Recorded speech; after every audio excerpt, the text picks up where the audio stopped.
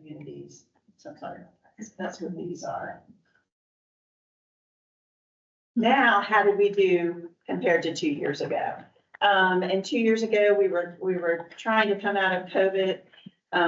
It was a difficult time. They said all the communities in the country in this survey did less well, did worse 2 years ago. And but we are seeing a rebound, which is exciting. So in 24 areas, we did better than we did 2 years ago. In 4 areas, we declined, and 95, we remained similar. Michelle, I'm sorry, just remind, the survey was only available to city residents. Exactly. So I didn't go into the detail about that, but what they do is they work with the post office and also with our GIS map. We send them a map, so they not only get the post office addresses, but then they check it against the map, which we have to insist upon more than a lot of communities because of our mailing address crossing jurisdictions, even going into Charles City County. So they go through each address and make sure it's in the city. That has become easier and easier over the years with GIS as well. So where did we score higher? And like I said, if you're more than 7% change, that's where they say that's statistically significant increase. Ease of travel by public transportation.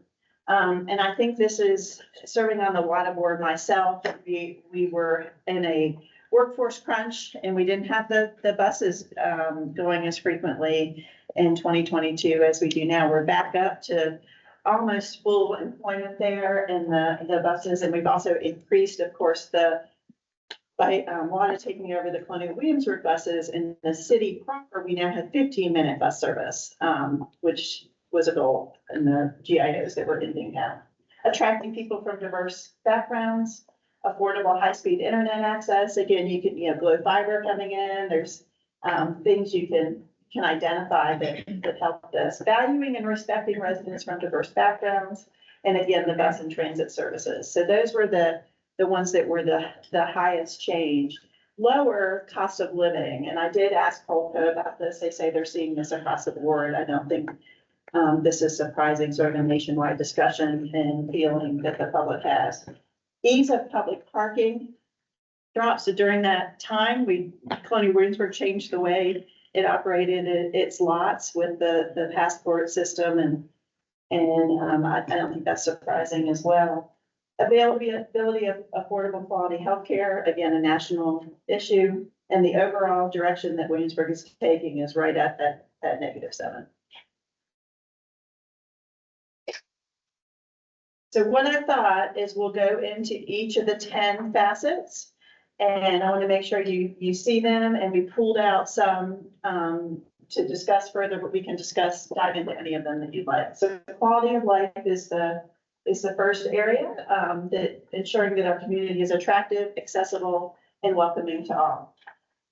So we pulled out. There we go. To someone who asks, similar to other communities, but a bump up for us. So you can see that was an 8% bump up, so statistically significant, and remain in Williamsburg for the next 5 years. Similar to other communities, but a bump up for us.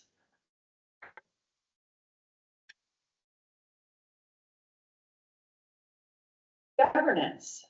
So, using as council members elected and making the best use of available resources, responsive to the present plus also the future needs of your community. Here's how we rank in those. These two, being honest and being open and transparent to the public, we are higher than the national average, the benchmarks, and have increased since the past 2 years. Also, this shouldn't surprise anyone. You can see the value of services for taxes paid to Williamsburg. We're higher than our benchmark communities. We're the lowest tax rate of any city in the state, so I don't think that's surprising. I'm sorry, Michelle, can you go back Sure. one? Want to go back to the? Yeah, well, that's so overall direction that Williamsburg is taking 82%, or 62, excuse me. So that I see the decline now. Gotcha. I thought Similar to our benchmarks, but yes, that was the one I mentioned before, because that was a 7% decline, which is Right. So I thought I saw a conflict there, but I see that that number is reflective of the decline as well. Thank you. absolutely. So Michelle, on But that, look at the, since 2018, it's sort of up as sorry? so will there be specifics? Are there specifics in this packet or comments to that, to the 62%? Why, Means like a short answer like, section. is there a short, No. anything to describe why someone would say they felt the No. direction? No. Okay. Ready? Yep.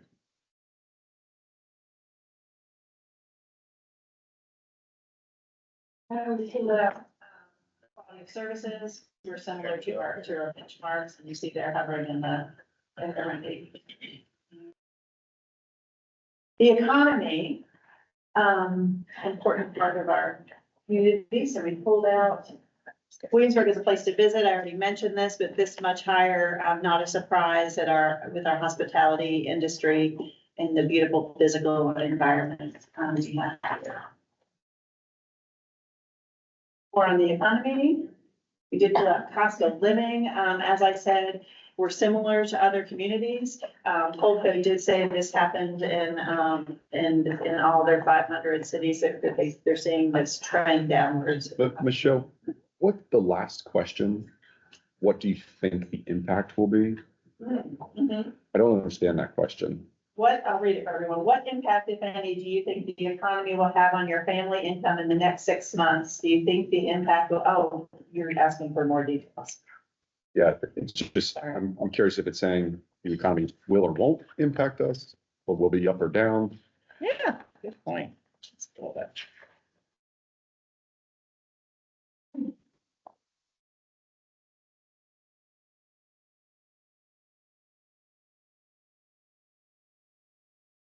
On page 13. Oh, it doesn't have any more information, does it? Yeah. Oh, here it is. What impact, do you think the impact will be, is it positive or negative? Okay, that tracks with what I would So guess. this is the percentage of people who think it's very or somewhat positive. Okay, So everyone else was below that, the other 79%. That make sense? Yeah. Okay.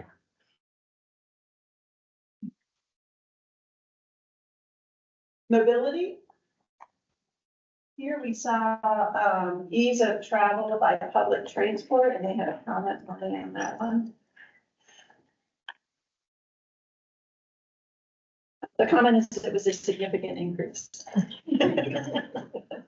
So again, 20%, we're looking at 7%, being where you start to hone in. A 20% increase is quite a lot. And I mentioned earlier, a lot is operating at much lower capacity than it had been. Street repair and street cleaning, I always have to give a shout out to my public works friends. We're higher than the national benchmark. I always think of Marshall driving around in the street sweeper. Does such a great job. Community design. Your neighborhood has a place to live.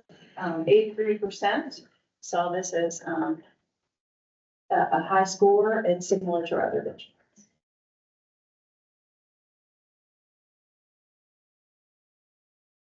Available of affordable quality housing, 18%.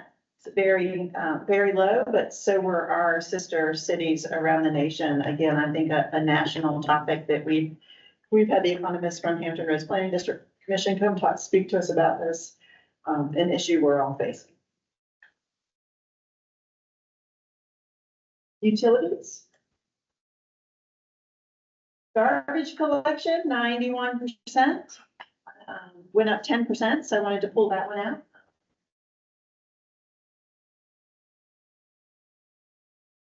Overall feeling of safety, our safety scores were very, very high. So I pulled out that overall feeling of safety higher than the benchmarks around the nation. More safety, again, all very high. Fire services, where's chief? 93%. Natural environment. Cleanliness, water resources, and air quality, all higher than the national benchmarks of other cities. What's the recycle? Just do we offer recycling?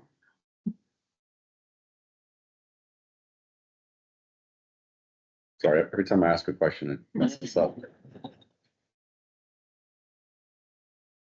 I think yeah, if you scroll out, there we go. I guess my curiosity was, it looks like it was in the 70s, but we offer that amenity for free. We do. So I'm surprised it's not Over there. there. It's gone up a lot though. It's 2022. And Are we there now? Yeah. Recycling, 72%. Similar to others. So maybe our benchmark communities also offer it for free. But good point, in our world, in the Hampton Roads area, it's unusual that we do that Yeah. for free.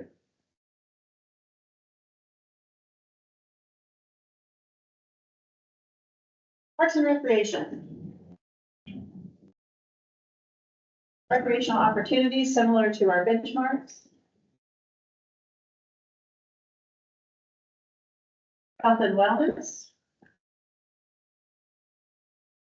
So I pulled this one up because we saw that more than 7% drop.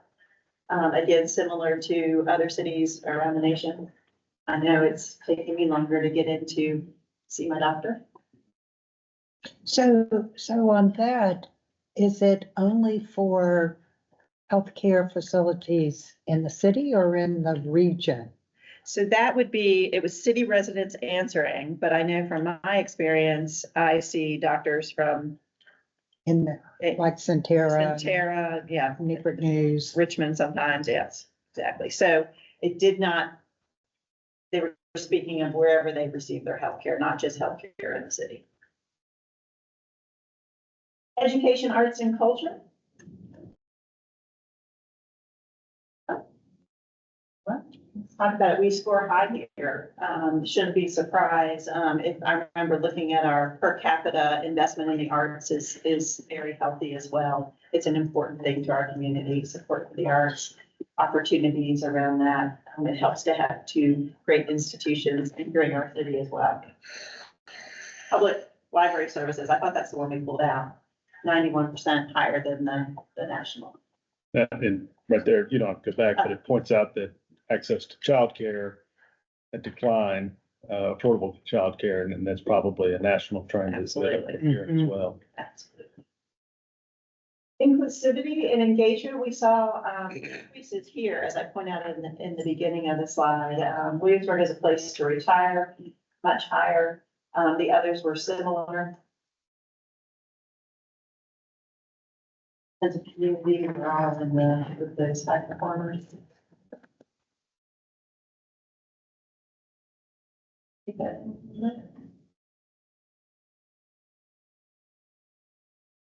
So we went up, again, we're looking at that 7% difference to be statistically significant, attracting people from diverse backgrounds and valuing and respecting residents from diverse backgrounds, significant increases there. So they came up with 3 areas, like potential focus just from their opinion. Of course, there's a lot of data in here. The first was mobility, where they saw the big change, a rebound. I've explained, I think a lot of that has to do with a lot of staffing being back up in our 15-minute buses in the city. But that was a significant increase. So the parking trend going from 55% to 47%, something to also be aware of. I think we all lived through it. It's probably not surprising that that was on people's minds. And then this climbed 15%. 35% of residents indicated that they used public transportation instead of driving in the last 12 months. 15% increase, again, that's more than double that 7% to look out for. So something they pointed out. And Michelle, going back to who filled out the surveys, students, were they in the mailing? Yes. Okay, Yes, 15,000 residents, including some students. thank you. Housing. So the variety of housing options, 36% were positive. The affordable housing, 18% saw that as positive. Both of those declined. While we're not below the national average, this is an area that people's opinions have declined.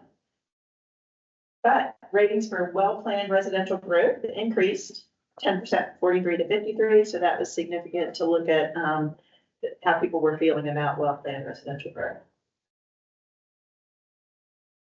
And lastly, the economy. So we were either higher or similar to all those benchmark communities, but it is a downward trend. But that is a nationwide trend. Match.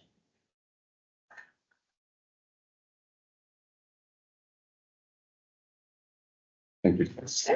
So it's sort of interesting that a lot of the things that we're working on to create the direction that Williamsburg is taking were much higher.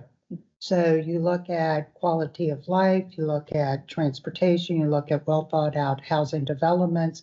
Those are all things that reflect the path we're taking to and diverse backgrounds and things like that. So I think you have to sort of look at the survey and holistically in that regard. Absolutely. And that was striking to me, Barbara, that when you look at our GIOs, the GIO categories were very much around public transportation, diversity, one Williamsburg, and yeah, it matched up nicely, didn't it? Yeah, particularly with, the high scores for the library and what we're doing for the new library. And, the economy and housing, as you pointed out, there are crises throughout the United States. And there are some things that we can impact and some things that are much more difficult, like inflation rate. Right, exactly.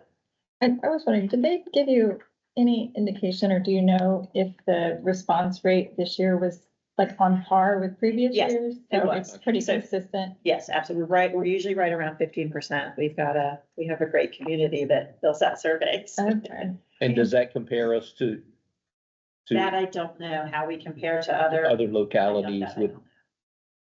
And just a point of clarification, this NCS report that you're doing, that included both the mail-in and the online. So the data we're reporting is only the statistically counted mailing.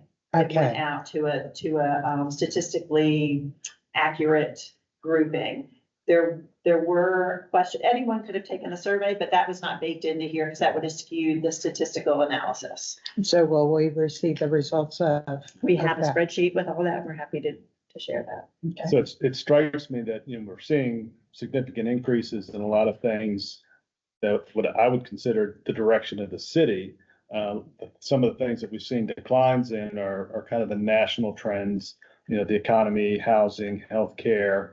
But that 7% decline in overall direction seems at odds with, what I think is the bulk of the survey that talks about the direction of the city and how positive it's going. So I thought that was interesting as well.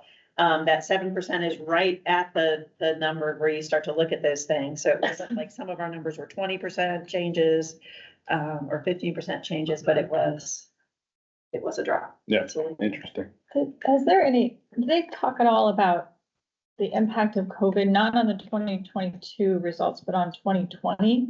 Because I'm just kind of going back and kind of looking 4 years ago, but then thinking, 4 years ago, people were filling this out, literally stuck inside their homes. Absolutely. So I don't know, has there been any discussion about how we can read the 2020 results, like kind of on a, as their trends or at all? I mean, did they talk about They that did at all? not.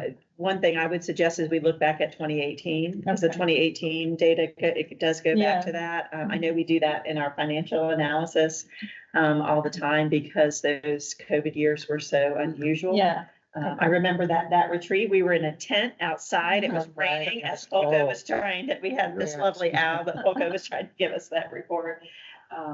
Yeah, good point. okay. I guess one of the topics, even though I know we've been discussing it, you mentioned on the board at WADA, there've been some changes, but at least for me, when I talk to people that use the Right. system, they don't have all this positive response that Right. I saw in the survey. Interesting.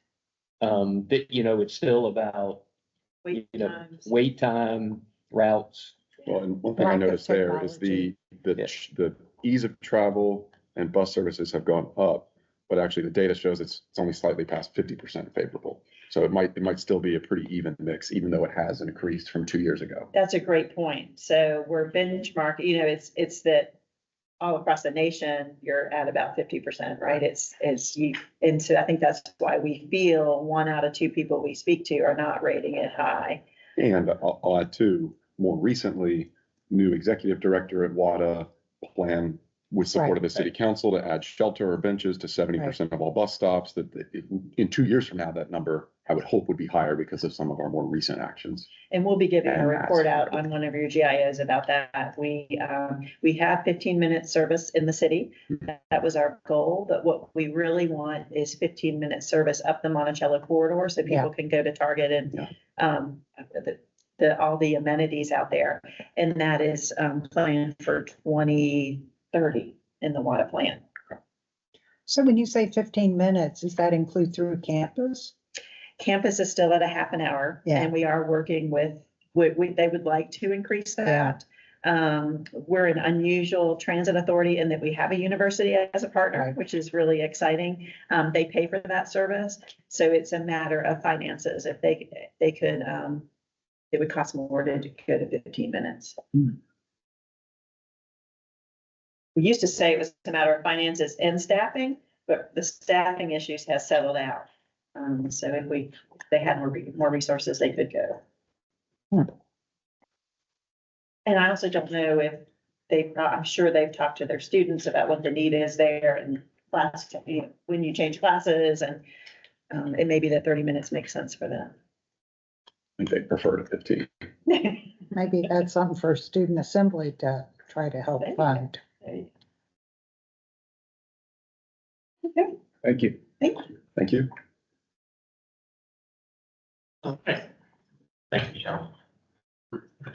So we thought the overall report from Tolco was positive, so pretty exciting news there. So now we're going to jump into talking about our report card and how did we do on the outgoing GIO. So that's where we're going to start. I'm going to start with the completion report because I think that's something that's pretty well. You all know, of course, that what we do is in November, when you adopt the GIO set, then the staff who's responsible for executing those GIOs will sit down and draft what they believe to be the next steps in order of what would need to be done and sort of establish a schedule for doing the work. We do that using a software called Monday.com, which is then ported to the internet so you can see how we're going to execute. So you've got 2 things measured here. You've got overall, how did we do from the initiative? So that's the GIOs themselves. If you just look at the wording or the text of the GIO, the broad statement of what we're going to do, we completed 72% of them and 28% are ongoing now. Some of those will be done by the end of the year, which is full reporting period. And then if you look at that giant list of tasks required to execute each one of those GIOs, we completed 77% of the tasks. 11.5% are started and 11.5% are not started. So overall, did pretty well given the volume and complexity of the GIOs that we had to work on. So we'll run through them fairly quickly. These are the goal statements that we have. So we'll start with 1 Williamsburg. And here were the GIOs for this reporting period.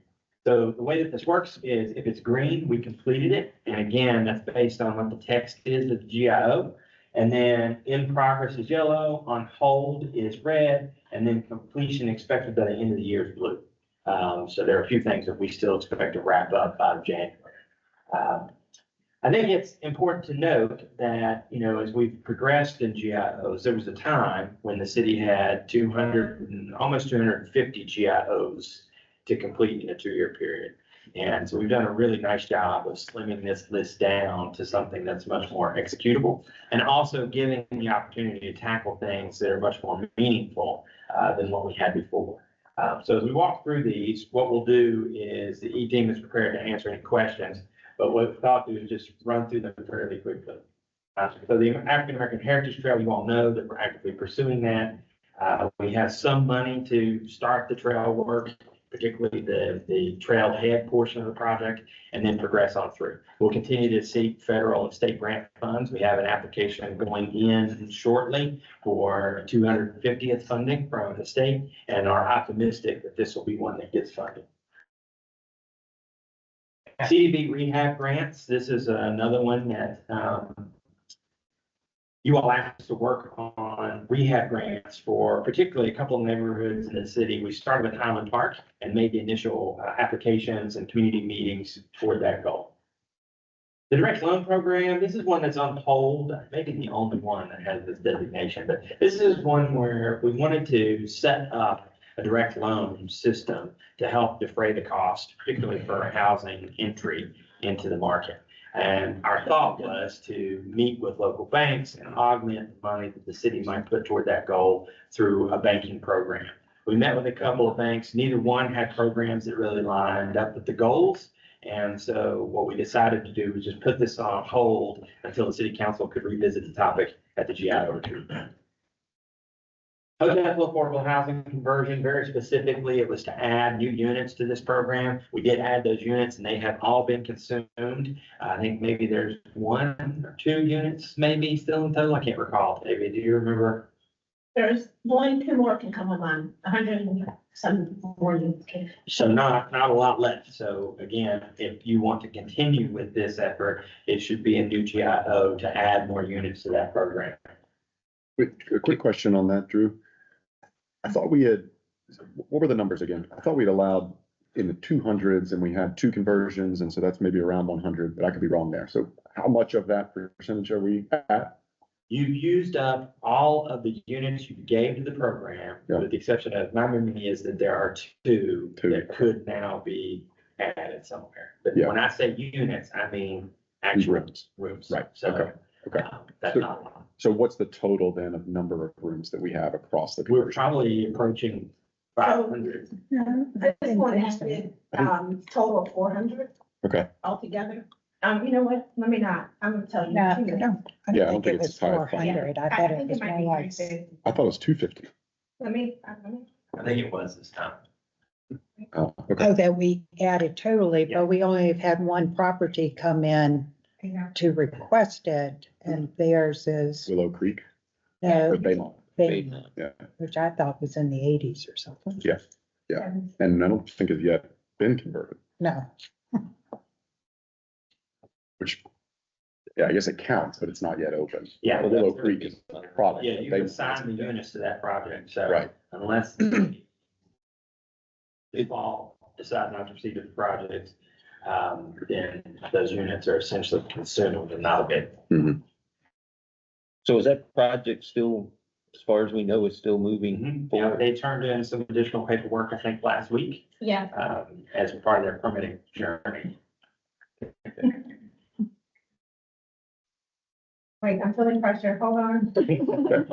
well, I'll just stare at you. We'll move on and you can tell us what you got. Housing navigation, this was something you asked us to do in human services, which create a position that would assist people that needed housing to find that housing. And it's essentially a full-time job. Wendy was able to accomplish that through a grant program. So now we have a retired police officer that serves in that role. Middle housing, this is something you asked us to investigate.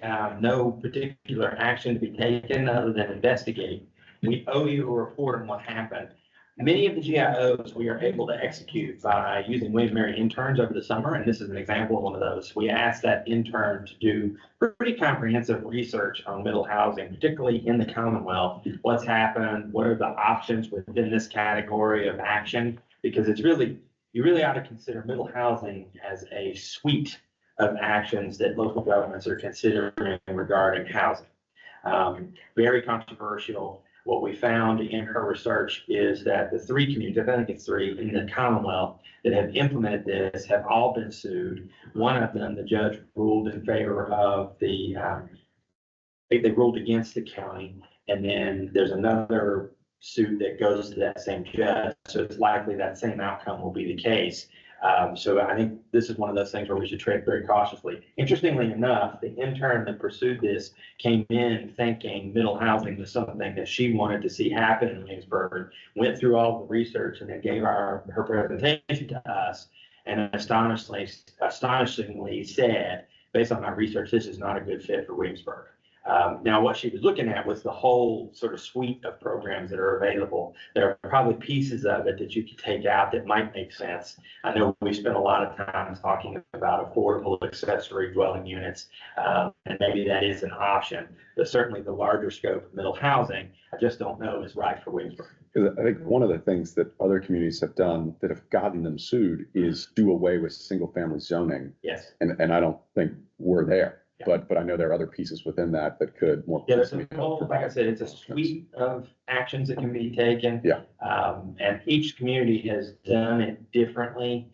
And so we're able to learn from what they've done. Again, I think on the whole, a lot of what they're doing is not a fit for us. Yeah. We have a lot of the same issues they have, but I just don't know that middle housing is the answer.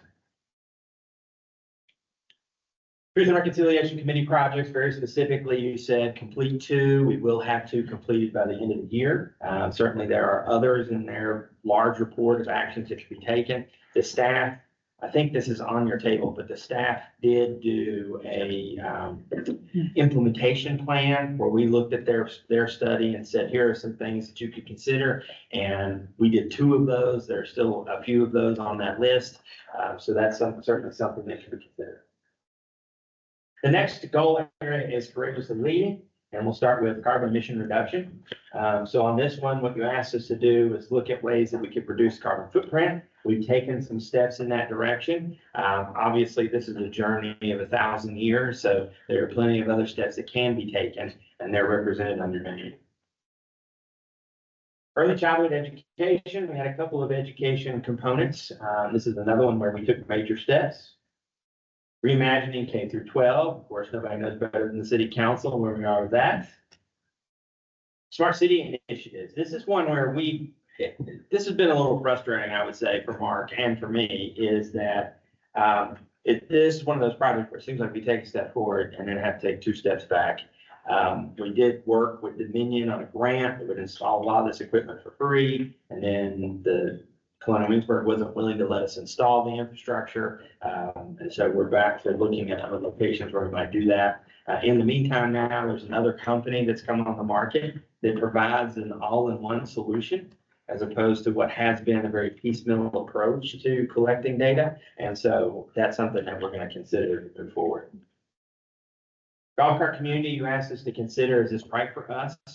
And we're still working on that analysis. We've done a decent amount of review of existing communities and how they do this, and what's good and what's bad, and what could we do here, and how would it work, and how would we regulate it. All of that we think is very important to put together. I think what we need to do is develop sort of a comprehensive, this is what a program could look like before we put that out to the public for review and consideration.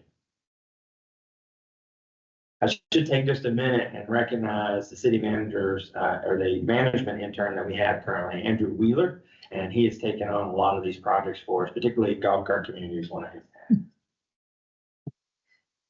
Next is innovating the modern city, and Capitol Landing Road, the infrastructure there is underway. We're a little bit behind because of federal permitting, but we're going to catch up once we get started. The city square plan, this is one that has been in the GIOs and is difficult to execute. It's hard to explain why it is, but it is difficult. And that's because this GIO originated with the Planning Commission, who said, we want you to do a comprehensive plan for what we consider to be the municipal campus. So the area around the community building, all the way to City Hall, the new police station, all of that would be included. And of course, that is quickly evolving, and many of the components that are there are not proposed to be moved. And so the value of a comprehensive plan in that regard, in my mind, is questionable. But we do have a consultant who is starting this now. And what we're going to do is we're going to push that consultant in the direction of, we want you to look at this more from certainly a comprehensive plan of the area, master plan for the area, but we really want you to focus on connectivity. Because obviously, the more we've talked about parking, what we know is there's plenty of parking. It's just that people either think it's too far away, it's too dark, et cetera, et cetera. And so what we'd like to have the consultant do is think of ways that we can better connect those parking assets and make this entire campus flow a little bit better from a connectivity standpoint. We think the African American Heritage Trail is going to help with that in a great way. But that's just one example of what might be possible as we think about rebuilding some of these crucial buildings. Downtown vibrancy, this was a report that had been done for some time, had a huge list of recommendations, and we have taken some of those, implemented them, but there's certainly still quite a few left to be implemented. We formed a staff team who's going to be looking at those again from an implementation standpoint, and then coming back to council with some ideas on what could be. And also you have some recommendations from that in this PowerPoint and on. So just back to that one, so you say expect completion by end of the year. Is that with the report or? Yeah, so what we're going to, Yuri is leading this effort. She's going to convene that staff committee and come back to the council probably in January's meeting with recommendations based on what the staff thinks now, right? I mean, we've come a long way since that Right. plan was written. So now let's think about the environment, what their recommendations were, which ones still make sense, which ones should we consider off the table. Okay. Outdoor dining, obviously this was designed to convert those temporary spaces into more permanent, that still have a temporary nature to them, and we have successfully done that. Public art, this was to install gateway lanterns, and that is underway. Research Village, this is a popular topic. It actually was pretty popular in the Future Fest. We're going to show you that data in a few minutes. And, you know, the difficulty with this project, of course, is with any economic development project is the city doesn't own the land to do this. So it's wholly dependent on having a cooperative landowner that would like to pursue this. Williamsburg has some property that they think this is a good idea for, but we're sort of in a supporting role. There's only so much that we can do to facilitate that. And ultimately, Williamsburg has to come forward with their proposal of how to execute. Signature event, you asked us to consider how we might have a signature event that would complement the already growing list of events in the city, and we were able to do that with a contractor. The same thing with year-round events. I think that's been largely successful for us. Prioritizing safety and wellness is the next goal area. Employee wellness program, this is something that we wanted to consider. This was actually brought up by the police department who wanted to have a wellness program specific to the police department. And we said, you know, if we're gonna have a wellness program, it should be for everybody. And so Mr. Wheeler has currently been working on investigating how we might deploy that. We're narrowing down the options and should have that in place by the end of the year. Enhance existing park facilities, sort of specific improvements were identified as implementing that, but there, of course, a whole host of future improvements that we could take. Many of those reflected in the Future Fest commentary, and those are reflected in your minute. Food truck policy, we wanted to revise that to help streamline it a little bit. I think we've taken those steps. Mental health and substance abuse, very specific to enabling the Marcus Alert System to proceed. We've done that. Parks and Recreation ADA improvements as part of the Parks and Recreation plan. There's a whole host of ADA improvements that should be made in the parks, and we're currently working through those. Public restrooms. You know, 2 years ago, Future Fest really put this on the map as something that people wanted, and you're going to see again in this Future Fest, public restrooms are still very much desired. And so even though we completed what was recommended here, I think certainly it's something we should consider for future. Next is engaging with our partner, Cedar Grove Cemetery. If you were at the neighborhood council this weekend, you heard Bill Brown talk about how we're hemmed in. And in order for us to continue to plan for the future of the cemetery, we need to add land. And so our neighboring properties are all owned by William and Mary, and we've been engaged in conversations with them about how to exchange land, which would be our desire, to make that a possibility.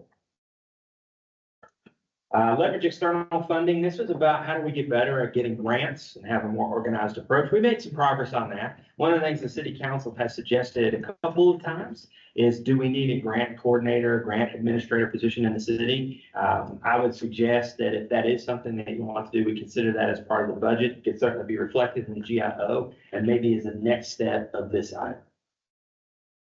Photo history. This has been a GIO for some time, and again, hard for us to execute because this is not an expertise of local government. But again, we deployed the Charles Center interns over the summer, and she did a fantastic job and actually had us ready to deploy a exhibit already. And we slowed it down a little bit because we wanted to get a little bit more details behind the photos that she identified. And so we're planning to launch that as part of the State of the City event. So we're pretty excited to see that come together. Regional recreational facilities, obviously you all kicked that off in a big way with the groundbreaking of the sports center and the HDRFA's consideration of the live performance venue. We're ready. We have drafted that initial components and it's under review by William and Mary now, and hopefully be ready to go to the public very soon. Downtown report is almost done, and Andrew Wheeler is finishing it up. We had an intern over the summer that largely compiled that information. Andrew's been gathering some additional information from university towns across the state that we can put in to give perspective to the data. And so we're going to be showing those revisions to William and Mary in the next few weeks, and then making a presentation of that report to City Council. Connecting with the world is next. 15-minute city. Michelle talked about this. Again, this is one of those instances where we are a partner in the system, so we can't make the changes. All we can do is persistently ask and offer the necessary funding. And we've done that.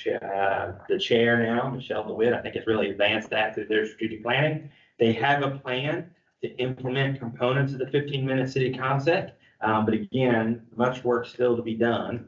I think that we're going to talk in a minute about bus stops, and that's one of those examples where the GIOs and the process of doing them really helps us understand the issue better. I think we set a goal that just wasn't achievable. You know, we said we wanted to improve 70% of the bus stops without really realizing how big that number was. And so we may want to revise that, and you may want to consider elements of 15 city moving forward in the next GIO period. Birthplace of America Trail, soon to be called, it is now called the Trail 757. This is something we have been slowly progressing toward. The HRPDC has taken this up in a big way, not just in Williamsburg, but from James City County, where it ends currently, all the way through to Fort Monroe, and is really pushing for state funding to help accomplish this. So we have had pretty decent success applying for funds through VDOT and other sources. So I think if you all wanted to continue working on this, there would be additional funding available. So when you say completed there, was it a specific amount of Yes. funding that we were asking for to move it along? I know The- we did the The work, phase two. right, that was the wording, was to Okay. do phase two and to work on connection of Carter's Grove Country Road to the system. We did both of those things. And so again, our strategic planning process is short compared to most places. We only do 2 years. Most places do at least 5. Many places do much longer than that. And so when we sit down and try to take what you wanted us to accomplish, we try to write it in a way that it is something we can accomplish in the 2-year period. Otherwise, they would all just be Continuing. ongoing. I mean, this is, if you all said, complete the Trail 757 through the city, you know, that's probably a 10-year effort and would just forever be in the GIOs in that way. So we try to break it into pieces. So for us to keep this going, we would need to create another Yeah, piece right. to put in there that would add on to what we've just done. Yes, and the next piece for us to do, we've had some meetings on it, done some initial design work, is the stretch that goes from Berkeley Lane to John Tyler, from John Tyler all the way to College Corner. That would be the Okay. next section that we Phase try to three. accomplish. What was it about the Carter's Grove Country Road that we figured out to use it as a part of the multi-use trail? The main thing was having, Tidewater Trails Alliance, who has been the advocate of the boat trail from the beginning, identify that was a good route for the trail through the city and into James City County. Okay. That was the main thing, because until this past year, they really were not sure if that's how they wanted to do it, or if they would prefer that it go on all the way through the city to York. Yeah. And go that way. So is that route then John Tyler to Jamestown to South England Yes. to the country? Okay. Yes. Yeah. That would be the route, yeah. So it would Of come course, downtown. the difficulty with a trail like this is the city doesn't own the street. So all Right. we can do is set it up for, the necessary parties to say yes and enable it. Yeah. And particularly in James City County. Okay. But improvements, as I said, this is one of those things where, during Future Fest a few years ago, very important, people said bus stops have got to get better. Certainly, we've all driven on a rainy day and seen people who need to ride the bus, have to ride the bus, standing in the rain in a ditch. And we all think that we can do better than that. I think where we went wrong with this particular GIO is we said we're going to improve 70% of the stops. And that was just a Herculean task, given how many stops are in the city that are not at a particular standard. And so we've made some progress toward identifying what that standard would be and picking some stops to start working on, but we've not made the progress we had hoped. But that is the goal, 70%. Certainly. As council's It working toward, was, so. you can change that. What I would say is if you wanted this to continue as a GIO, we scale that 70% down to a number that we think we can accomplish in 2 years. Yeah, that's my point. Is that's still the goal. It's just in a 2-year time frame wasn't attained. So will they be affected? Yes. Yeah, absolutely. And we made good progress. An intern in the planning department helped us identify where the stops were and what amenities they had. And so then what amenities would we need to add? And what was it, 72? I think I think it was 72 stops. 77, 72, something like We have 72 stops, so that 70% will be 56 stops. That's a lot. Thank you. that. Yeah, And it's not inexpensive right. to upgrade them to what you want them to be either. I was surprised at how expensive they are. Yes. Right. Yeah, it's not a simple thing. Bump out the road and something. That's the expensive. The ARB subcommittee is meeting Wednesday to go over some, designs for the Okay. shelter. Bus technology, we did implement new and improved technology for tracking buses. And I don't know how often you ride the bus. I try to do it at least once a month. And it has gotten remarkably better. It's so much better than it used to be. Now on your phone, the data is reliable. If it says the bus is going to be there in 2 minutes, that's pretty much exactly right. It also shows you a map of where the bus is now, so you can get a sense of, is it right or is it not right? Very helpful. Internet connectivity. This is something that the staff believes in and we continue to pursue, is that internet connectivity is the next public utility. It's just essential to our way of life these days. And so Mark and I continue to work on what's a viable solution to that. We do have some renewed interest from Verizon as a partner in that regard. And so we'll continue to work on that if it makes its way into the next year. The mega region concept, this obviously those people who attended the convergence meeting that happened a few weeks ago. I hope it was impressive to you as it was to me. It was really, in my mind, very enlightening to see the Richmond region drivers all the way to Virginia Beach drivers all in the same room talking about issues holistically and a regional perspective, with that being the defined region. And what is possible is kind of remarkable if we consider ourselves part of that. And Williamsburg has a real strategic advantage in that conversation because we are smack dab in the middle of the route. So whatever happens has to be through or around Williamsburg. And so we've got the opportunity to partner where we want to and where it makes sense. And of course, step back where it doesn't. So you said a position on the board there, so we have someone on the board.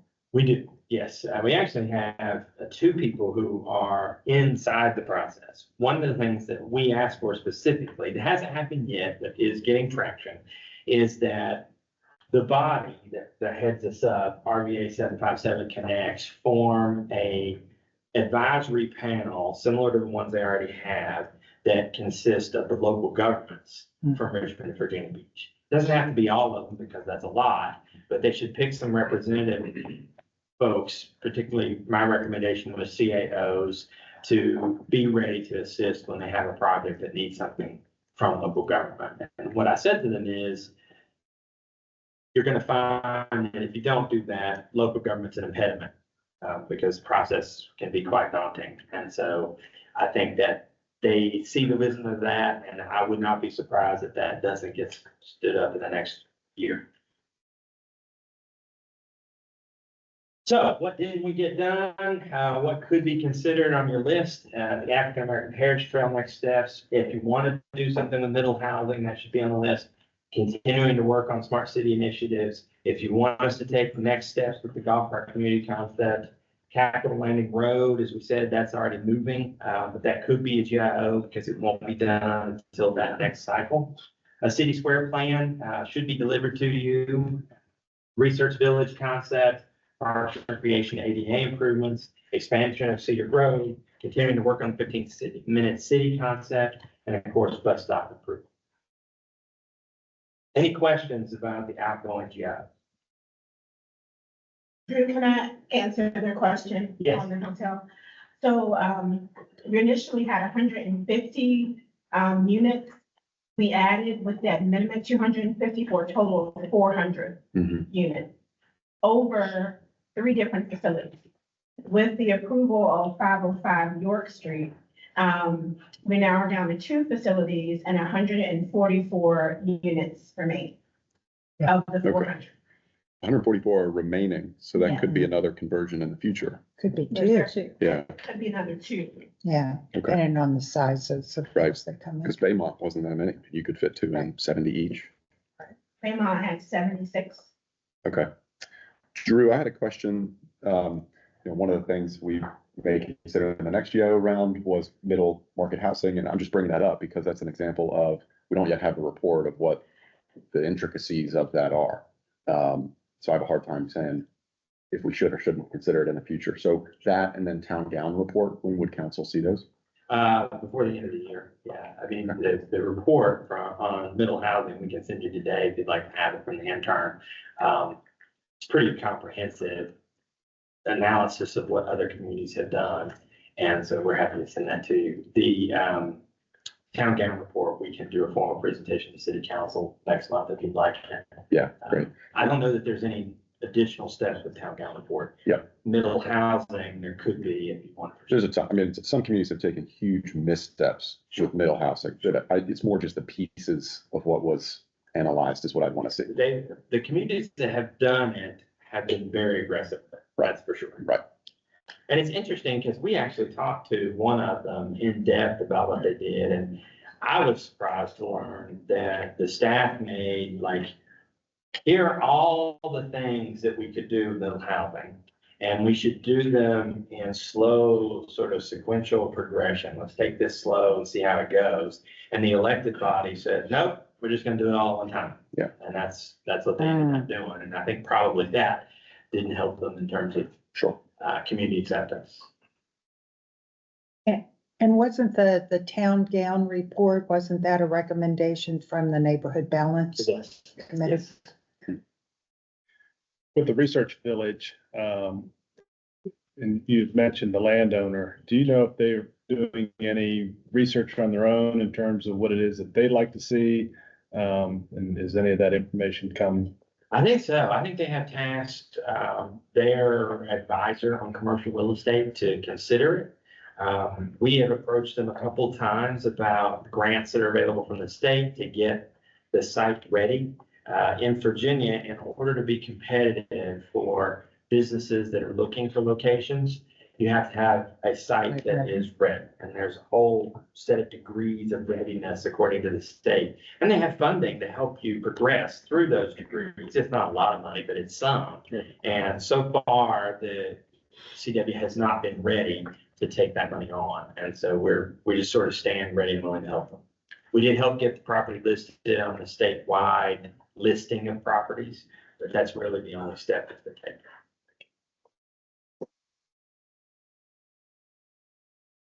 Any other questions before we move on? All right, so our next section is new this year. One of the things that we wanted to do 2 years ago that we were unable to execute was cover what we consider to be past studies that we've done as a city that are still on the table for implementation.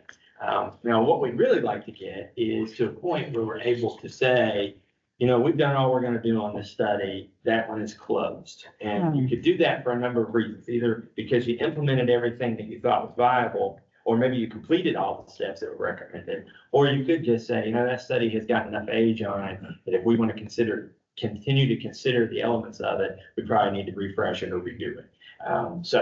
But what we thought we'd do today is spend some time going through some of these past studies. And we printed out some of them on the table. Obviously, there are some that are humongous, and we didn't try to print a bunch of copies of those, but you can find them on the city's website. So what we're going to do is ask the members of the E-team that are responsible for implementation of these to come up and talk. So I'll go first. Yep, go ahead, Mark. Parking's first. All right, good morning, everyone. We started with parking because that's, everybody's favorite topic.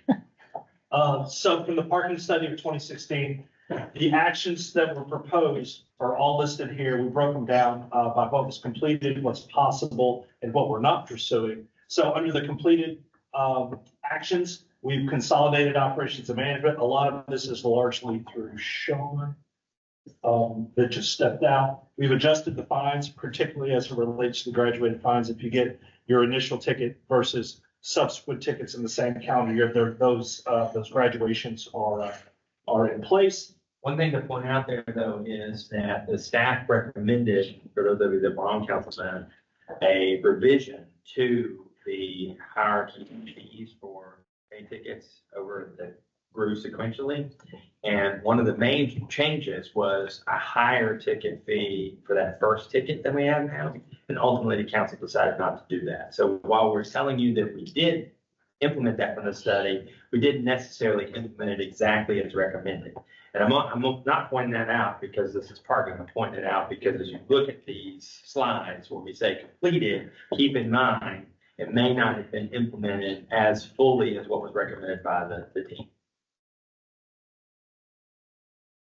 There are now multiple, I believe we're up to 3 or 4 ambassadors throughout the city. They are doing electronic citations, electronic enforcement, payment applications through Passport across multiple lots. Obviously within the garage, there are different ways to pay within the garage outside of the application. And we set up a parking facility maintenance fund. What we believe is possible, still left to do, the escort program, we talked about that. When it initially came out in terms of these lots that are further away from downtown may not be as lit up at night or whatever the case may be. And then lastly, paid parking, that idea of flipping and, kind of reevaluating paid parking itself, whether it's paid on the street versus the garage free or some sort of iteration of that. One thing we're not pursuing is the shared parking agreements with private lots. This had largely to do with the churches on Jamestown Road. It's just not something that we're pursuing. So the next steps in the timeline, first thing we need to do is determine our path forward. This is a classic example of one where we kind of get going, then we kind of get it pushed back on us a little bit. So we need to determine fiber is the vendor. This is the sensors in the street, in the garage, wherever the case may be. We need to determine if it's them, if it's not them, who is it? How are we going to handle this? Meet with CW and William & Mary to get their buy-in on the system. This needs to be a kind of whole of city, regardless. If you think about it, if you're a visitor coming to park, you don't really know, nor should you care if this is a CW lot, a city lot, or William & Mary lot. Then lastly, depending upon all that, if we were to sign a contract with whoever that vendor may be, installation, you're probably looking 6 to 8 months from start to get everything in the ground and get the system at least collecting data, if not fully operational in terms of using that as the system.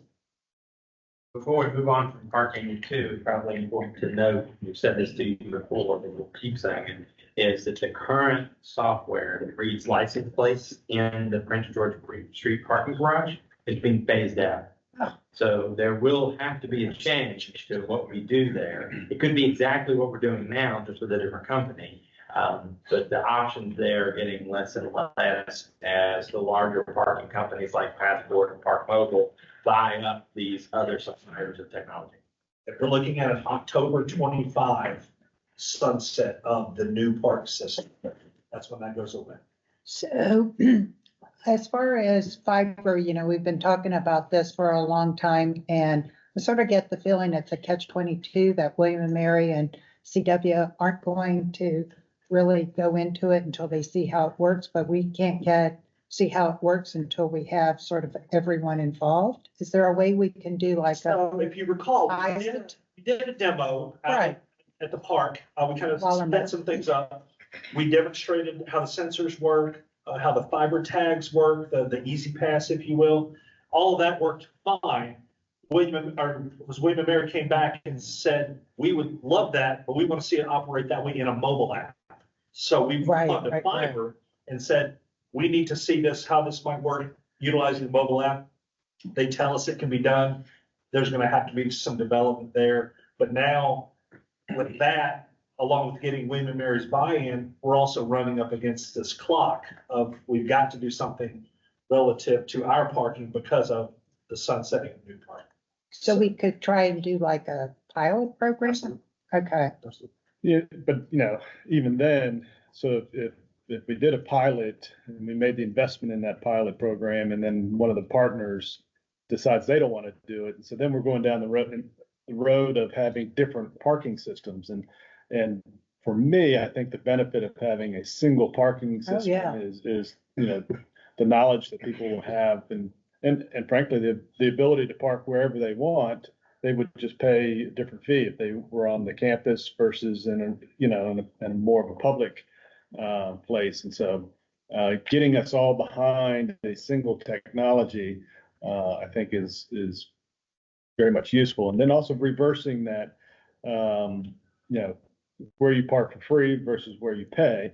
I think we should expect that we pay to stay closer to where we want to be, but and incentivize people who don't want to pay, they can park in the garage and walk a little further. So right. and maybe use golf carts for our escort program. So that's, right. If you remember 2 years ago, that was something that we mentioned as a possibility is to consider. I mean, I think if you just call it what it is, a valet program. And I think we could structure that. Certainly we have the infrastructure now with the ambassadors, that might be possible.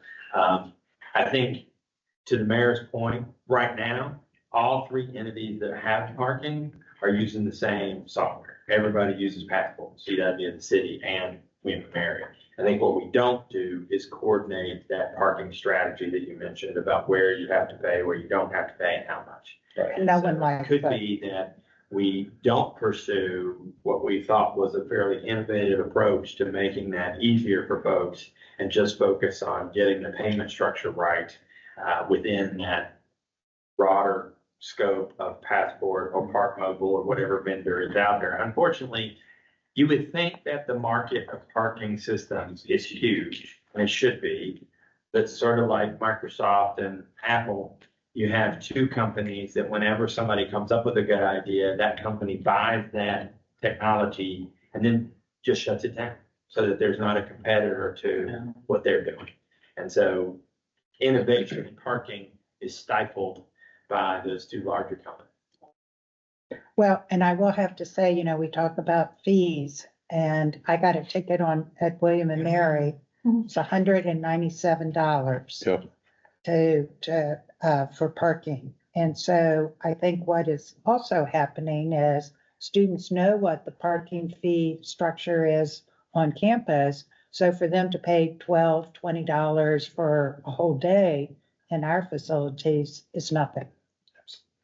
You mentioned William and Mary's response about, interested in exploring something with a mobile app. What about CW to the demo? I think it's the same pretty much. Oh, okay. Yeah, we did that demo for both Yeah. CW and William and Mary. Yeah. Both said, this is impressive, what it can do. William and Mary was the only one that said, we like it, but we'd like them to consider this change in process. And Mark and I both thought they would just say, no, we can't do that. But our experience with fiber so far has been, well, all right, give us some time to see if we can do that. And they came back and said, we can do 90% of what they want to do on the phone. And so we're just waiting on them to say that they're ready to come back and do another demo using that technology this time. And we don't think fiber is going to get bought up by one of these two companies. I think they will eventually. I think one of the differences between fiber and some of those other companies, the fiber is funded by a pharmaceutical family, and so they don't there's not a need for them to transfer this technology to more money. They're doing all right. But that's what drives the cost up as well, is because there's not, That's right. the options aren't there. So then the cost just keeps going up because they know there's options not there. That's right. Good on parking?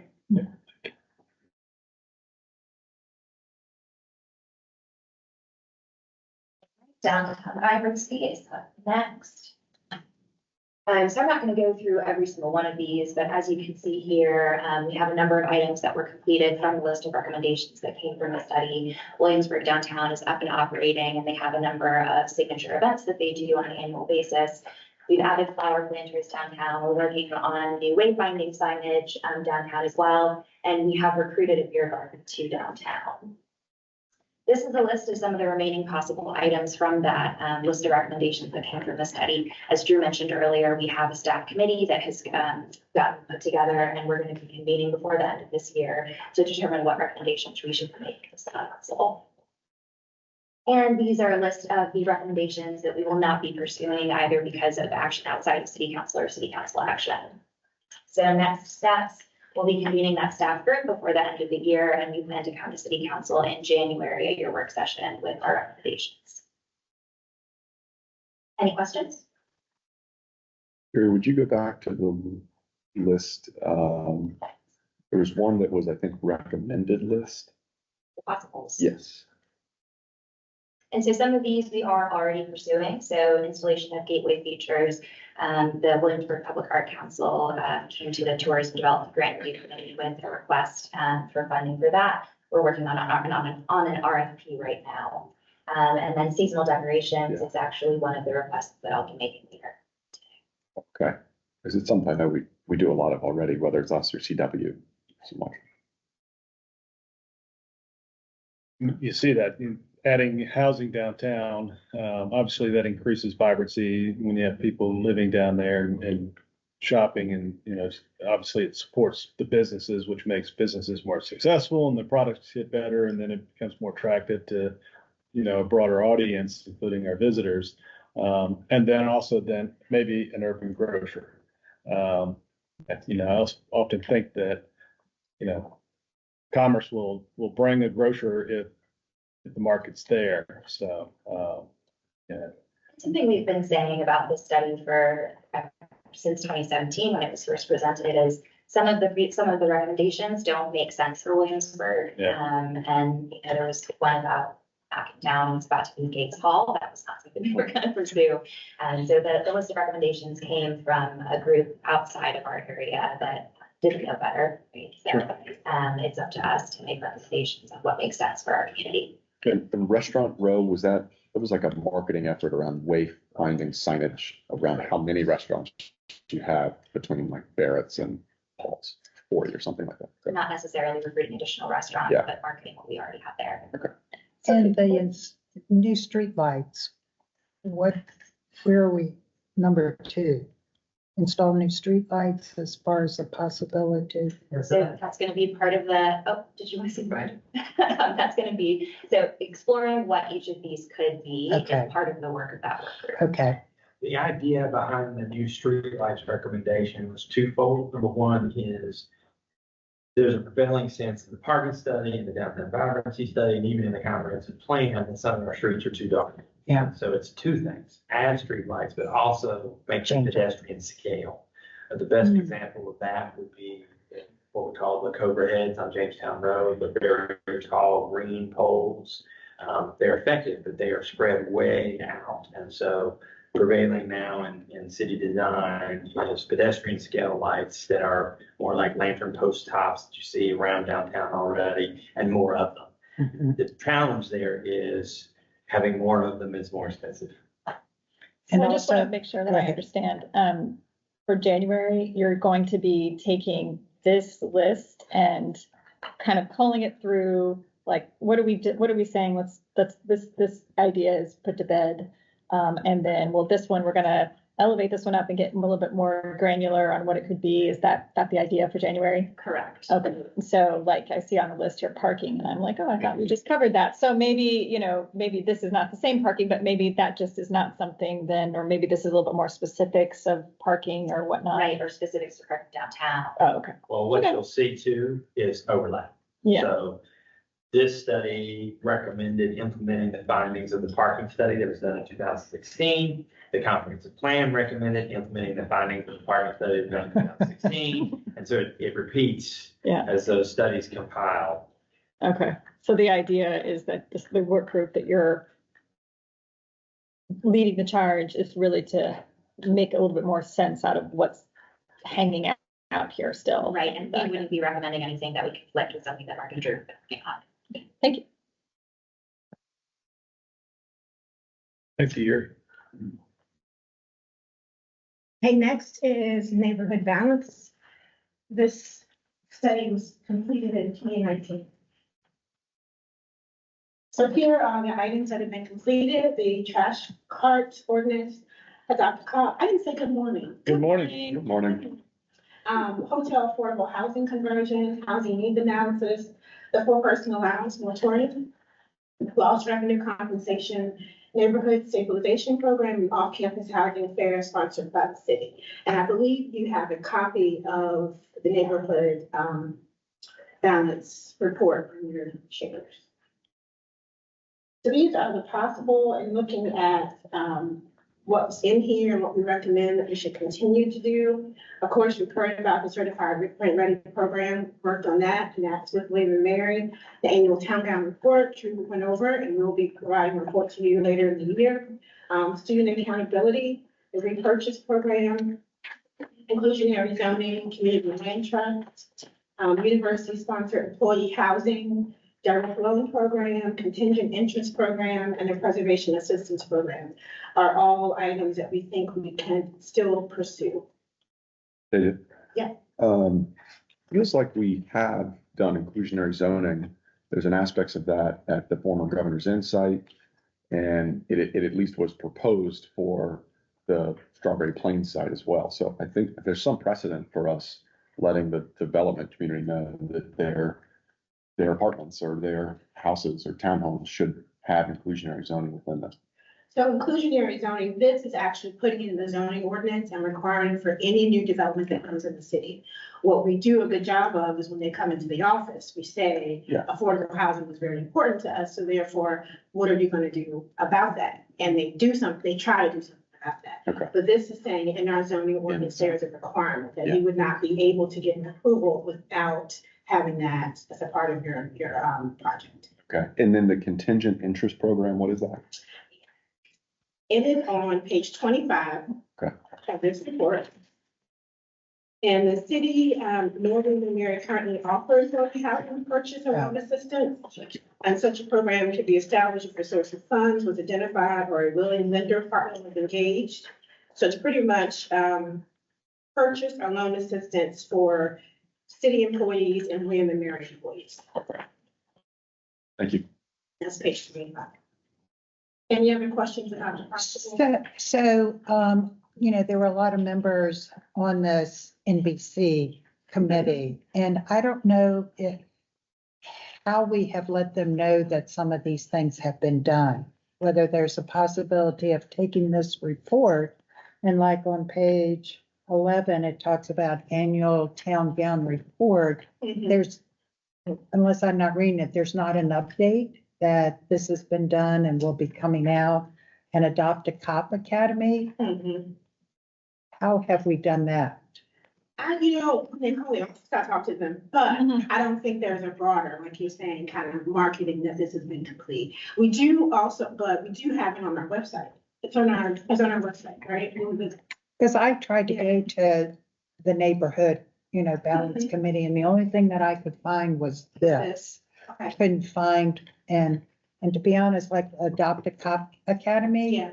how have we done it? What are, is that the I resource? can ask the chief. I'm sorry, I didn't hear the question. The Adopt a Cop Academy, what have we done to complete that? Or what is the adopt a cop? Yeah. The Williamsburg Police Department, this is a page 11, has launched numerous new programs in recent years to promote police interaction outside of enforcement. Formalizing a program with a specific curriculum in partnership with William and Mary may help increase safety and provide a stronger connection to the community for off-campus free life. Yeah. So maybe the chief can speak. Yeah, sure. I seem to recall somebody bringing up, a similar program, and I don't recall what jurisdiction that was. It was Penn State, I'm sorry. but I remember it being Penn State. Okay, maybe, yeah. And I think we felt like in our conversations with both students and campus leadership that maybe that specific program wasn't one of the programs that we wanted to pursue.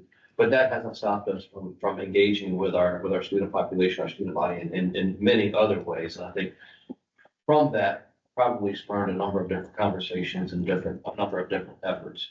An example of which, hopefully this semester, we will have a grad training with a student population. I know Councilman Randy's been assisting us with that, but where we're meeting with our RAD instructors, which is rape, aggression, defense, I think, and a number of students to try to help them be better prepared to avoid any sort of situation that they find themselves in. So, I mean, I think a lot of different efforts, but not specifically under the title of that adopted. Okay. Because I know that, one of the big things has been the neighborhood resource officers has been very well received. So what your recommendation is though, is to put out what has been completed so people can know Right. what's been done. Right, like to take the report and to update it as to sort of what you've done here. And when we talk about completed steps, what that completion is. I think it'd be very helpful for those. Yeah, I agree. Someone take that note for me, because I don't have my pen. I got you. Thank you. Anything else off the possible list you have questions about? Okay. And then there were, I think it's 7 things that the recommendation was that we would not pursue these things. Nuisance property ordinance, second shift compliance inspectors, and you can see that, I won't read all of it. There are some next steps that we are recommending. Inclusionary zoning would be something that we recommend. I think do some more research on to see how that could work here. Community land trust. The idea here is to have this as the GIO for 27-28 are part of the comprehensive plan conversation that I hope we'll talk more about later. University sponsored employee housing. We do have and are having ongoing conversations with William and Mary about that. The direct loan, contingent interest program, and the preservation assistance program. We want to look at all of these as interest rates decrease. So these are 3 projects that we think we can move forward, hopefully that happens. Any questions?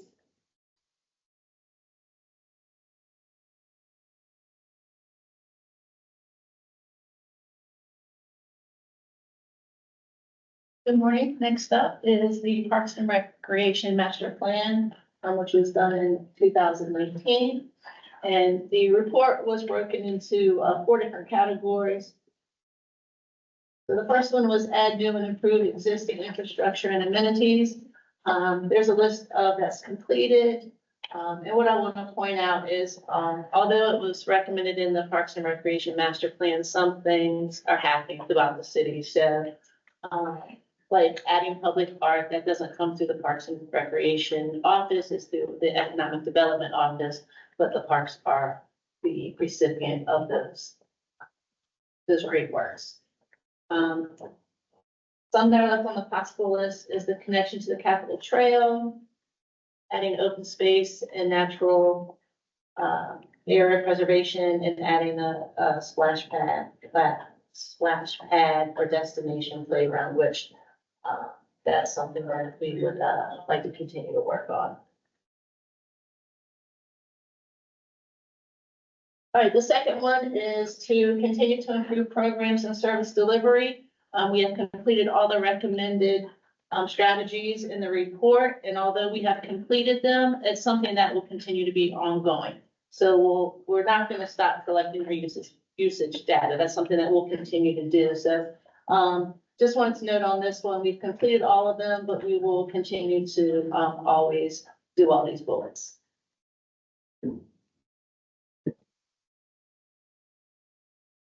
All right, and the next one is to continue to improve organizational efficiencies. And again, like upgrading the Wi-Fi service, although Parks and Rec has been the recipient, thanks to IT, they have made that possible. And we just recently reviewed our joint use agreement with James City County. And the list of possible, those are some things that we are currently working on, just haven't completed.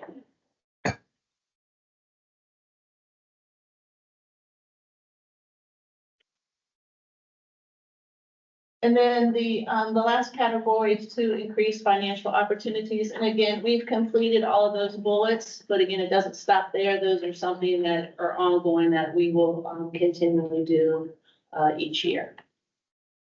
So when you say pursue grant and philanthropic opportunities, if something specific comes up, then you'll go out for grant or Yes. private funding to help move that along. Yes. Like the Ramsey Park building on. Yeah, Court yeah, Path. yeah. Right, yeah, we always are trying to bring opportunities as well as sponsorship opportunities.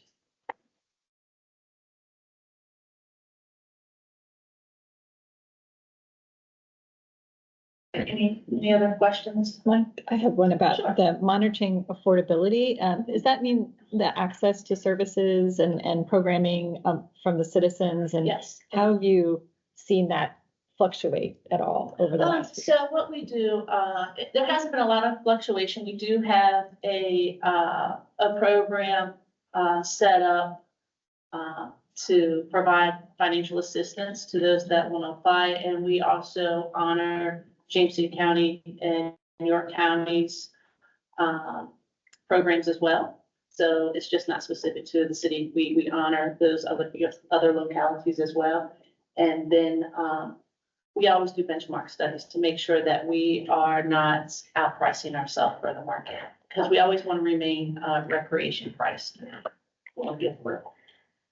And one thing that sort of carries me back to transportation and public transit, do we have adequate bus stops near all of the recreation facilities? So we do.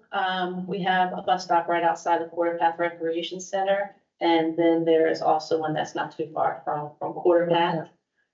Probably the one that's the furthest would be for Wallamill Park. Mm. But for our athletic facilities, we do. Any questions?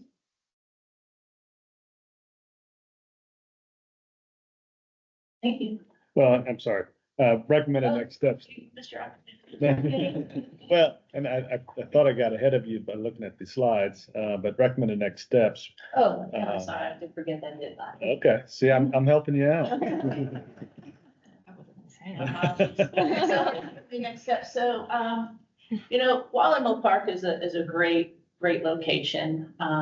It has a lot to offer, and we really have not tapped into everything that we could be doing with that park. So what we'd like to do is do some strategic planning and create a master plan for Wallamill Park. We really think those possibilities are endless, and we're excited about what the future holds for the park. So we'd like to do that.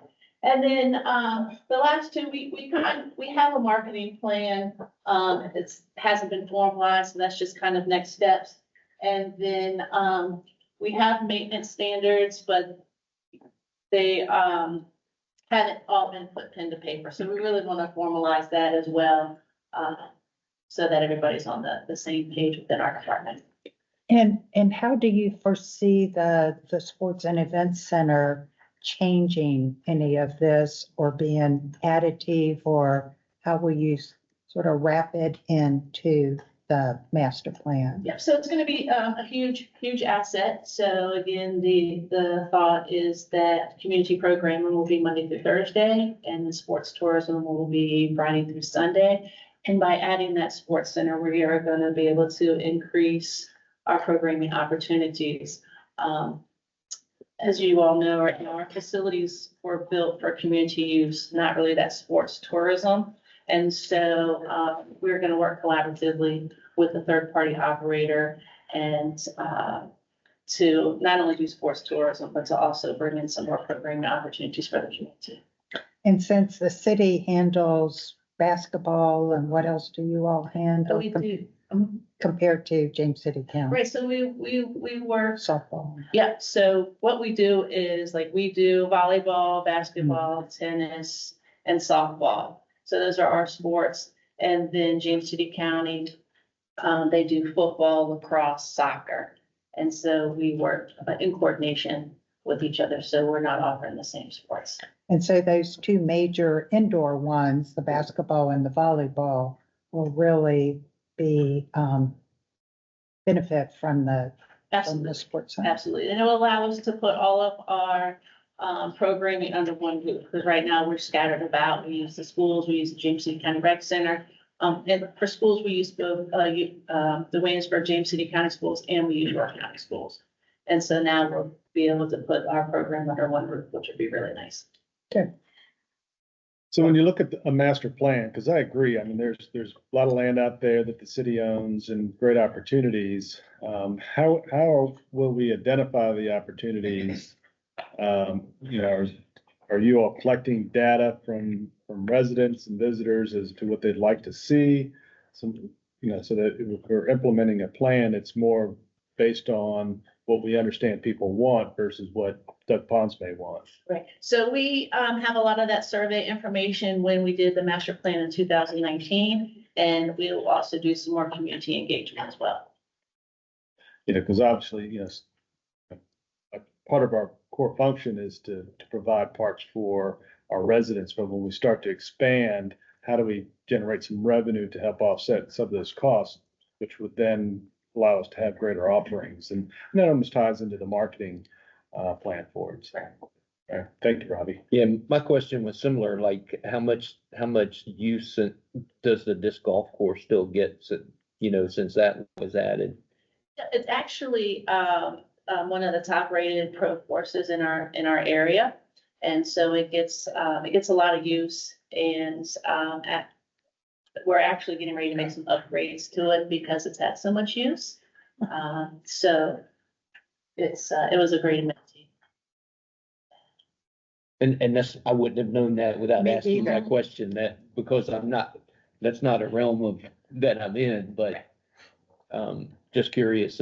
So to your point about what people identify would be an attraction to bring people there. All right, thank you. Thank you. Aren't you glad I got you to go back? Okay, so you'll see me for extended period of time. I'm gonna do the affordable housing study and the comprehensive plan. So the affordable housing study had 12 action items, and the one that has been completed is a hotel to affordable housing conversion. And the possibles are here: triangle development, workforce housing at Walter Mill. We know that we're gonna continue to work on those. Mixed income, mixed use plan, rehab grant, inclusionary zoning, two-story development requirement, soft density, AAUs, community land trust, impact linkage fees, PPP loan consortium, and then William and Mary assisted employee housing. The recommendation for next steps is research inclusionary zoning, which we talked about, neighborhood stabilization, research affordable accessory units, pursue workforce housing in Walter Mill, pursue triangle redevelopment, and also pursue impact and linkage fees. Those impact and linkage fees with residential impact fees for them actually building in the city, and then linkage fees would be for new commercial. And that can help us to help with our affordable housing city that we want to have moving forward. Any questions? So for instance, if you had impact or linkage fees, would you then also have inclusionary zoning? Because I know that some of the offers that have come forward have said, well, we'll provide, you know, as part of the offer, inclusionary zoning.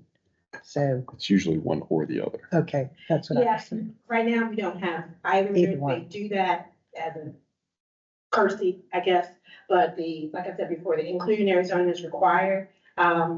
I haven't worked with impact and linkage fees, if do some research on them. Do you know, Drew, if it is one or the other? So an impact or linkage fee is typically a fee that's attached to every building permit that's issued. Okay, So what everyone. a jurisdiction might do is either apply them to all building permits. A lot of places do this with a technology fee too, to help pay for IT costs of the locality.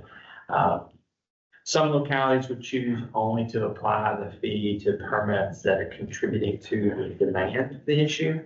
And so that requires a bit more study and determination as to which permit types you want to apply the fee to. But that would be generally how it works. The difference between an impact fee and a linkage fee is an impact fee is typically on non-commercial applications, and a linkage fee is on commercial applications. But could you take those fees and put them all together in one Yes. affordable housing kitty like we talked about? What most localities do is they collect that fee, whatever the number ends up being, $1 to whatever number. And then that goes toward an affordable housing trust fund that can be used to doing affordable housing projects that the community is pursuing. Is one structure of those fees instead of per development, per unit within? Okay, because that's what from both High Street and Well, Pennant Road, that's what the offers were. I think it's important to understand there's a difference between a linkage fee and an impact fee, because that would be attached to building permits, right? What we have seen happen is developers have voluntarily proffered a contribution to the Affordable Housing Fund without having a building permit fee attached. So you really need to consider those two separate things, right? So a developer comes to the door and says, okay, you've got an inclusionary zoning program that requires me to do X. Instead of X, I would rather just pay this much money and you go do X. Yeah. That's different than an impact fee or linkage. Yeah, and that's always surprised me is in times talking to developers, they've usually said the same, which is we'd rather proffer this per unit payment rather than include inclusionary zoning. Do we have an idea of what the cost would be for the workforce housing at Waller Mill? I don't. No. We did I think before. if that is something the council wanted to pursue, what we would need to do is identify where that might occur on the land that we own, what the zoning regulations allow in York County, and then identify what the cost might be and some kind of a schedule that the WRHA could take it on. Mr. Franklin and I and Mr. Reed have had conversations about that, but we've not pursued it in any great detail. And just to be clear, when we talk about developing portions of Waller Mill, obviously the city's bought an abundance of land to preserve the reservoir. We've identified some land that part of the parcel of that land drains the other way. Right. So it wouldn't negatively impact our water resources. Right, and you're also talking about, nobody envisions some giant development. I think, you're talking about 50, 100 acre parcel that has 5 houses. Right. Yeah, because I think we had that are identified 1,000 35 as a total or something Yeah, like that, I mean, and Very modular. small unit numbers if we were going to pursue it. Right. And the zoning wouldn't allow, they recently changed their zoning. Sure. Lower density. And I guess it's probably important to say that when we buy a property around Wallington that has a structure on it, Mr. Franklin evaluates whether or not that structure can be put into the program. And in many cases, we haven't been able to do that. And so we do have several workforce housing units on properties that already had a house went on it. Tavia, can you talk a little bit about what other localities are doing with affordable accessory unit? Yeah, so it totally depends. There's some affordable accessory units that are allowed to be detached. People converting their garages. We, right now, in order to. Thank you. It has to be someone that is kin to you or someone that has a disability that is kin to you in order to be able to live in a detached situation. And so this would take that regulation away. It could be anyone living there. Some localities also have it where it's considered the basement apartment. And it's just for someone to live in, or a third story apartment that has access to the back. So it can be done in different ways, and not have that requirement that it be someone that is related to. I'm recommending this because just like in short-term rental, we saw the General Assembly move forward with what they thought we should do. Thankfully, we already had short-term rentals and we only had to change for the subleasing and the leasing. I see this doing the same thing, and I think we need to get ahead of it and have something on our books, because I think if not, they'll tell us what it has to be. That's That probably, whatever the state might do statewide is probably not gonna be What we something want. the city of Williamsburg Right. would like. Yeah. I think this would be very aggressive and the citizenry would not be happy with Yeah. that. Yeah, so I generally think that ADUs are, you think back, it's been pointed out in our city's history during World War II, the city was aggressively encouraging folks to build ADUs to support, Army families who were separated. And we kind of gotten away from that, but I think it's a responsible way to add additional housing. I like the owner occupied aspect of the primary home as part of that. But in-law suites and those types of things as people age in place and, the cost of housing is so great. So being able to add some ADUs, I think is a good direction for us. That was the reason, because I think, Michelle, there's been some talk at VML about what they anticipate might be coming down from the General Assembly. The relatives would, as a body, would love to see, this be allowed by right everywhere in the state. Yeah. So I wonder why. And there's questions about the affordable housing. It's easier to buy. The mortgage is easier to take care of than you. If not, we'll move on to the comprehensive plan. The comprehensive plan had around 100 action items.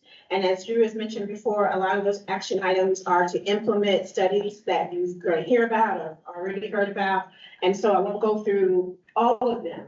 And what we try to do is characterize them here by the actual topic.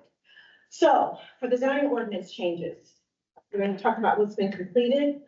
Mini storage, that was removing your mini storage from certain zoning districts, outdoor dining regulations that came through and you all approved that, and it's now being implemented at the ARB. And then the rezoning of 530 Mill Neck Road, that was actually a specific rezoning that was in the comprehensive plan. Now, possible.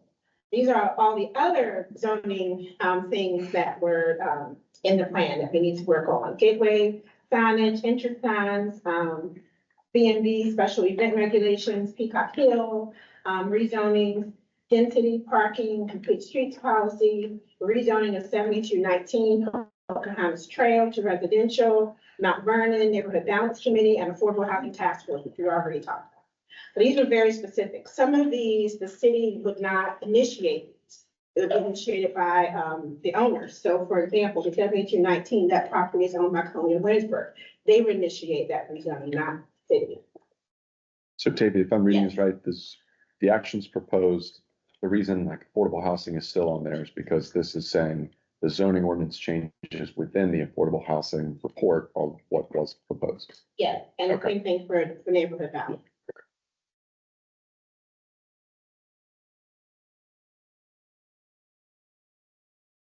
Neighborhoods. Completed. CDBG, talked about that. Student Runner's Guide, we give that out every year to students.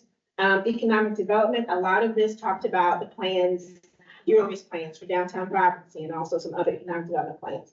We've completed comprehensive economic development strategy, a vision plan for downtown civic area, our EDS districts, visitor center, Palace Farms. And what that pretty much said is that we would cooperate with Colonial Williamsburg if they gave us a master plan. And that's something that we have discussed with them and that they are working on. Merchant Square vacancies, I'm not too sure what that was. Remember what that was? And then possible infill development and Merchant Square expansion. You talking about Merchant Square? Yes. I mean, I don't know where you would expand, but are you talking about expanding the designation of Merchant Square or?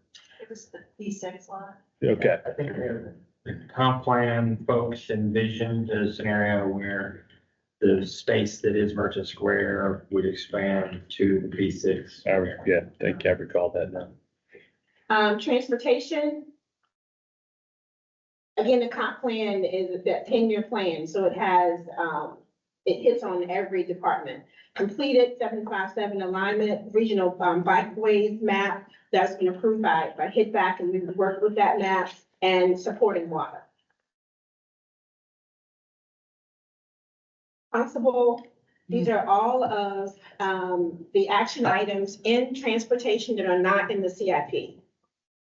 And they're listed here. I won't go through all of them. And then these are the projects included in the comp plan that are actually in the CIP. Any questions? So when you say they're in the CIP, so they already have money allocated to them That's with some this year and some next year until we get to a completion date on them. That is true, but you gotta put a caveat on it. So the way that we do our CIP, I think is very responsible. We try to budget actual dollars all the way out for the 5 years. But where that gets us into trouble is that will include grants. If you think about a project that's 5 years out, we're forecasting that we're gonna apply for a grant and receive it, and we may not. And so there are projects listed here that are associated with grants that we may not have gotten yet, or are only partially funded. So they can't proceed until that money comes, or the council decides to fund them without the grant. So for instance, I would see the multi-use circuit, College Woods Phase 2 as an example of that. Now, that phase 2 is already funded Yeah. with grant funding. And is But we had to wait for to get that grant funding. But any CIP project, ultimately, grant or no grant, comes back through council and could be approved or not. Even though a project is in the 5-year horizon, when you adopt a budget, you're only adopting that year's money. Right. Any other questions about the CIP? Okay.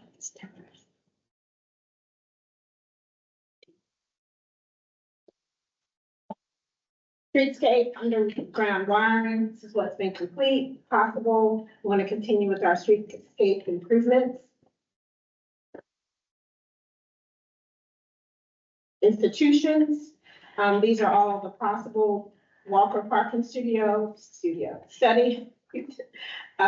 student transportation, education, redevelopment near main campus, bicycle pedestrian connection, sidewalk on Jamestown Road, update infrastructure in historic area, visitor center rezoning. What does redevelopment near main campus mean? That was in the downtown vibrancy, and so I believe it was redevelopment near William and Mary, but I'm not sure if it was anything specific, but it was one of the things that the downtown vibrancy plan suggested we look into. That was the potential commercial redevelopment that could have been where Brown Hall is. Oh. If I have that correct. And you could say what they've done is, activating it to a level. I mean, that opening is on Friday, Gates Hall, so. Okay. Walker parking study. That was the 2016 study Oh. that led to all of the parking recommendations. What was Walker? They were a company. Oh, That was their I was name. like, Walker? Yeah, I was Right. like, what are we doing here? It's a I was like, private- it's a private domain. Okay, got it. Thank you. Any other questions about institutions? All right.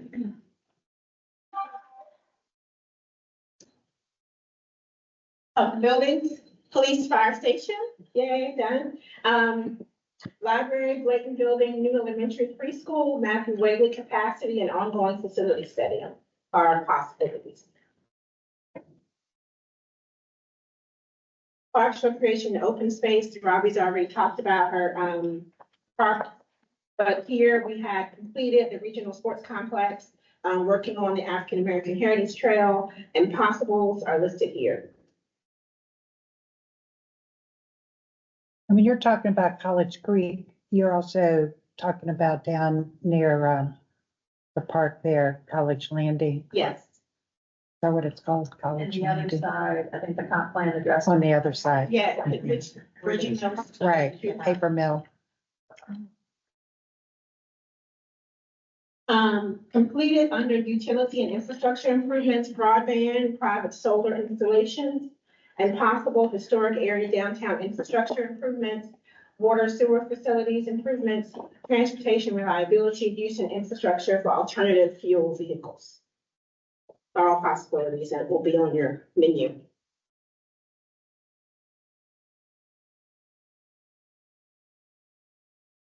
Is evolving complete, design review guidelines, arts and cultural district, and what that just meant is making sure that design guidelines included special regulations for the arts and cultural district because it is so different and we want it to be vibrant. And then possible is downtown vibrancy plan recommendations. And like we said, we'll have those to you and work on those for the end of the year. And we had talked before, about the ARB when we were doing the design guidelines of perhaps doing a review of the districts. Okay. Would that be something we could add as a possibility? Absolutely, yeah. I mean, again, what we try to do with this is just be as comprehensive as we can be on the things that are already in discussion in some form, right? Either through Future Fest or some other avenue. The symbols on the menu tell you where the idea generated from. And then on the back, you've got the opportunity to come up with anything new that you'd like. And the last one, environmental management, and again, some of this gets into some things that are in the parks plan. But what's been completed, green belts, a lot of it's engineering, dealing with stormwater, regional BMP credit system, stormwater MGMT facility inspection program, stormwater ordinance, phase 2, EPA, capital improvement programming. These four, ooh, my God. Oh, there we go. Okay, these four here are really requirements that we would have to do anyway through the state. Possible stormwater management, open space, shoreline access, Queens Creek, College Creek, emphasize regional BMP, and then regional reserve open space.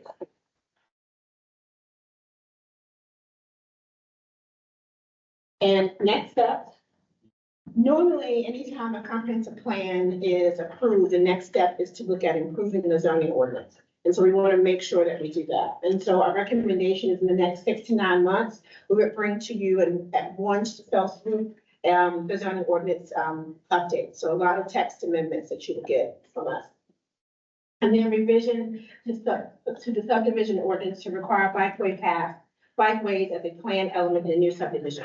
When someone comes in, we tell them that, but there's nothing in the actual subdivision ordinance that requires that. So we want that to be in there. So it's not a maybe they'll do it, but it's a requirement. 1 to 2 years, adopt a complete streets policy. That is just a policy that says when we look at streets, when we design streets, that we will have every user in mind. That's someone that has accessibility issues, someone that may be with their child in a stroller to a car. The car was not the main emphasis of that street. And then 1 to 3 years, investigate and pursue opportunities to acquire open space and create opportunities for shoreline access. That is one of the items in the comp plan, and we think that's very important. Any questions about comp plan? So, I see we approved the comprehensive plan in 21, Yes. which was during the height of the pandemic. Mhm. And so I know you and I have had some conversations about should we start a whole new comprehensive plan process? And I know Drew and I had talked about it. It seems like that's not a recommendation, which is fine. And Well, so, it's coming later. okay, It is a recommendation. all right. I'm just here reporting out on what's currently in our 2021 comprehensive plan that we think we should move forward. I see. But there is a section of this that we are going to talk about, what staff would recommend. And one of my recommendations is the pursuit of the comprehensive plan and having that redone. Okay. This afternoon, we're gonna do staff perspectives, and you'll hear from the E-team again. Okay. And it won't be in the context of these old studies or reports. It'll be in the context of, as department heads think about what their department is doing and need, what they would ask you to consider. Okay. Yeah, so comprehensive plan is coming up. Thank you for mentioning it. You're welcome. You're welcome. Okay, Keeping okay. everybody on their toes. It's because I'm not in my seat. All right, Truth and Reconciliation Committee is next. We will have completed student scholarships and hiring a TRC consultant by the end of the year. You all took a big step on the scholarships this month, and so that'll be moving forward. These are the possible steps that are left on the staff's recommended actions. Number one was to continue to pursue the African American Heritage Trail, invite WJCC to a work session to talk about what they do in the vein of TRC. Economic Development Authority pursue minority-based business grants, track TRC spending better in the budget. If you remember a few years ago, we did a shared spending analysis that looked at it from fire, police, and human services. And so we could take another approach to that and have a page or two dedicated in the budget to that. And then the last one was to complete the RFP for development of blatant triangle properties with a focus on minority business involvement. You know, just when you talk about development of Bladen, we're talking about it, and it says that there's redevelopment, and I think that's starkly different. You know, Right. I think we're at a point in time that the Bladen building is at least, you know, reaching its useful life, and might there be opportunities to rebuild it, and how do we do that through a public-private partnership or whatever that may entail moving forward. So it's not just, we're going to scrap it and build something new. We want to make sure that the Bladen building's use is continued on that site in some form. Yeah, I mean, we have to do that because of HUD's involvement. Right. But yes, we spend a lot of time there. Fire department spends a lot of time there rescuing people from the elevator. Tyrone and his team spend a lot of time repairing things. So it's time to do something with the Bladen building. And the question of what is on the table. Yeah. Now, is that tied into decoupling from HUD? Because is it correct that if we are with HUD, then we can't change the number of units? Did I dream that?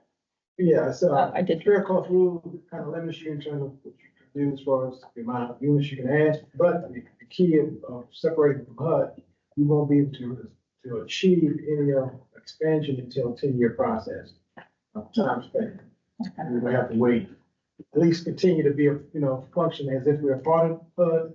But after that 10 years, we will be kind of autonomy. We have our own. That was 10 years, 2 years it started. So I mean, No, we haven't started. Yeah. We haven't started. And In order to start the clock, we need to stop taking HUD funding. And we've not taken that step. Because it's like Because we have 300,000. 750, right? It's one of the unfunded things in the 750 past few years. Right. Yeah. So these would be the recommended next steps, to continue to pursue the African American Heritage Trail. Obviously, that's the big target here. And then work with WJCC to come talk to us about their TRC efforts. Any questions about the TRC? Again, I think you have that report on the table. There's a whole host of recommendations. Many of them are not city initiatives necessarily, but there are certainly a whole host of other ideas and concepts there. Next up is CO2. So the GIO from our current GIOs was to work on carbon reduction. And we had a fabulous intern, you'll remember she presented to you last summer, who came up with a system and things she felt worked. She researched what's possible and what she felt could work in the city of Williamsburg and the whole menu of items here. Well, first I should tell you, we do have carpool rewards for city employees, so encourages them to do that. So that's completed off of her list. These are the things on her list that can be selected and need to move forward. Not pursuing micro-mobility because we did do an RFP, you'll remember, for that, and did not find any takers in the private market to do that. So that's renting scooters and bikes, those shared facilities. So that's not pursued, but that remains these other items. So what we're recommending. Michelle, could I ask a quick question? Sure. The carpool rewards program, what is that? How's that work? So if you I can't remember the percentage.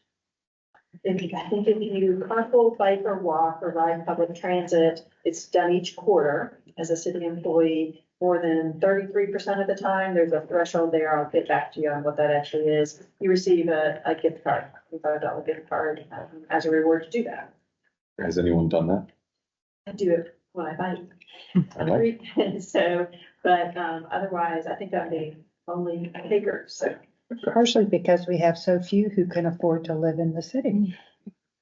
I remember an employee saying, how in the world am I gonna carpool from Ford's Colony? So to your point, it is harder if you're in an outlying area.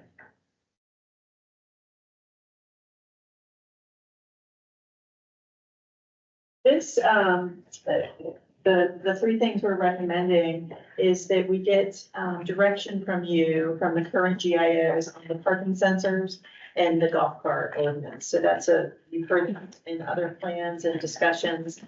So direction from council on moving forward on those. And then we need to select a target. So, when you select goals, they're supposed to be SMART, right? Specific, measurable, achievable, relevant. Something about time. Yeah, exactly. So having a goal is part of a lot of localities' efforts and countries' efforts around this. Our intern suggested a 35% reduction goal by 2040. So that's something we also asked the Future Fest survey, and Nicole will be presenting the results of that. They were sort of all over the place. But she did recommend, in looking from 0 to 100, she thought the 35% made sense for Williamsburg. Part of your homework tonight will be to think about that as individual council members and talk about it tomorrow. We also think we've done some electric vehicle fleet purchasing through the police department, and we think that should remain on the table for all of the city fleet, but it should be a case-by-case basis. For example, fire trucks are not ready there are electric fire trucks, but our analysis is we're not ready to take that step. But when we're talking about an admin vehicle for Chief Dunn's department, the electric vehicle makes a lot of sense. So we do think that should remain something the city continues to do. For the analysis tonight, do we have an idea about costs? There's such a difference, right, between the bike walk rewards and solar on city facilities. Absolutely. So we actually don't. That's one thing that the intern struggled with was quantifying that. Go back to that. But so we didn't quantify costs, we did quantify the carbon. Yeah. The actual carbon reductions. And then are we still working with ICLEI?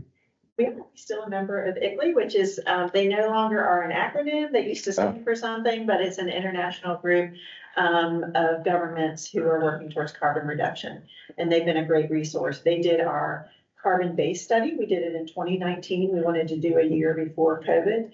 So you know what our base carbon emissions are not as municipal activities in the city. So our buildings, our fleet, our water treatment plant.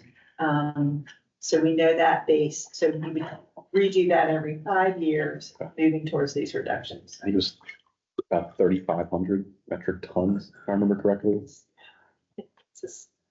We also have, as we work with Hampton Roads Planning District Commission.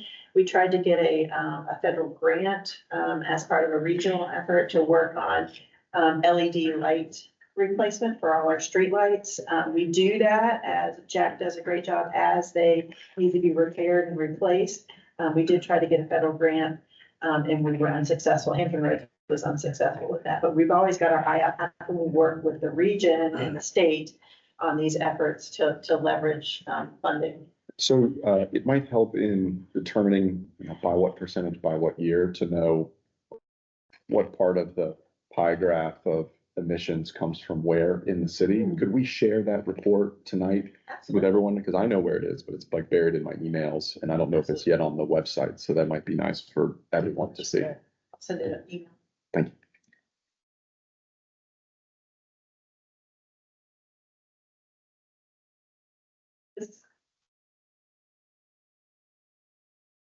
Last but not least.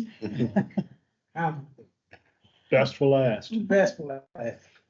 Every charge, RJ's particular plan 2024 through 2027. All right, so one of the good things about this is that we just recently finished this plan with the help of our board members who are also city council members. And we did that in August. So you guys are familiar with what I'm about to share with you. We came up with 4 goal areas. Goal 1 is enhance community values and perception of public housing. Goal 2 is upgrade and expand housing infrastructure. Goal 3, empower residents through active engagement. Goal 4, enhance operation efficiencies. Now, these are not some lofty ideas. These are things that we're actually working on presently. So these are ongoing. All right, possibilities for goal 1, form strategic partnerships. We're doing that. Develop a comprehensive marketing campaign. We're actually working on it as well. Organize regular community events. We've done a lot of that. Goal 2, upgrade and expand housing infrastructure. Some of the possible ways to accomplish that is to expand workforce housing initiatives to provide more affordable housing opportunities for city employees. Implement ongoing infrastructure improvement program. Explore exterior housing improvements. All the things that we're currently doing right now.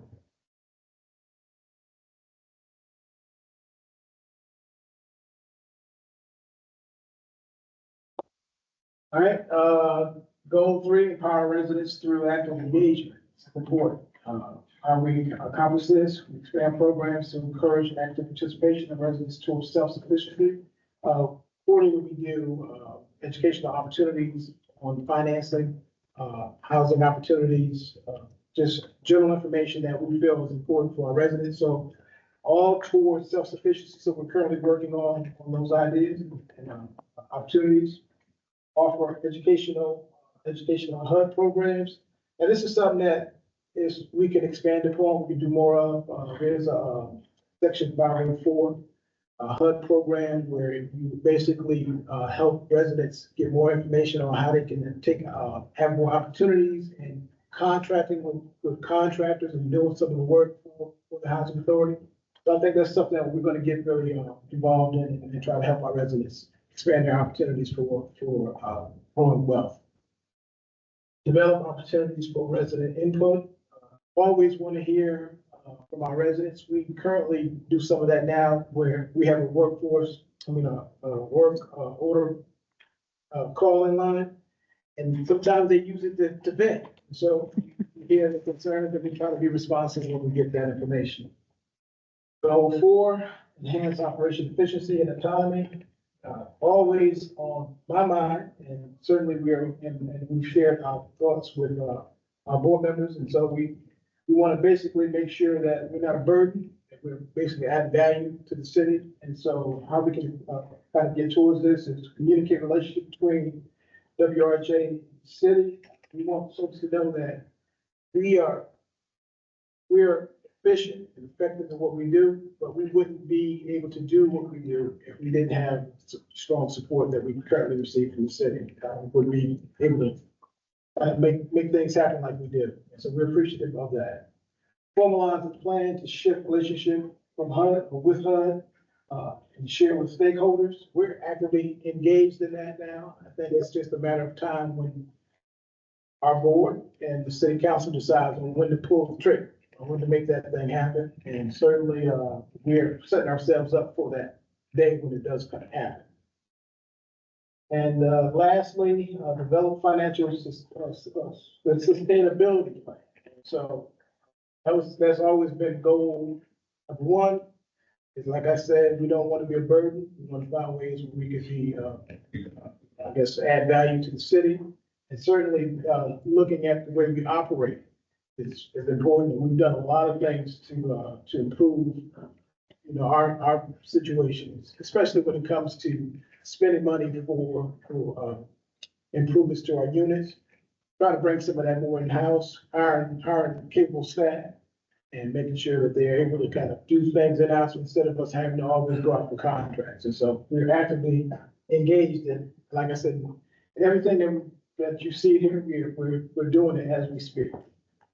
So, question. So you talk about programs that encourage participation. Do you get many residents who provide input or come to? I know you were talking about the financial for those who live in the workforce housing. As far as how many actually do participate? We do tenant relation advisory meetings. We actually send out notices to all of our residents.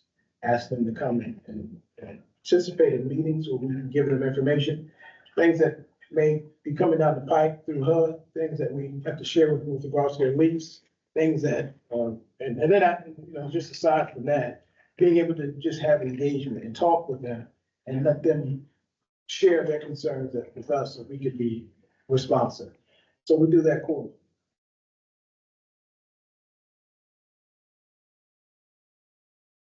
All right, Other way. Swipe the other way. this way, Or just I study, think you're, study some, that'll take. this way. No, that way. I think you zoomed in a little bit, so you might have to, Mark, you might have to first zoom it out slightly. The magic touch. Okay.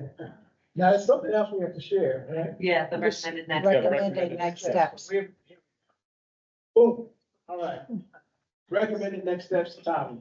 Next GIO cycle should include fair workforce housing initiatives to provide more affordable housing opportunities for city employees. Now, this one is important, and I get excited about it because whenever the city goes out and buy property, usually has a house on it, and I can't wait until Drew says, here's the key. We go inside, because it's like, we want to investigate it and see if it's something that's feasible. Well, but we are always thinking about trying to find ways to expand workforce housing. And it's so important because right now, we do manage that program for the city.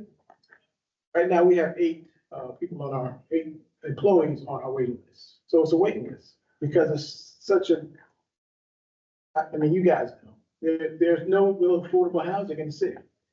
And I think it's a good tool for the city because, we want to find the best people for these job opportunities. But when we have something that we can tell them, this is an incentive, you can live in the city.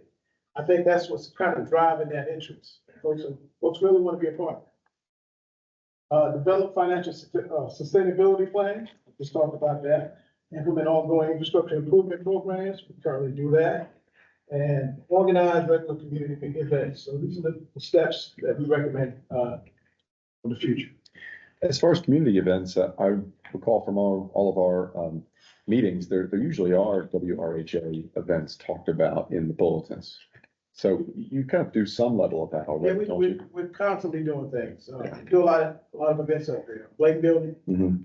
I think one of the things that we recently did, which we kind of got everybody involved, all the departments, we did a community resource day event, first annual event, and got a lot of participation from other vendors, and they're actually looking forward to us doing it on an annual basis. So we're going to expand that opportunity.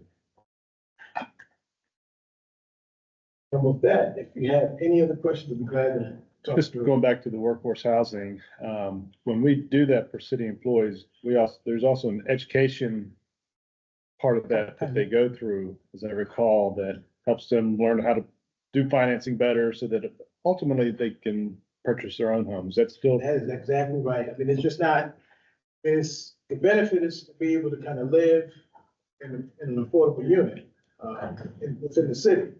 But the other part of that is, it's not a forever program, right? So we put a time limit on it because we have other employees who want to benefit from it. But not only that, we have an educational requirement. So once you sign up into that program, you have to go through the educational courses that we've set up for you to continue your participation. The goal is at the end of the program, you would have saved enough money because we talk about finances, we talk about savings, budgeting, and things of that nature. That once you finish, you can take those resources that you save from this benefit and then buy your home, hopefully within the city, but if not, you'll still be able to kind of transition to something of your own. So it's kind of a full package program. And we've graduated at least one from that program, right? Couple. A couple. Yeah, we've been doing this, we started this program, got here in 2019. I think we started it right around that time. So we've been going pretty strong. Graduated meaning they purchased a home in the area? They actually pushed the home. How many? A couple you said? Built, Two, three. one, I think Kyle in Public Works has recently built a home. Okay. So we've had folks actually move out, transition into other opportunities. All right. Thank you guys for listening. Thank you, Tyler. That was exactly on time too. Yeah. 11:30 on the nose. Well done. Ready for a little, Yeah, we're gonna fall behind a little bit because we take a break. yeah. Thank you. 5 minutes or so. Yeah. Is that good enough? Bathroom. So the next section is to talk about future pet. I thought we were gonna say something bad. All Participation, good. and Nicole is gonna present that next. I wasn't worried. It's a Stacy's great, except she was wrong on the Penman Road. Okay, so for attendance, we had 585 total attendees. And then when you go into it, we broke it up, by city of Williamsburg, York County, James City County, and then there were others outside of that, so this does not necessarily total up to 585.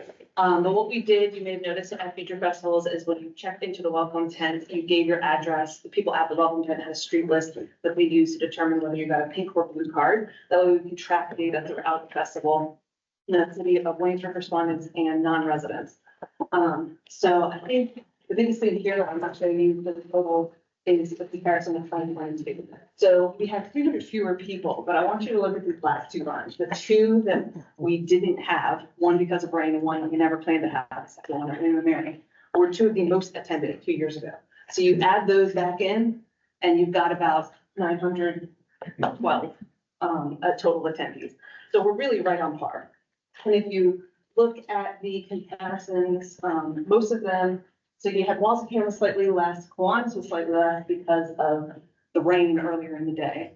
And then you had a surge at Quarter Pack. 2 years ago, we had it on the weekend. Yeah. And that was not a success. So we learned our lesson. We made it on a weekday evening like the rest, and attendance went up and Highland Park went significantly up. I think both of those two, those were post all those storms that week, and so they got double the promotion. And we actually saw 2 years ago too, that the further you got into future festivals, the more momentum built up, and so the later ones got hit with the head. But the forward DMV not happening was a pretty significant loss. And then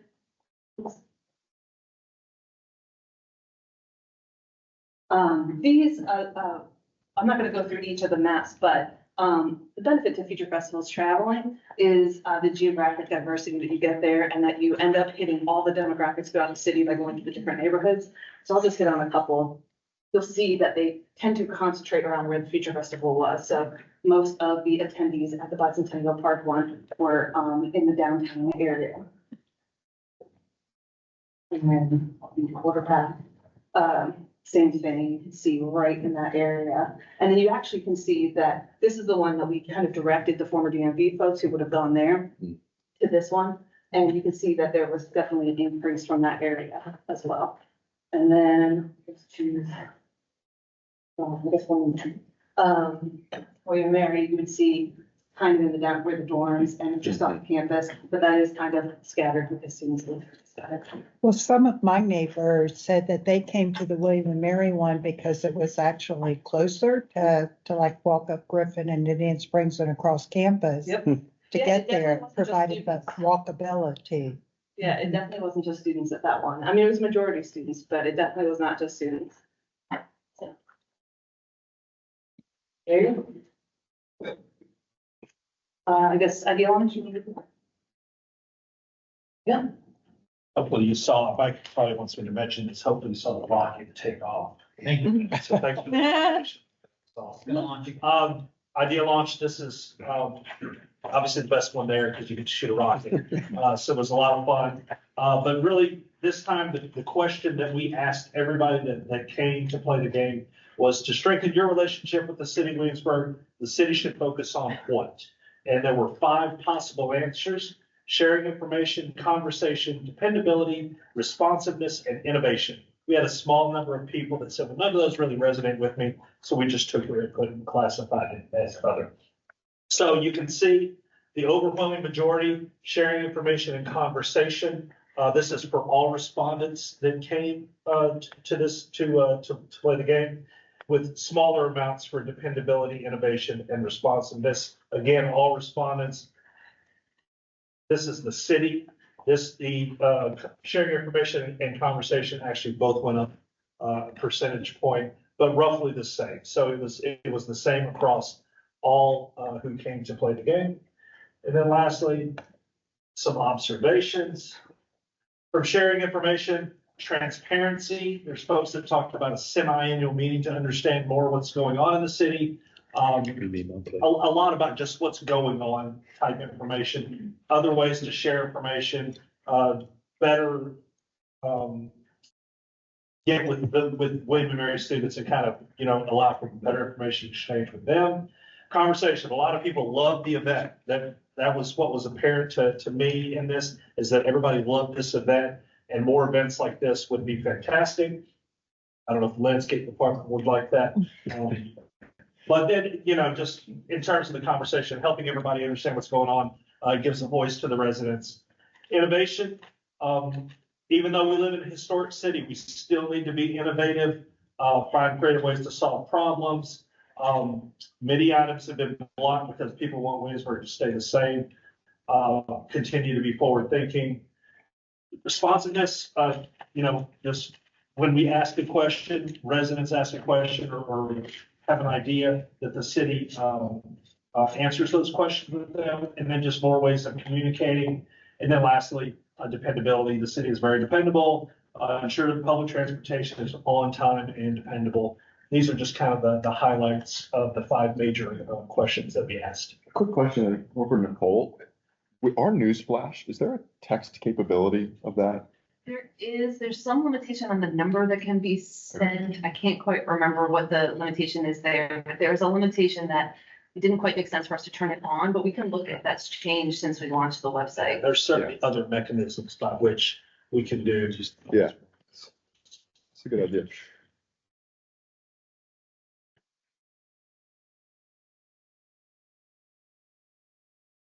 Community connections. Good morning, everyone. Hi. Good morning.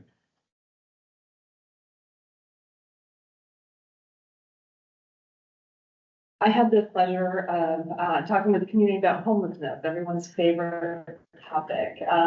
And so the question was, how can we best serve individuals that are experiencing homelessness?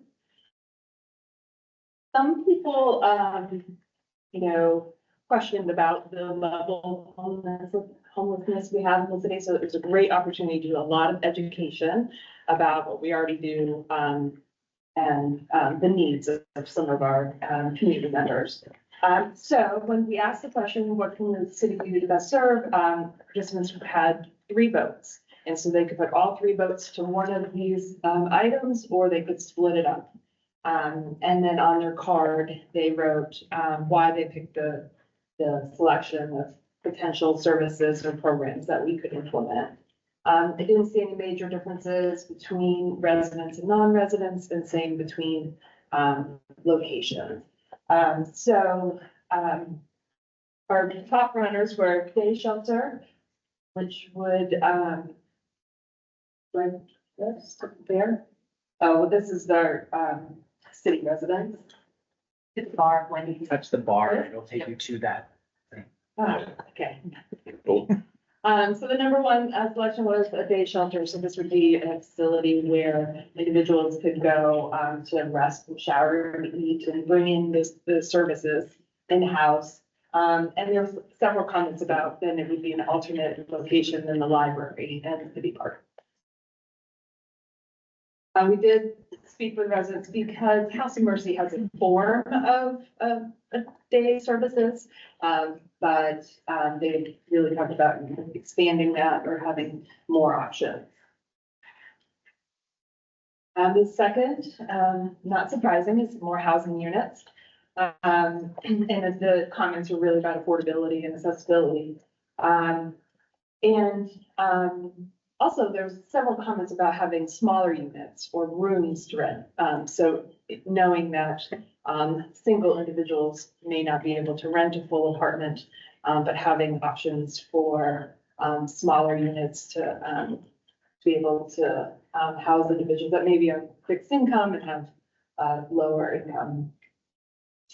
There was some support, of course, for our workforce housing, and the comments really were about housing. It has a long-term impact on people, right? Our basic need is needing housing. And then the third item was expanding transitional housing units. A lot of the comments were about we need something to help people get on their feet, people go through hard times. Finally, there was a lot of, this made me happy, but a lot of positive support for the housing first model. Like, you need to house someone before they can address all the rest of their needs. And again, how housing should be a basic need. Wendy, did people feel aware, or did you perceive them as aware of what we've done with Housing First? I did a lot of education about that, what we currently do, and having, we have 7 units right now. Which were just expanded too. Right, Yeah. so really, I did a lot of education because they aren't necessarily aware of all Yeah, that we do. that's great. Again, you can see the other ones. I'm not sure if you want to go through all of them, but, of course, people noted to keep families together and have a family shelter. We don't necessarily have a family shelter besides Avalon, which is really specific to individuals who are experiencing domestic or sexual violence. There was support for a hospital discharge program. This would be like a respite program for individuals that are homeless and being discharged from the hospital instead of being discharged to the street and not having the medical care. That it would be a respite program for, usually it's like up to 90 days. So we do not have one of those. And then support to expand our community response team. So this would be kind of outreach to the street. And so I did a lot of education about what we currently do, our collaboration with police and fire, and of course, going out and offering services. Housing vouchers, I was surprised there was not more support for this. This would be, James City, New York County has Section 8 vouchers, but localities also have locally funded vouchers where it would pay percentage, you would pay a percentage of the rent, and the vouchers would subsidize the other part. The other comments were, this is interesting, house families on the campus during the summer. But really talked about job skills and mental health and substance use services and how that's a need for individuals experiencing homelessness. And then lastly is the men's shelter. Again, it's had the lowest support. Our closest men's shelter is down in Newport News. Is that a day shelter or overnight? It's overnight. Peninsula Rescue is overnight. Any other questions for me? I don't think I have any more screens here. All right. Thanks, man. All right. I talk about drop zone. This is the Plinko light game. If you don't remember it. So the object here was you climb the stairs, you drop Plinko chips, you got some money to spend, you came down and you spent that money on some projects. Or told us none of these are other, and this is how the results broke out. So kind of interesting, really, not a tremendous amount of difference between all respondents and city respondents. A couple of projects changed positions by 1 percentage point. But the new downtown library, clearly a favorite. Blake Building, another sort of surprise favorite in this thing. We had spent a lot of time explaining what the Blake Building was. But once they understood it, they decided it was worthy of being funded. Children's Park was a high performer, followed by Trail 757, the Aquatic Center, the Research Village, live performance venue. A lot of very good feedback from all of these projects. Of course, you have the observations here from various respondents. Aquatic Center probably doesn't need a lot of explanation. People wanted to be able to swim. We don't really have that venue for them as a public opportunity now. Blake Building redevelopment, the importance of public housing. And I think also when they heard affordable housing, the people that thought that was important include into that, even though it's just a very few number of units. The downtown children's park was a big winner there. Ice rink, kind of surprising, but people were interested in it for sure. Live performance venue, we've heard a lot about that. New downtown library, a lot of people saying, why is this one of the projects? It's already done. And I said, well, no, it's not. It's being considered, but it's not yet funded. And so having this as a measure of support, I think is important. Research Village, people really like the idea of it. Whether or not it can be executed remains to be seen. Trail 757, people really like the idea of that. And it's interesting because when you first, what's Trail 757? Well, it's a new bike trail in the city. Oh, okay. But it's a bike trail that connects to the Capitol Trail. Oh, okay. And it's a bike trail that goes all the way from Richmond to Fort Monroe. Oh, that's fantastic. Yeah, I'm gonna vote for that. So it was kind of interesting to see how the explanation furthered their idea of what it could be. And then none of these, and of course, other, the none of these category, we explain that primarily as being, we want you not to do anything, save the money. And then other was if you had some other idea than what we had. So it's kind of interesting to see that too. Botanical gardens, I thought was interesting. A couple people actually put that down, so I wouldn't have expected that either. Couple other votes in favor of the dog park with bar, just at the state. Yeah, right. Yeah, that was a pretty popular one at Bicentennial Park, this dog park at the bar. The guy that wanted that actually stood there and promoted it for. Morning. We have the new game, Go With the Flow, created by Drew. Pretty big hit. I thought it went pretty well. Some of the numbers, overall, the question we asked was, what is your biggest concern regarding the city's water? We threw out a couple of trivia questions as well. This is obviously the one we wanted to know. So this is the overall response. Not surprising, water quality is the number one response. That's arguably the correct answer. Age of infrastructure came in second, and then on down the list. Cost, us and the county, they were roughly the same, where we had some of the lowest water costs in the state, but that was still a concern. Supply pressure and then other. Then some of the observations were, most of the comments were just simply they want safe drinking water for their families. Roughly 20% stated the infrastructure age was a concern. They know we are in an old city and our infrastructure is old, and so that was a concern that they wanted us to address. Supply, cost, and pressure all range from 5 to 10%. A lot of the concerns on supply were alleviated when they found out how big the reservoir was, and there was no real notable variances in data collected by the neighborhoods or whether they were city or county investment. So the question on the infrastructure, I mean, what was their response when you told them what we're doing in terms of replacing the pipes, putting in new ones, putting in larger ones? I would think that would have alleviated some of their concerns. It did, and we didn't get into potentially rate increases or anything like that. We just said that it's a very slow process because of how expensive it is, and that budget, we look at it in a 10-year plan. That's not something we're going to be able to fix overnight. Did anyone get all of your trivia questions correct? There were a few actually, either good guesses or nuances. Thanks.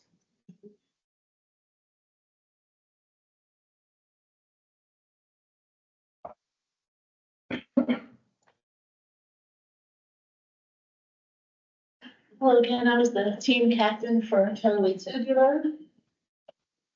And the question that was asked is, what is the most important topic for the city to address? And each participant could select up to 3 golf balls. They could choose the same color for all 3 or make a different selection. They got to climb up the stairs and drop their golf balls into the coordinated category. There was 5: environmental sustainability, homelessness, housing, infrastructure, schools, and other. And the top vote getter was housing, and the second was environmental sustainability. And what's interesting to note is this is all respondents, but when you look at just Williamsburg, the same 2 categories received the most votes, and the totals were very similar. Also, all the responses were very similar regardless if you were a city resident or a non-city resident. So environmental sustainability, everyone basically was like, save the environment. It's important to take care of it now, and also for future generations. Please preserve green space. And the recurring theme was there was a lot of interest in community composting. homelessness. Everyone thought that everyone deserves a place to live. And it's our role to help those that are in need. And there needs to be more affordable resources. Housing, all the respondents were the same. There needs to be affordable housing and there needs to be a mixed use of affordable housing to include seniors, students, and workforce. Infrastructure, again, the same respondents. They enjoy the sidewalks and bike lanes that we have, so please take care of them, make improvements on the ones that you have, but we need more. There needs to be more parking and continue to invest in utilities. And then schools, a lot of good conversation around the schools. It's important to invest in our schools because that's an investment in our kids. And also, when you have strong school systems, that will entice people to move into the city. So. Any questions regarding totally tubular? Thank you. Thank you. This might be the perfect place to stop for our recess.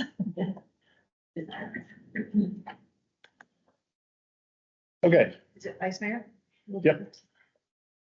We're gonna take a recess for lunch and, Pat, I believe you got a motion for us. Yes.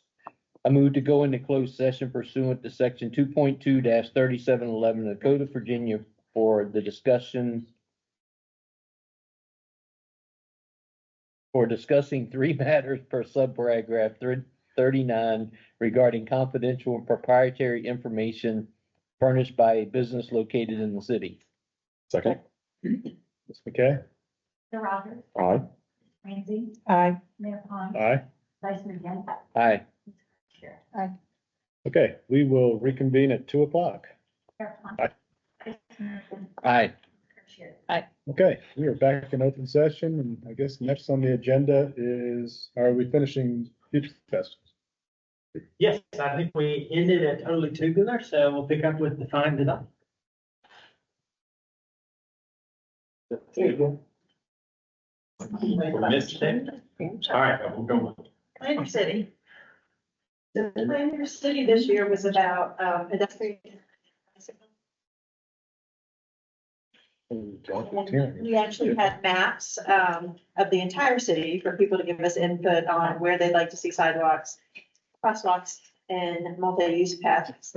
And then we drilled into the neighborhood where that festival was happening for a larger map to do the same. And then lastly, you'll remember the pictures of different types of bike lanes and crosswalks, and we had people select what their favorite was, realizing there's not good and bad, it's just what was the most appealing to them. The citywide, what we'll do is look at some maps, and we have the data. We clustered the data so you can see where the majority of people said they'd like to see crosswalks. I don't think this is surprising at all. You see the downtown area, you see across from Phi Beta Capitol Hall, and other major intersections. Hey, Michelle, sorry to interrupt. That downtown area, is that a couple different roads or is that one exact spot?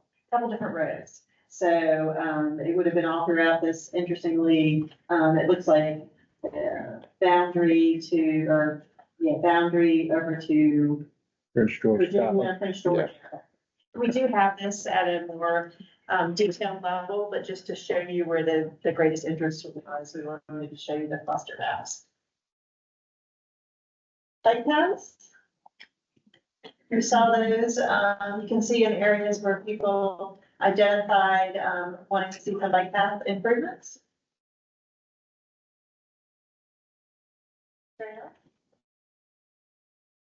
You can see here, what we did was we had a map that the planning department provided us that showed us where some multi-use paths were proposed.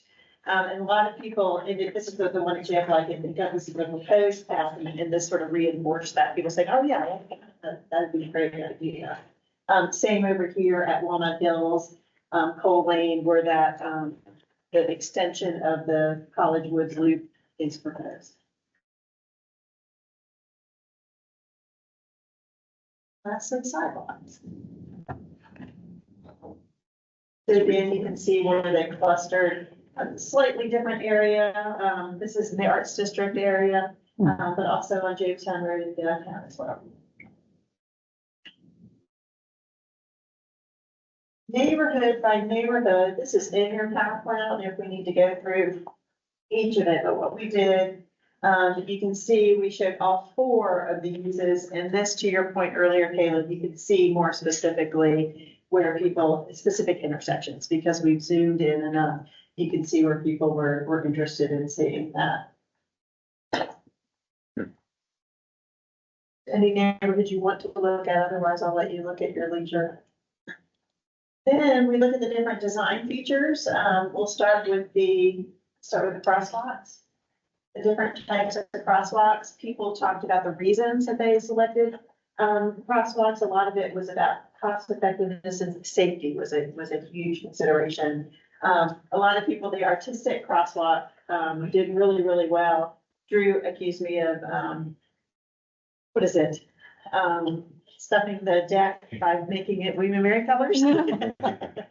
But I can't think of the phrase. But the artistic, a lot of people said, well, that looks really cool. I don't know what it would look like in Williamsburg, but I think that would really help cars know that there's something going on there, in addition to being a sense of community. And statistically, we break it down into what type of things people liked best. These are the protected bike lanes, artistic bike path, shared use path, and on down in terms of people's preference. And this is everyone who attended the festivals. If you click in here, you see what city residents said, and same order. It's very, very interesting.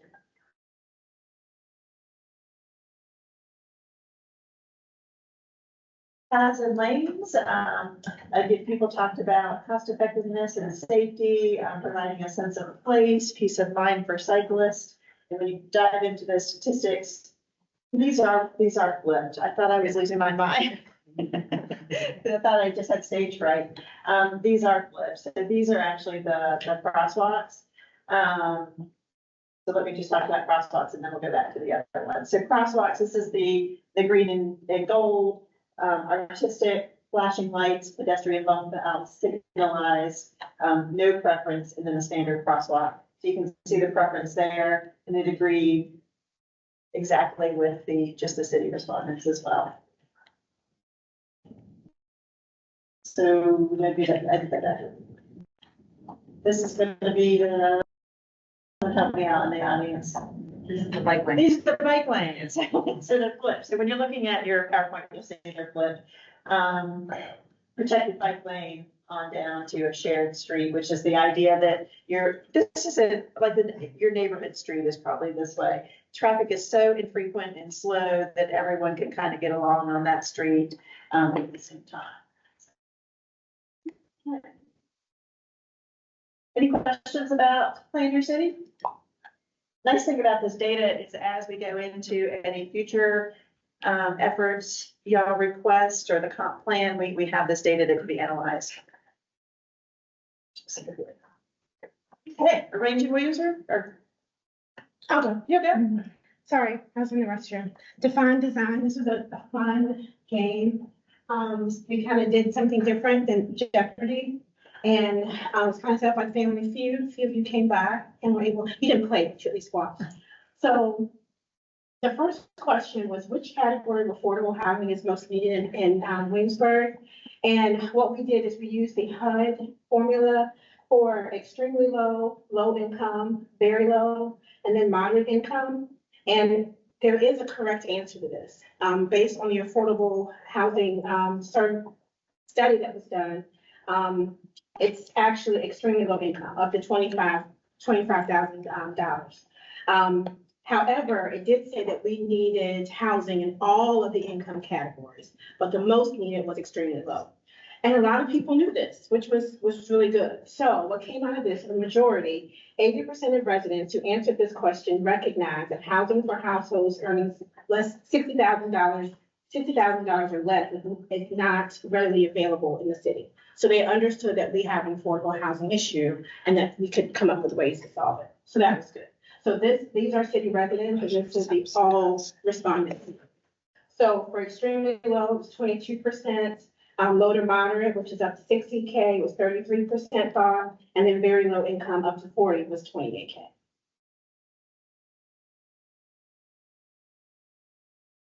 And the next question that we asked is, what percentage of people who work in Williamsburg can afford to live in Williamsburg? Overall, the people answering this question knew that housing prices in the city are out of reach for most service workers. However, more than 60% of them were shocked to learn that the percentage was less than 10%. They thought it was higher. So as you can see here, less than 10% was 35.33, but less than 25%, 33, and then less than 50, 22. So they knew that the number would be low. The next question that we asked people was, let's see, which of these images is most appealing to you? So we had several different images on the screen. There were townhouses, tiny houses, small lots, single family detached homes, single family homes with larger lots. There were multiplexes, duplexes, apartment complexes, and accessory dwelling units. All of them were there. And this question, we were just trying to gain what appealed to people. What did they think was attractive? What did they like to look at? So here, city residents and non-residents both found single family homes, small lot single family homes, accessory dwelling units, and townhouses appealing. City residents were more prone to find apartment complexes, duplexes, and multiplexes most appealing over non-residents who found tiny houses were the most appealing over city residents. So here's the breakdown here. And when we're talking about single-family homes, when you say small lot, single-family homes, those are small, single-family detached homes. Single-family detached homes, but on smaller width lots, so 25 feet width, 30 feet width. That's what I'm talking about when I say small lot. So the next question was, which housing type do you wish Williamsburg had more of? And this is the breakdown again for city residents. Residents and non-residents showed a notable difference in the choice of townhouses and tiny houses.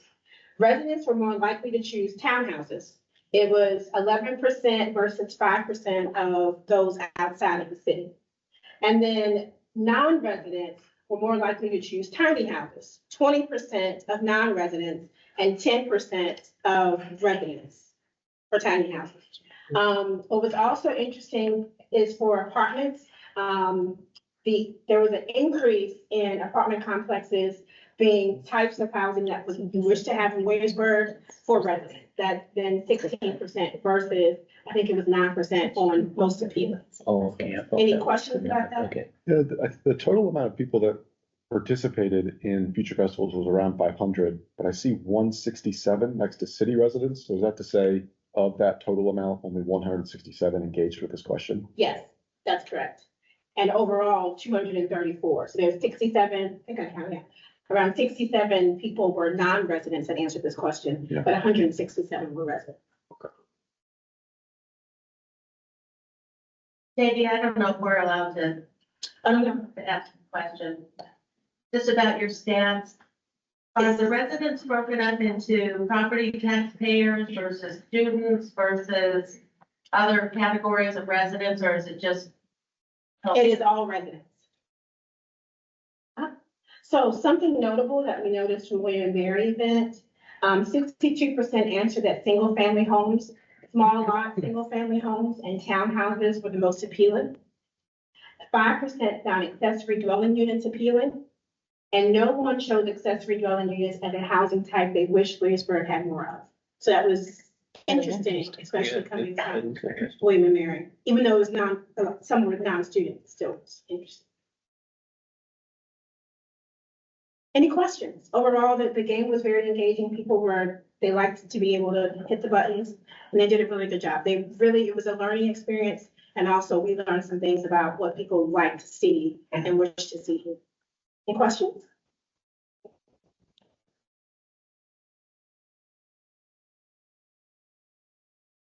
All right, good afternoon. I was at Range in Williamsburg, and most Over there, Larry. I got this mask. I was trying to, everybody else has been standing over there. There's a reason for that. I was trying to be different.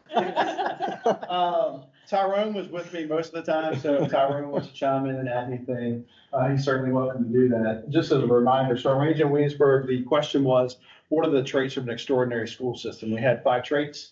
Obviously, parental involvement, sports and extracurriculars, academic achievement, educational partnerships, and innovative curriculum.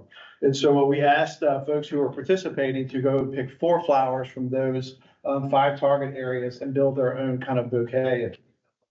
They could weight that however they want. So if parental involvement is really important to them, they could have done 4 flowers out of parental involvement and so forth. So the traits, the way that broke down was academic achievement was the highest one in terms of votes, if you will, followed by innovative curriculum, and then sports and extracurriculars, then followed by parental involvement, and then educational partnerships with William and Mary. And if you compared it versus city versus non-city residents, they were pretty close with each other. So the rankings were very similar for both of those. And Drew had mentioned earlier that even for this, there was maybe 1 or 2 percentage things that were different. So the observations for this, I won't go through everything because you guys have them on your iPad. Academic achievement again was 23%, and pretty much everybody said that is the foundation of education. And they felt that the other 4 traits all led to academic achievement. So the culmination of all these other traits was academic achievement. And then they talked about self-worth and confidence. And some of these you guys will see, I included quotes. So after the person was done making their flower arrangements, then however many traits they chose, we gave them index cards so they could explain why they chose that trait to do a little bit deeper dive. So the commentary that you're seeing here are from those index cards that people actually filled out to tell us why they chose those traits. And I just pulled a couple of quotes just to kind of, again, humanize exactly some of the quotes that we were getting from the folks who are participating. Innovative curriculum, ironically enough, this is the question I got asked the most. What does that mean? And so I would just turn the question around as, what does that mean to you? And so that was a question that we had a lot of dialogue. Innovative curriculum equals innovative leaders. They talked about how innovative curriculum helps meet the students where they're at. So it's more engaging. It kind of taps into the passions of the individual students. It also helps create some equity. Sports and extracurriculars were important. Again, at 20%, talked about the socialization, talked about, this is a really good quote, giving kids the opportunity to explore the arts and the activities is an incredibly important aspect regarding helping them find themselves in their communities. And you'll see some percentages right there. So of all the respondents who chose sports and extracurriculars, 24% somehow integrated, well-rounded in the word communities in their responses. Then 43% incorporated the use of the word of art in their responses, which again goes back to some of the Polka studies we had earlier about arts being very important to our community. Parental involvement is a little bit skewed. So the average on parental involvement was between 20 and 22% of the folks who participated in Range in Williamsburg chose that, except for William and Mary. They were just under 11%. So if you were at William and Mary that day and you watched the students participate in this particular game, they were very adamant that parents don't have any involvement in school. So I think it's a little bit skewed, but overall 18% was that. Talked about parents' equal academic achievement and success, talked about situational awareness, talked about the benefits of parental involvement and communication with their student or with their child who's in school. Educational partnerships, a big thing out of that was a force multiplier. Sense of community, both Colonial Williamsburg and William and Mary contribute greatly in the teaching of our youth. Both would provide different helpful and enlightening things. And then the last one, so the other category was not a flower, but if someone chose other, they could obviously write that on an index card. So of the 4% who did choose other, 83% of them were city residents, and 22% of all the others were all about teachers. Quality of teachers, teachers recruitment, teachers retention were a really big factor with that. English as a second language was one of the things. Special needs programs was another. And then I put the quote in, my hope for the future of the city of Williamsburg is affordable daycare or more daycare options for our growing families. So that's the breakdown of our Range in Williamsburg. Again, academic achievement, innovative curriculum, and sports and extracurriculars were the top 3, parental involvement and educational partnerships. And I will say that the folks who participated in this, there were a few who were more assertive and try to tie this to the school system conversation. And so I had some of those questions about, well, what are you really asking? I said, well, regardless what council asks, what our school system looks like, the traits that make an extraordinary school system need to be the same. So that was our message to them. The folks who were very assertive or more passionate about the whole school system conversation, many of them expressed their concern and fear of a separation. So that's Region Williamsburg. Yes, ma'am. So, you mentioned that at the William and Mary, the number who voted for parental involvement was lower. Way Did you see something that was skewed higher? Yeah, so sports and extracurriculars and community partnerships was higher with them. Okay. Yeah, the William and Mary students were especially excited about that opportunity, about the partnerships. But extracurriculars was another. They talked about, the William and Mary students particularly talked about how that impacted them and their own personal growth at William and Mary. Any other questions? All right. Thank you. Thanks. Okay, so that is the future principals report. Any questions on the events overall?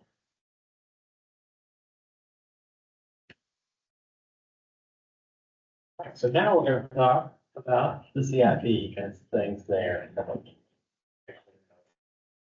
going to start with ARPA, not ARPA, just as an update. Just to remind everyone, so the city received a considerable amount of money as a part of the federal assistance during COVID in two different ways, CARES funding and ARPA funding proper. And the city council decided to take that money and set it aside. We did some community polling, we did some survey work. Then there was a steering committee that was formed that then came back to you and made recommendations on what you should invest that money in. And the city council really decided to take that money and put it into projects or set it aside for projects that was designed to provide some kind of return on investment. And then there was some money put aside for things like affordable housing and also internal organizational focuses. And so as of right now, you have about $12 million unspent of that funding.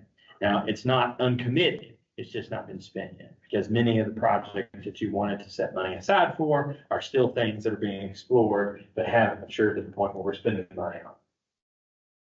So appropriated and not started includes this list. You set aside $2 million for the research village, $5 million for the live performance venue. You had $2.5 million for the Triangle building redevelopment, affordable housing, $950,000. Community Employee Relief Program, $669, and then a category called One Williamsburg. You had about $1 million in that, which included these four projects that you wanted us to focus on.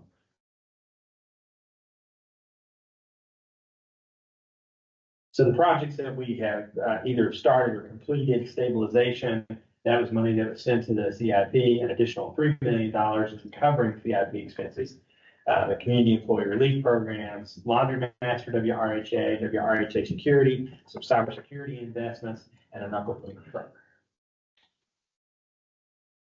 Drew, count the TRC project within that, seeding the scholarship fund? Yes, it could be. Yeah. Not necessarily has to be, but it is certainly a possible source of the program. And I think that was the intent when that was created. Any other questions about ARPA? So this section of your PowerPoint is immense. This is basically the entire city CIP put together in a very different format. So I am not going to spend a huge amount of time going through this ad nauseum, but I will show you a couple things. This is how it's broken down. So you've got a section in each one of the categories that matches the CIP, and the way it's broken down are projects that are still in the future. Now, some of these projects we've already started working on in some aspect or another, but there are components of them that are still out in the future. And so that's the focus really is, do you still want this as part of the CIP map or not? Lantern Art Gateways, the Highland Park streetscape improvements, that's a project that we haven't spent a lot of time talking about, but if you talk to the Highland Park residents, this is very important to them. One of the things that Jack and I have talked about is it will also be very disruptive to do what they would like to have done in the neighborhood for years. I mean, they want complete storm gutters and actual sidewalks, which is great. And we are happy to do that. but the impact on their yards and traffic and everything will be greatly disrupted for some period of time. And so how much will the neighborhood support it once we have that full conversation about impact? And so we've got a little bit of money budgeted to begin the design work so that we can answer the questions of how much am I going to be impacted by this? When you talk about impact yards, from your personal experience, that when you add curb and gutters to a yard that was designed to drain into a culvert, it really causes flooding in the yard and oftentimes in the houses. Is that something that we would be looking into? Yeah, I don't think that's gonna happen here. I mean, but yes, we'd be looking at putting in complete storm sewers. We're gonna look at various degrees of improvement from what they have now, but the category they've said they want is full storm sewers.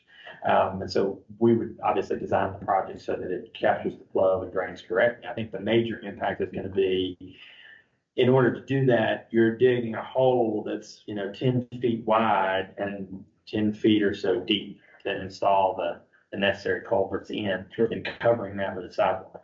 And as you can imagine, that's gonna A, take a lot of time, and B, pretty disruptive to the neighbors. And it's the kind of thing where everybody has to agree or we can't do any of it. So it'll be an interesting conversation with them, I think, as that concept matures. This is another example, pedestrian and bicycle improvements.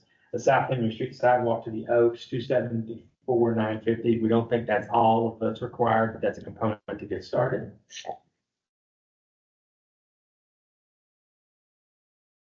And then Parks and Recreation, look at that one. Facilities takes us to the wrong place. Oh, for some reason. Wow. Parks and Recreation, keeping you on your toes. Yeah.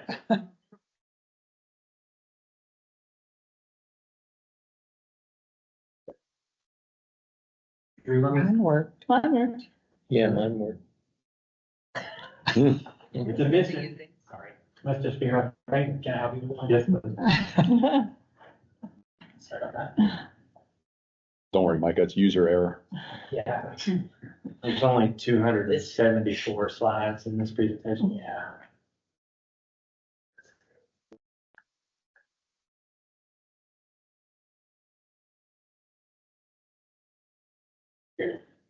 So you'll see when you look at this in your PowerPoint, there's a whole host of Parks and Recreation projects that are planned in the CIP and certainly need consideration.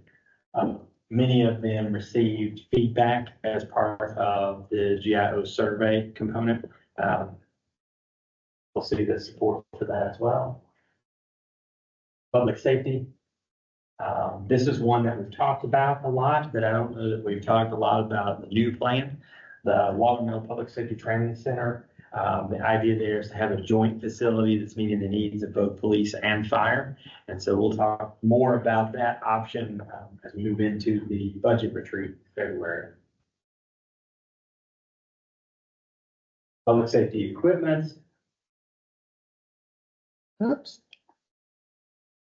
It is user error. This one is just the library component.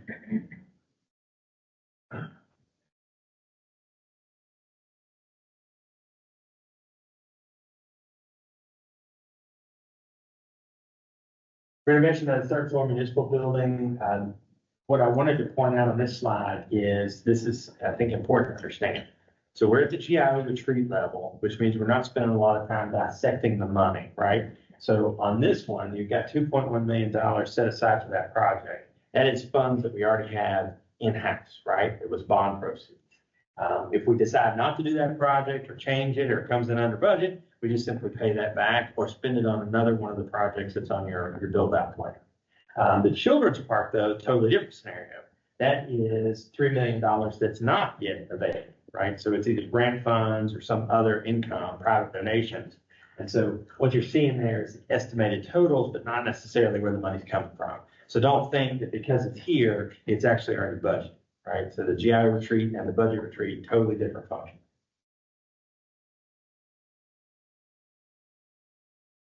Then you also have this tab, which is projects in progress. And if you decide to dig into that, you're gonna see ginormous list of projects that are already in the CIP that are underway right now.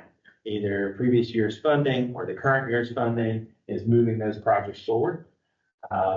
So you might want to be aware of those and think about them as you're reviewing your contacts. And all of these have been funded to a degree. That's right. Many, like Public Works particularly, many of those projects are either partially or fully grant funded.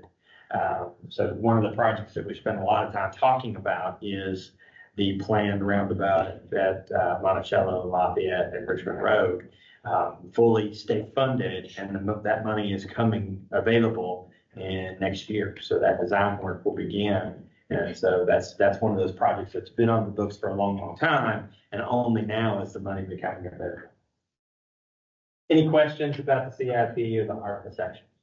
We went through them quickly so that we could move on to the staff perspectives, which is where we'll spend the rest of the afternoon. Okay. Again, what we've done is on your menu list, all of those projects are reflected in some way. On the back of the menu is the full list of things from the CIP. Now what we're going to do is move into the staff perspective presentation, where you'll hear from each department about what they're thinking. Oh, did I skip that? Oh, I'm sorry. Let's go back. I got it too big on her. So Nicole's going to come back up and walk us through the GIO survey.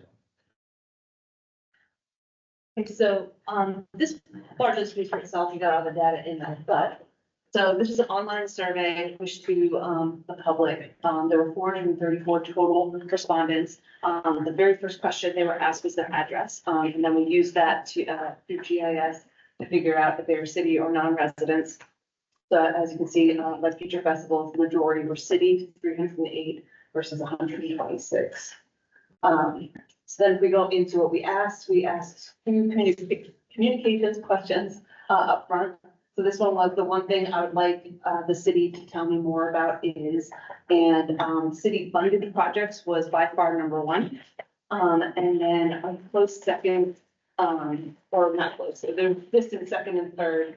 Actually, on the city resident side, it's like 19.1 is programs and 18.6 is new development applications. So in the end, it's the same top three, but it's very close on the city side between new development applications and programs. But again, city funded projects ran away with it. And then just in the other, even though it was, came at fourth, transparency and the school division decision came up. But like I said, those weren't very many votes to begin with, but those were the themes in it. Communications, we asked my preferred methods to receive information from the city are, and again, runaway winner here, emails from the city. And then second place, it was actually flipped when you considered all respondents, social media was number one or number two. And then city newsletter, and that flipped for city residents only. The city newsletter, I'm realizing in conversation with people, I think I need to figure that out a little bit better, because I would define it differently. In my mind, a city newsletter means you're packaging information, so a program's newsletter, or all about planning, or I don't know, different themed things. I think some people thought that meant you would get something in the mail. And so I'm not sure where that landed, really, when people were choosing it. So I feel like it deserves a little bit of more study. And then social media obviously was up there. And in the other, again, I think the other came in last, but in the other text messages came up there and the city website, but again, that was very few within it. So we also asked by 2040, the city of Williamsburg should reduce its greenhouse gas emissions by, and then we asked 50%. This is a little hard to read because it's percent of percent. 50%, 35%, 10%, 100%. And it was basically a split. People had no preference really. I mean, 50% came out on top. It was 28% for all and 29% for city. Then it was 10%, then 35%, then 100%. a reminder that the city intern had recommended 35%. And just so you know, on the back of your menu, you're being asked the exact same question to come back with tomorrow. Parking. I'm gonna ask a version of this question every time, see the error. I don't know what happened there. This was my frustration with downtown parking is, and top answer is I don't want to have to pay. And then if you go through it, there isn't enough parking and parking is too complex. Good news is they think our parking garages are well maintained and that they're, the lots are not in poor condition because those were the least. Yeah, I think that's pretty. I think in the other, does that click? In the other, I remember that the, some of the suggestions of a lot of free or discounted parking for residents. And that came up a lot in that. Housing. What barrier to affordable housing should the city address? We had them choose one. The top two were housing supply and types of housing available. And then it was a distant third for low credit for those seeking housing, and the rest kind of fall around that same range. There's a series of education-related questions, similar explanation to what Larry was saying about the arrangement Williamsburg games. We just want the input regardless of where it all goes. So this one is in addition to a core curriculum, which program option should be part of an extraordinary public school system? This was check all that applied, so people could have gone through it all. And so STEAM came out on top, dual enrollment with higher education, for technical training, career pathways, link curriculum with workforce skills, and then goes down from there. Last was other, obviously, but above that was individualized curriculum opportunities, which is notable because of the next question, which I'll get to. But before that, the things that came up, the top three topics within the other were arts education, equity in education, and tied were cooperation with William and CW and an IB program. Education measurement. We asked, what is the most important metric for measuring a public school system success? So this was a pick one, and you'll see that tied up here for first place. I think it's actually technically a little below graduation rate is individualized experience. So it was the least chosen individualized curriculum opportunities on the last, but they want the outcome to be that they had an individualized experience. So the graduation rate was top. And then you'd see when you consider all respondents, the number one was actually student to teacher ratio.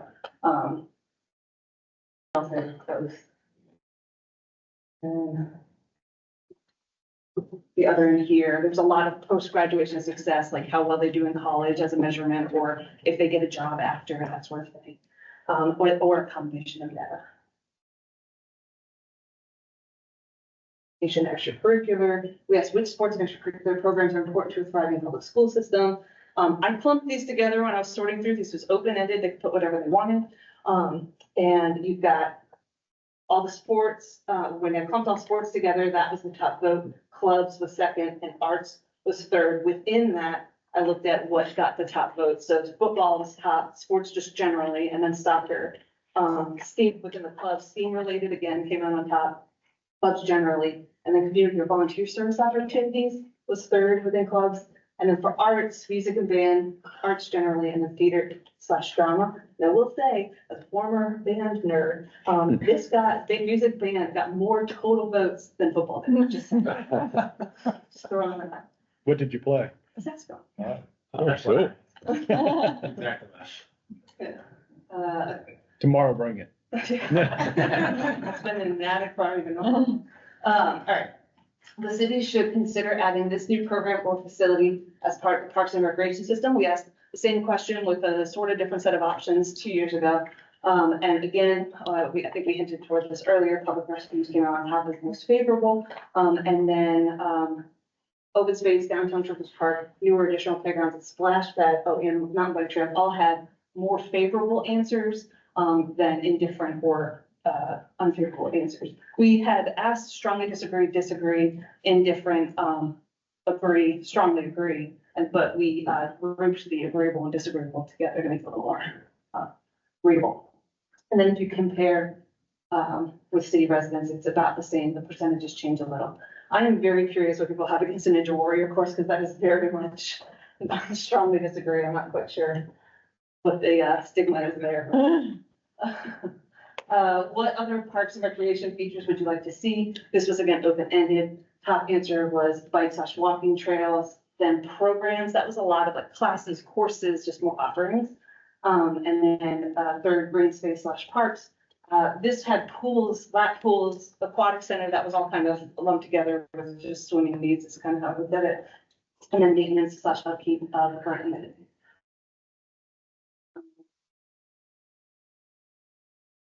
And then lastly, topics and actions. This was also open-ended. We had, over the next 2 years, the city should focus on the following 3 topics and actions. Number 1 was housing. Within that, we broke out housing/affordable housing, homelessness, and student housing. But I think it's notable that even just the housing/affordable housing needs came out of maybe just below, it came out above any of the subcategories. So it's still number 1, even if we didn't kind of group things together. And then school/education. Most of these votes were just generally to focus on schools and education. There was future of the joint system within that, but most of them were just talking about education. And then a distant third was smart growth, a lot of stuff about being mindful as you develop. And then fourth, sustainability/environment, and then pedestrian.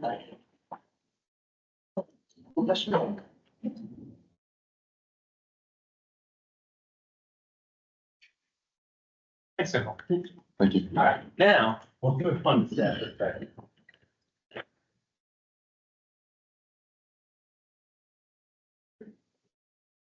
Please.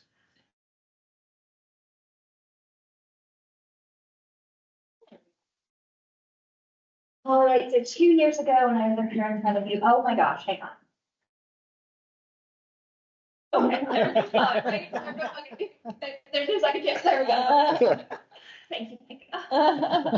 2 years ago when I was up here in front of you, I had just taken over the department. We were shifting sort of gears and changing the direction and the priorities of the department. And what I said standing up here is we're in a rebuilding era.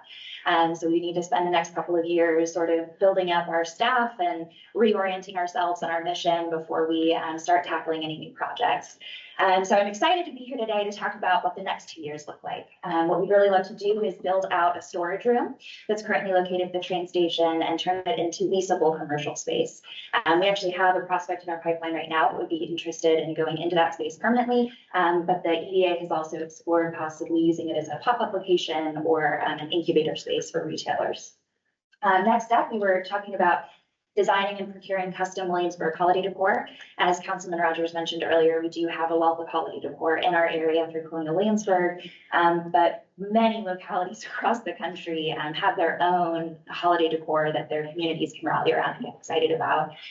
We've talked about doing not necessarily holiday specific, to be respectful, but maybe having 13 stars to represent the 13 colonies that range between 6 and 15 feet tall. Have a sea of stars in front of the community building is something that we've explored. So we'd really like to have a chance to make that happen for our community. Next up, develop and implement a full business retention and expansion program. Right now, we do not have a staff member dedicated solely to business retention efforts. For city businesses, and that's something that we'd really like to start focusing in on, which would require hiring additional staff. And then lastly, facilitating some programmatic partnerships between the Economic Development Authority and the Public Art Council. There have been a lot of opportunities that have arisen over the last year that we haven't really had time and sort of bandwidth to dive into.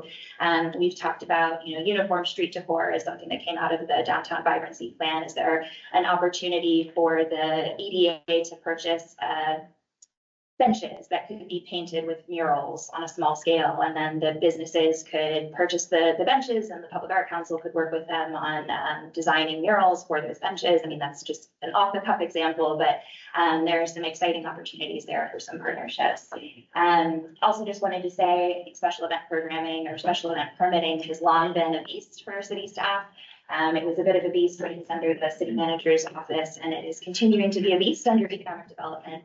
And so we are hoping to get a little bit of additional administrative help over the next couple of years to help ease the staff burden. Any questions for me? All right. I will just say that one thing that came up in our most recent Public Art Council meeting was talking about maybe collaboration with the bus stops. So it sort of goes in line there.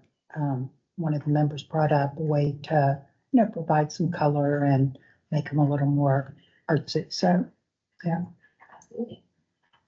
I think finance is up next.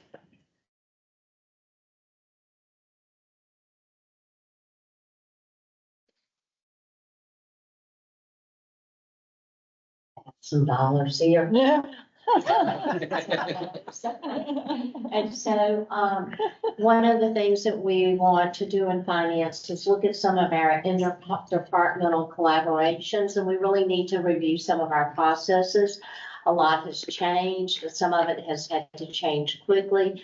We really need to go back and look at them, make sure they're as efficient as they can be. And we also need to keep, in that role, we really need to take a good hard look at our internal processes, because anytime, or internal controls, anytime you change a process, you want to make sure that you still have the integrity left of your internal controls. We also want to look at reporting efficiencies, and again, that has to do with more efficient operations, being able to turn around the needed reports, whether not just monthly reports, but other reports that departments may be needing with as efficiently as fast as possible, but with accuracy. We also want to do, we've had a lot of turnover. We want to start looking at succession planning. We want to have cross training. That was one of the things I heard with some of our more recent transition, is we didn't have the cross training that we needed. And I don't want to incur that kind of pain again. And we have a lot of areas where we have one person doing it, and it not only puts us at risk for being able to maintain services, it also means that there are people who have to make sure that they are at their jobs at certain times, which is okay. But everybody, every once in a while, deserves to be able to take a break from that routine.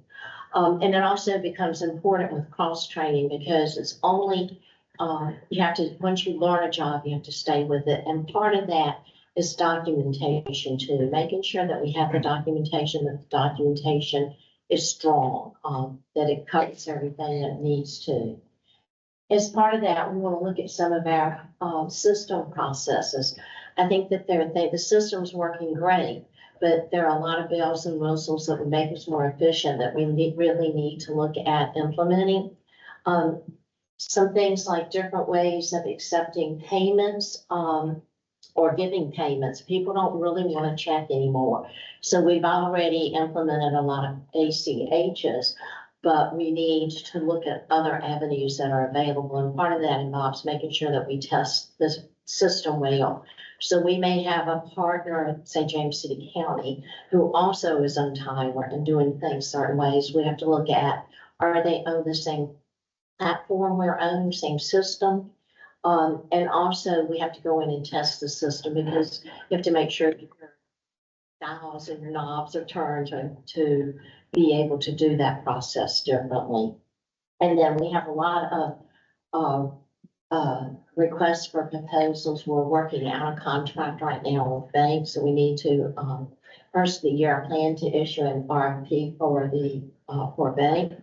Our cost allocation is an annual to annual. We really like to have a contract for that. For one thing, it gives us the opportunity to discuss changes up front that take a little bit of time to implement. And so basically what we're looking at is getting everybody well trained, looking at more efficient operations and making sure that we have adequate cross training, as well as some critical contracts in place. Any questions? Thank you.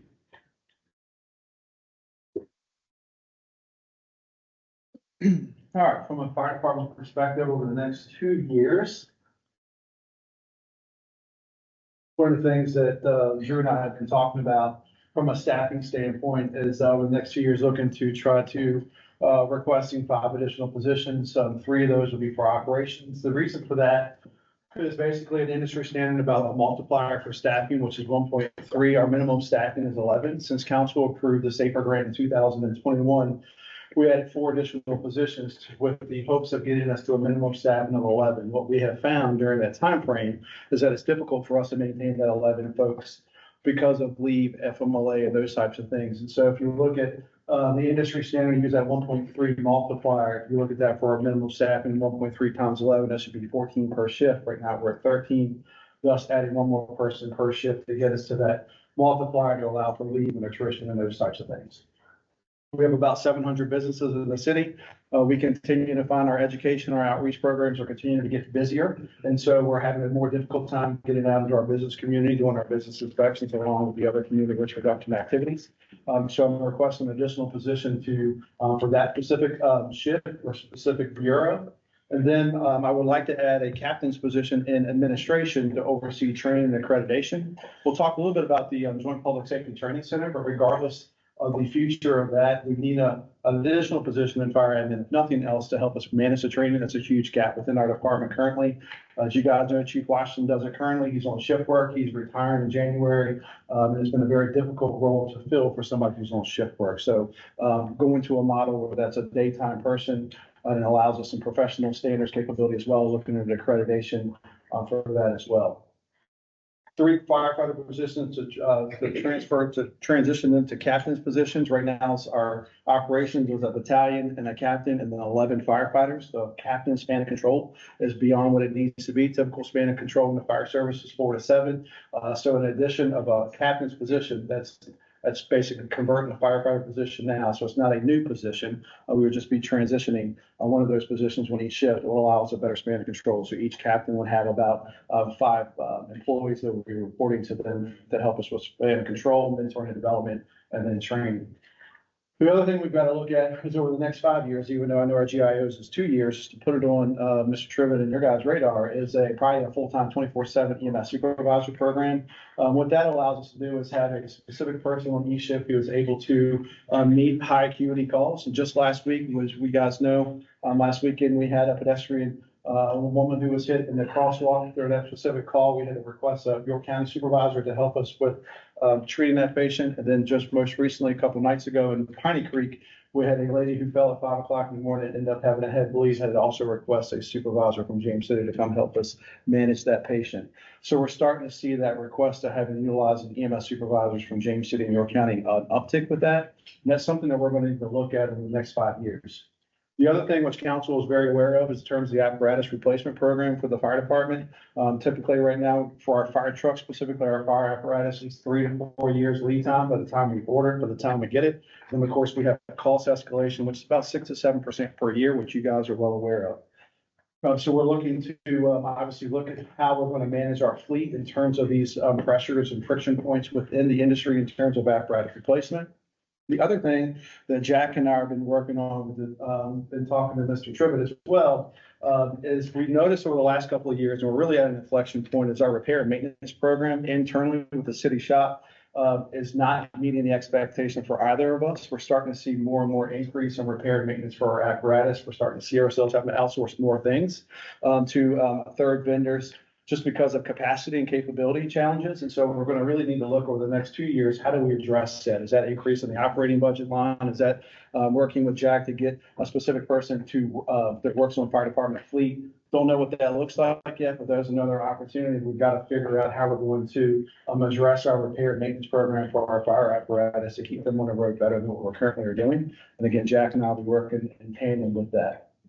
The Joint Public Training Safety Training Center at Walnut Mill, Sean and I have been working on that. That initially came out a couple of years ago in the CIP is a fire tower, is a burned building. And then since then, my position has been, if we're going to do that, we really need to look at what our needs are. And we don't, while the burn building is important for us, there's other facets of things that are important for the fire department in terms of training, that we think that we need. And so Sean already has his shooting range out there. So we're trying to find out some synergy on how we can have a joint public safety training facility together. He can address his shooting range needs, which I'm sure he's going to talk about, but then also classroom space and all that. Instead of having multiple classrooms and those types of things, can we create some synergy to have some efficiencies in terms of that? So right now, we're in an exploratory phase of that. We're working through a master plan to see what that would look like from a budget guidance standpoint, to see if it's even going to be financially possible. So he and I are working on that. We actually have a meeting this week to start working through that. From a fire department perspective, there will be some regional cooperation with this, with York County and James City, who are very much interested in this to help offset some of the operating costs for that. Those conversations are obviously very initial conversations because we don't have a lot of number signs with it or dollar signs with this program yet. But there's a lot of interest in trying to get this moving forward, and we'll have to see what that master plan comes through in terms of what the price is going to be and see if that's even something that's financially reasonable. Emergency management training and exercise, this is something we talked about at the GIO in 2022. This continues to be a challenge for me personally to get that off the ground and providing the city staff as a whole with training and exercises. So one of the things that I want to look at doing is doing a bid proposal to get a third-party vendor to help us come in and manage the training and exercise. If nothing else, just help us plan them out so that we can have some added depth and some added capability and bandwidth to try to provide some of that basic level of training for our city staff to ensure that when we do operate the EOC, that we're able to do that at a high level and able to provide our folks the resources that they may need to be able to be comfortable working in that space. And then the ISO is our insurance office recertification. Last time that was done is in June of 2016.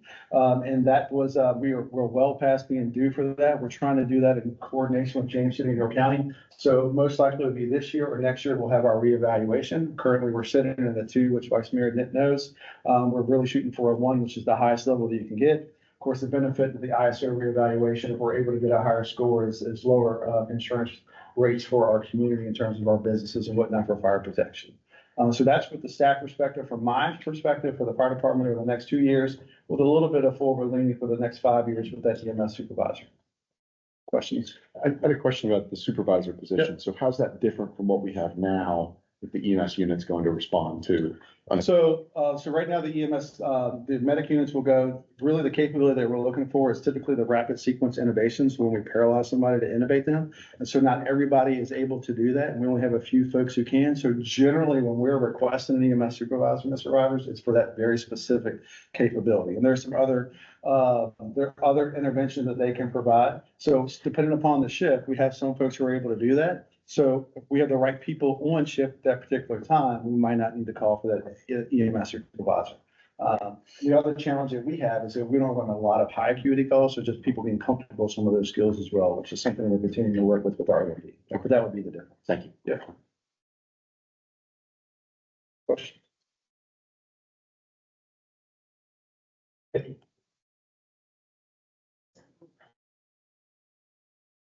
You had a little character on your slide. Oh, I'm sorry. I don't. Now it's too late to press it still. Yes. What's the fire do? You have something.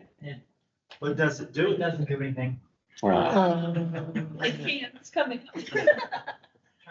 Okay, so for human services, we have 3 focus areas, 2 for housing and 1 for employment.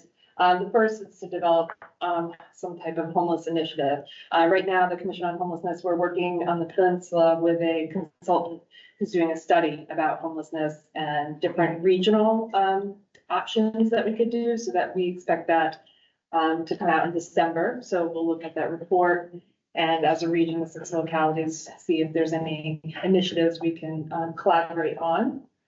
And then obviously taking the feedback from our residents and maybe potentially work with some nonprofits to focus on some city services that we can expand.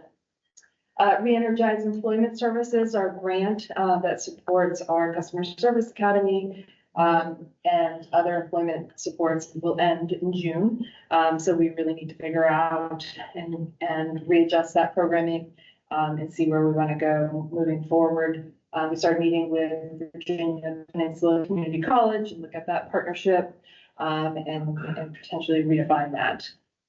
And then our transitional housing programming, we partner with two, Salvation Army for 2 units, and then our 3E Bacon Street for 5 units. Again, those are grant funded, so embedding them into the city will allow us to have some consistency in that programming.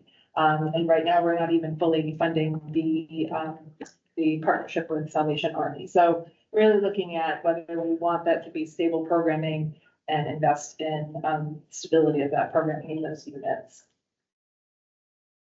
Questions for me?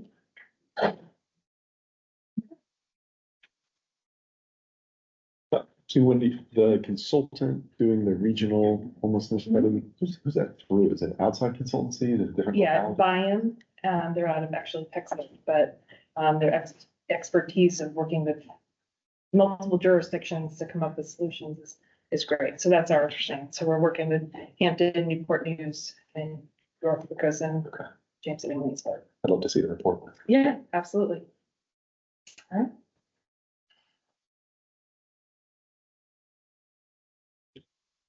IT, and I'm gonna bust your bubble, and mine doesn't do anything. I don't know, I mean, all the support people in market. So for the next 2 years, from an IT perspective, cybersecurity, anytime I talk to anybody about anything where I'm listing what's most important to me and my department, cybersecurity is always going to be number one. Protecting the city's data, the employees, the citizens, whatever the case may be, is always going to be job one. So for us, lots of work through HRPDC that is grant funded. We've gone through information security programs, business impact analysis. We're currently working on refining. We already have a disaster recovery plan in place. We're going to refine that, kind of coordinate that along with NIST standards, which is like federal level. And then we're going to do a lot of tabletop exercises and stuff, putting scenarios at us and how do we react to them, making sure the plans work, we understand the plans and so on. Number 2, construction projects. There's a lot of construction projects going on, as you all know. We're still working in the fire department to finish up some stuff there. The police department is coming out of the ground. There's lots of technology in there. And then the sports center as well. So lots of construction projects where we're going to have a fair amount of technology involved within it. Next is data strategy and governance program. That sounds really pie in the sky sounding, but what that really means is the city as an organization, as you know, is made up of a bunch of little mini organizations, right? All of those generate enormous amounts of data. We've got data living throughout the departments that would be beneficial if we knew where it was, we applied the proper security to it, the proper controls to it, but then was then able to use that data for decision making, for reporting, for whatever the case may be. So this is probably going to be a minimum of a 2-year program to stand this up. Katie Clark within my office, our data analyst, is leading the charge on this, but this will get us to stand this up, and then we'll have not only an inventory and an understanding of where our data is, but how can we use it across all the departments within the city. We talked about this a little bit already. The internet is a public utility. That's a belief of mine. It's a belief of Drew's. So we will continue to press on that. Verizon is at least listening, which is a positive. Others aren't necessarily don't share our enthusiasm at times. So I believe we have a good model in place for this, but we'll see. Like I said, we're currently working with Verizon. We'll see where that leads. And if it doesn't, we'll find someone else that shares our vision for that. And then last, the strategic and innovation plan. I threw the innovation in there. We operate under a 3-year strategic plan in IT. In 2025, it comes to an end. So we're going to start going down that line. But in terms of just strategic initiatives, kind of work through all of that and get all of that lined up. But I want to start plugging in a lot of innovation and not just what are we doing, what's the next step and keeping the lights on here or whatever. I want to start looking at ways in which we can innovate and that we're not currently doing. So that's IT for the next 2 years. Any questions? When you talk about cybersecurity, that includes the waterworks division and. Includes everything. Okay. If it has, I tell you, if it has an on-off switch in the city, then yes. Okay. Thank you.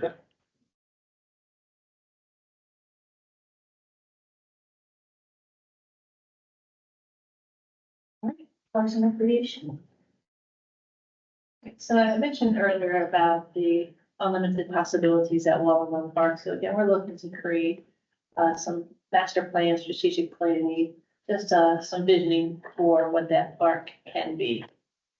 Also, some big changes on the horizon as we are working toward opening a new sports center. So we'll be working collaboratively with Kemper, which is a third-party operator, to focus on program development and enhancement for the new regional sports center. Also, we're going to look at, as you know, the farmers market now falls under Parks and Recreation, and we want to do a study to see what it looks like if we either add some, like a midweek market, and eventually the market manager's goal is to offer a market year round. So we're going to look at if that's possible. Also, I'd like to ask for some administrative support. That's one position that we lack, that we're in dire need of. And also, as we are looking to plan out Walnut Park, adding a full-time assistant park manager. And then finally, just some additional office space at the recreation, Quartermath Recreation Center. Any questions? Gotta hit your tree. I'm not sure it does anything. It does, might fall off or. Yeah, I missed the score. Yeah. Good looking out, Micah. Thank you. Any questions?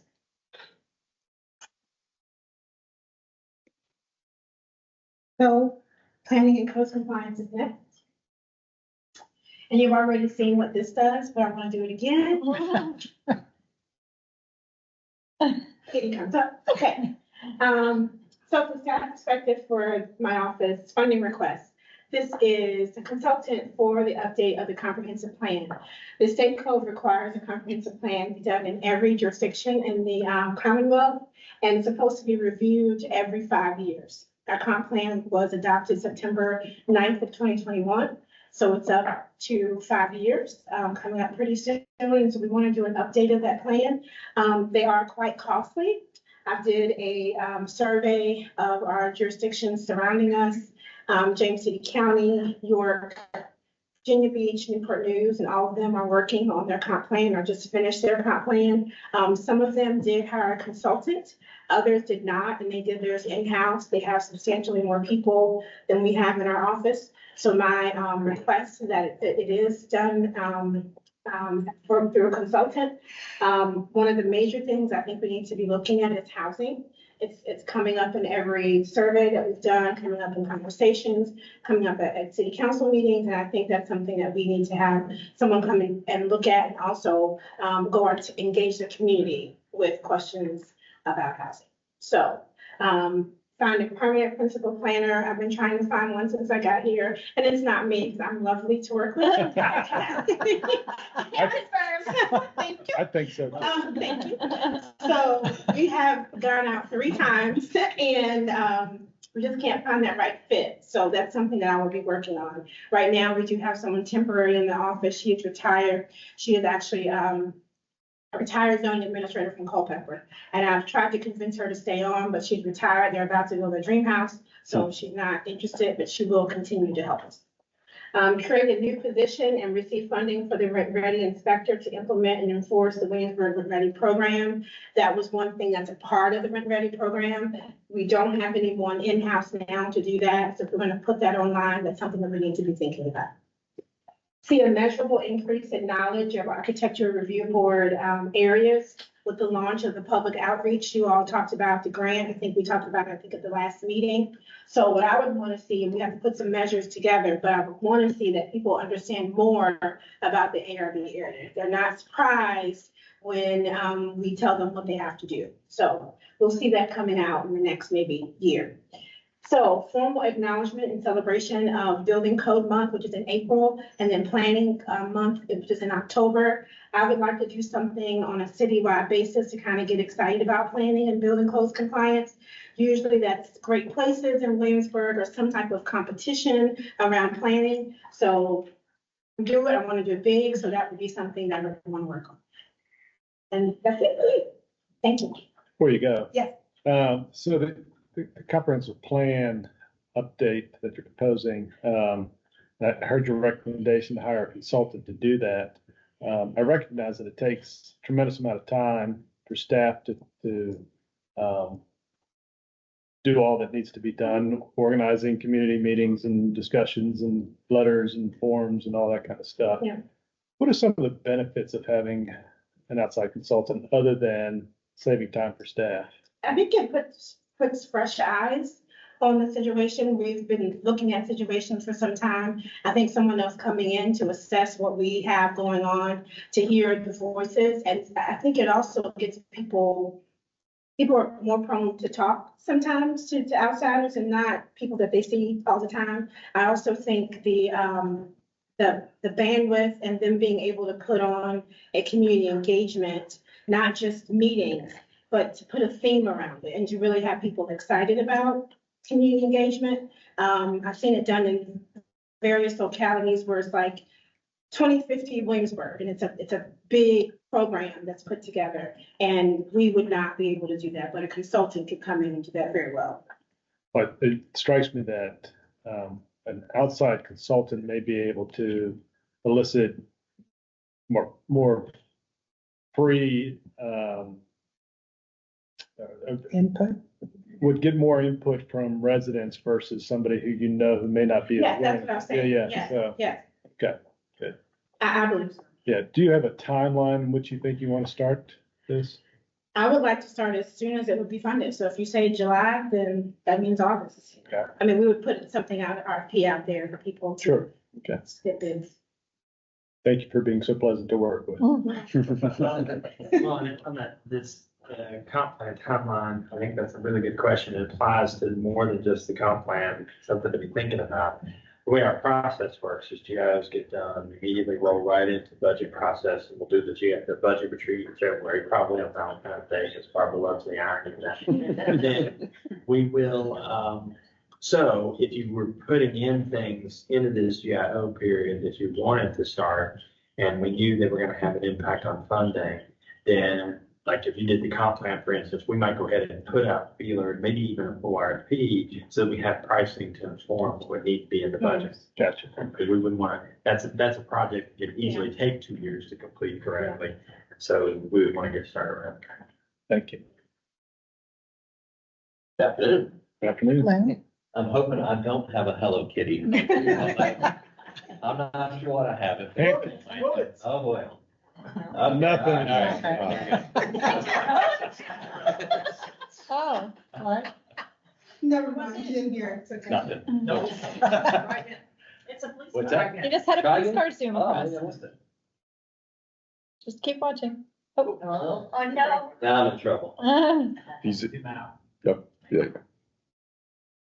Oh,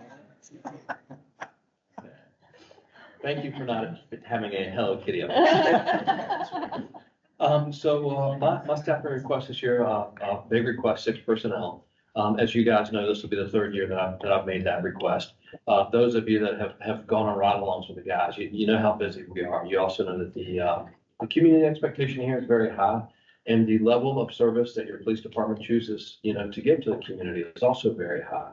We embrace community policing, 21st century policing, and those things certainly take time. What we're asking for is 6 additional personnel to be able to increase our mental patrol staffing from 4 to 5. And really, I mean, there are, more times than I would like to admit, there is only 1 officer available, and really they're almost in a standby mode, trying not to engage with anything just because they're the only person that's available in the road. And then there is the occasion where we don't have any officers available to respond for some periods of time, short periods of time. But so it is a need. I mean, as your police chief, I like to talk from a position of strength, a position of, But it certainly is a weakness for us. And I hope that I know there are a lot of competing needs this year as every year. But I really do hope that you give this serious consideration for us. It would be extremely helpful. Police building is the other thing, and really, again, just sincere appreciation for funding us, for supporting us on this project. It's going to be an incredible building, and a lot of the heavy lift for staff is still underway as we go through the next 2 years. We do hope to be moved in November of 25, so it'll be here before we know it. But there's a lot of work that needs to occur between now and then. And then, as the fire chief mentioned earlier, the Joint Public Safety Training Center in Willamette. I know you all have been to the firing range, and you can take a look at the firing range and know that it needs some repair. 2 years ago, I think you guys actually set aside some funding for us to do some very minor repairs to the firing range. And then with the fire department wanting to do a bit more of a joint police fire training facility, we've temporarily hit pause on what we're trying to do there. It may be that to make the master training facility work the way we would like, we may need to pivot the firing range, I don't know, maybe 45 degrees, so that it's kind of pointing back behind the runoff for Watermill, the reservoir. But for the most part, it just didn't make sense to get started with beefing up that berm and doing some of the other things that we need to do, knowing that we might have to pivot it just a little bit. So, more to come there. One thing we don't have now are bathrooms. Obviously you're out in training. For a day, we just finished our weekly firearms training where every officer spent 8 hours on the range. And so you have to leave, you have to go in the woods, which we don't like the guys doing, or you have to leave the range. We didn't hear that. Yeah. And it's even more problematic for our females, admittedly. And we don't have any classroom space out there. The storage facilities that we do have out there are rotten and they really need a repair. But we also don't have any way to have that more dynamic, realistic type training that we would like to have to really be, as prepared as absolutely possible. So happy to answer any questions, but I really do appreciate your consideration. When you talk about training facilities, you're talking about a structure that has classroom space in it? So specific to the police department, what ideally we would have, at a minimum, we need some improvements to our range. We probably need to replace the fencing and have a larger footprint.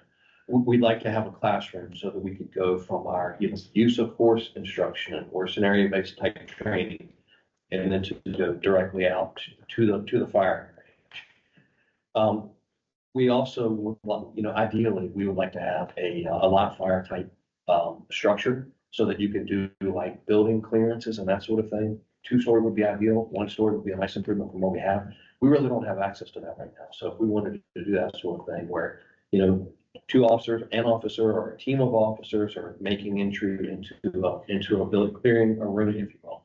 We don't have any ways that we can do live fire drills as we're doing that. We have a very static firing range, and we don't have access to it. So it would be a great improvement. And so we don't use another jurisdiction's training facility today? No, we don't.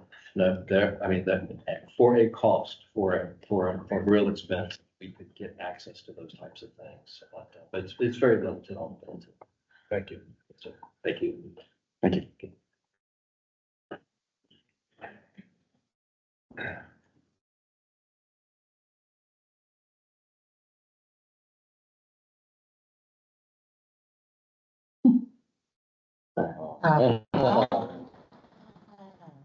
It's not a knuckle bean truck. Pelican was inside the. So some of our stuff, or a handful of these you're already aware of. Obviously, we're already working on relocating Public Works Yard. Material storage area and salt bin will stay on site where we are currently. We've got room for it. We're going to move the fleet maintenance garage out to the filter plant simply because we have room and we have less ARB restrictions and restrictions. Lowered the cost of the building, so better location for that. The Capitol Landing Road corridor improvements, I think very well aware. We just spoke about that last month. That's ongoing. We are getting close to completing the master plan for both Public Works and utilities. And what that'll do is, that's kind of the big picture CIP stuff for long-term, 5 to 10 years out, the bigger projects we need to focus on. Getting into the stuff that we hadn't spoke about at council is, we are looking at pursuing American Public Works accreditation. Generally speaking, the best way to run a department like Public Works, the jury's in. There's best management practices, many of which we do, some that we don't. The biggest one is we need to shift from reactive to proactive. We want to get out in front of the complaints. We do really well to responding to residents. We need to be out in front of to where there's never an issue, we never get a call. Is the goal there. The first step there is to complete a self-assessment. We're looking at completing that in the next 12 months. And that's basically where you look at where are we at compared to what the best management practices are. And then you start working your way through the practices to meet the accreditation. We're looking at, they say 3 to 5 years. I'm hoping to do it in 3. The internal leadership group is on board. Everybody's ready to go. So we're going to give that a shot. Our staffing requests, we have a few. The engineer position was in the budget in years past. The position was never filled, and so it was eventually pulled out right before I came to work here. Trying to get it back into the budget. We have 54 current CIP projects in the works right now. That's a big lift for our engineering group. And the nice thing about Public Works is we get to be involved in pretty much everything. We talk about the joint training facility for the PD and the fire department. We're involved because obviously there's civil engineering that has to happen to build these things. That's all stuff we would prefer to keep in-house to support other groups. Building maintenance is an area where we are currently not providing the service we need to provide. We only have 2 folks in that division. When one is out on paternity leave, we have 1 person to maintain 20-some buildings. The math is very difficult. Same with the fleet maintenance. As the fire chief spoke about, we're having a difficult time turning the trucks around fast enough. It's a public safety issue, and it's something that he and I have spoken, and we really need to get turned around, especially on our end. And we just don't have the staff. We have 3 people in that division. We have 1 dedicated to the fire. We have 1 dedicated to PD. And then my own fleet is roughly the same amount of vehicles. Again, it just makes for a difficult lift. The turf manager is kind of the division where Public Works takes care of all things green, which will include the ballparks. Again, we're up for it. We have, as you know, an outstanding landscape group. We just need an additional staff person to be specialized for the ball fields themselves. Is for, we have 2,500 acres out of Wallow Park. We have trees obviously all over the city. Lucas is an outstanding tree expert, but we need somebody again dedicated to the forestry aspect of what landscape does, because Lucas is also the superintendent, and so he needs to be in a leadership role. The last 2 are, when I first came to work here, one of the things that Drew and I talked about is there's never been an assistant director for the Public Works group. We're one of the largest departments with fire and police. We've got over 50 employees. I don't know that an assistant director is appropriate. What I kind of envisioned is an upper middle manager kind of over both departments. We were actually formally 2 departments. If you go back into Dan Clayton's early career, they put him over both. They're very different jobs, different budgets, different funding, both large jobs. Both jobs would be over roughly 25 staff, 10 million plus in budgets. I think due to the size of our department, it's appropriate. But they're listed in order of priority. So those operations managers are the least priority, at least as far as what you see there. And I do think that we have the in-house talent to where we can promote from them. I think we have superintendents on staff that are ready to take the next step up. It's a succession planning opportunity for me. I can teach them both how to be a department head, and it gives more upward mobility to those, front lines that want to move up. Do you have any questions? Where are we with the Public Works yard? I know that we had once envisioned doing some rebuilding that area where the mechanics are and all that stuff. Are we just looking to renovate those buildings now? Yes, sir. We met with contractor this week, and if he can give me updated price, I'm gonna bring it to council in November. We're gonna start with the materials building, salt bin, and upgrading the buildings. We're gonna spruce up the break room, make the shops themselves nicer. The fleet garage will probably be last. We'd like to square away some larger projects first, and before we can focus on that. We hope to start the other real soon. Thank you. Jack, you mentioned having someone, maybe not in a deputy role, but over both sides of the department. Does that mean that Public Works Operations Manager is also Utilities Operation Manager, or those two different roles? Two different roles. Okay. In a previous job, when I was the number two, that was my title, was Operations Manager. Okay. Thanks, Jack. Thanks.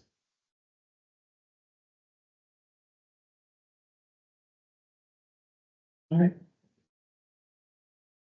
No money left. No money. No money. We're not asking for any money.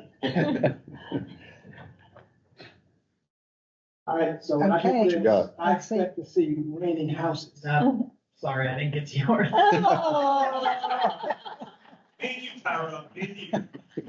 All right, so from my perspective, staff perspective, I held true to the strategic plan that the Housing Authority Board approved.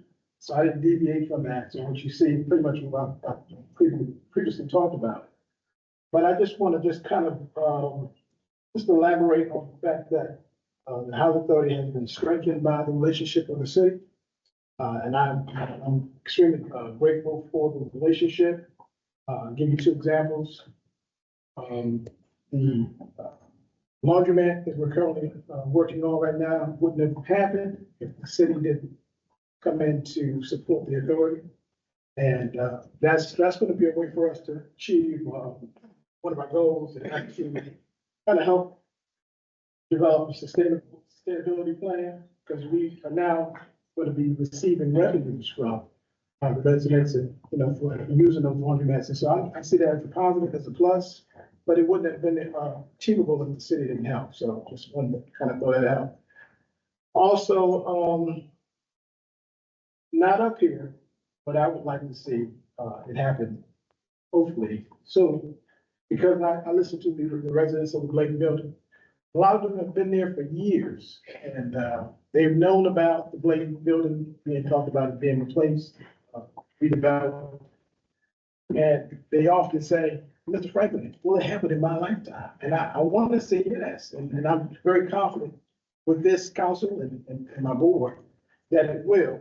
But even though it's not up here in the next 2 years, I think with all the city initiatives and activities, it would be nice if we could kind of make that happen. That's just a plug.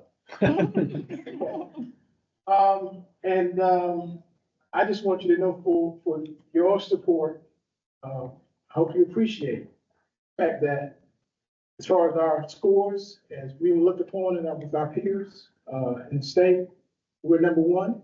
As far as our FAS score, which is our physical assessment scores and how we deal with our assets.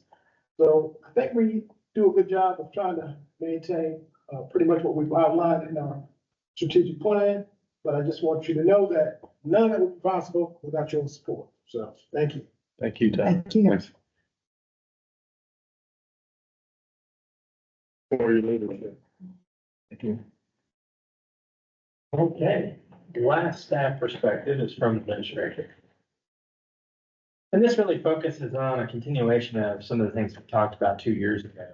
We talked about revising the city's benefits program. We've taken a lot of steps in that regard. I think it's paid dividends with a pretty low vacancy rate at the moment. But we still had some ideas we wanted to pursue. And so one of them is to continue to refine the tuition reimbursement program.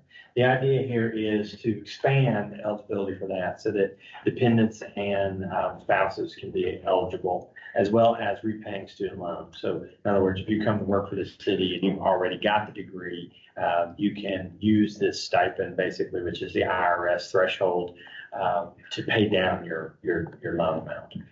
So pretty exciting benefit. We've costed it out using a survey. If we implemented it right now, we're looking at about $300,000 in cost per year based on the survey response that we got, which could be a little high, could be a little low. Obviously, it's just a survey. And so when we actually deployed that, it'd be interesting to see. Would love your all's feedback on that as we consider it as a possibility as part of the budget moving forward. Of course, that's all dependent upon our getting enough money to sustain it. Another benefit that we've talked a lot about is daycare. It continues to be something that the staff asks for. It's consistently something that new employees ask us about, and we're considering different options. Obviously, one is to just change how we handle our current daycare benefit so that we're providing a match toward the amount that you can put aside. Unfortunately, like a lot of the savings account programs that work through your employer, it can be confusing on how it works. So essentially the way this one works is you pay in advance, we match that amount, and then you're able to draw out of that account to make your monthly payment to daycare. Another option would be to find a partner and actually deploy a daycare program. And there are some localities in the state that are doing that now, and we plan to go visit one of them in the short order. And then last is, this is a movement in local government. There's a firm that's doing this in Virginia and making pretty decent headway with some clients, and that is to provide concierge medicine to your staff. The idea being that if you can reduce the hurdles for seeking daily, let's say, care as opposed to going to the emergency room, you can decrease the overall cost of the organization and decrease that recurrence of issues or an issue turning into something that's quite costly from a healthcare perspective. And as you all know, our healthcare bill is basically based on how much we're spending per employee per year. And so the experience of the organization is really what drives it. And we benefit from being part of the statewide pool. So our expenses are less than a lot. But I think as we want to think about keeping our percentages down low, this would be an interesting concept. So we're going to continue to explore that with the firm and see if it makes sense for us or not.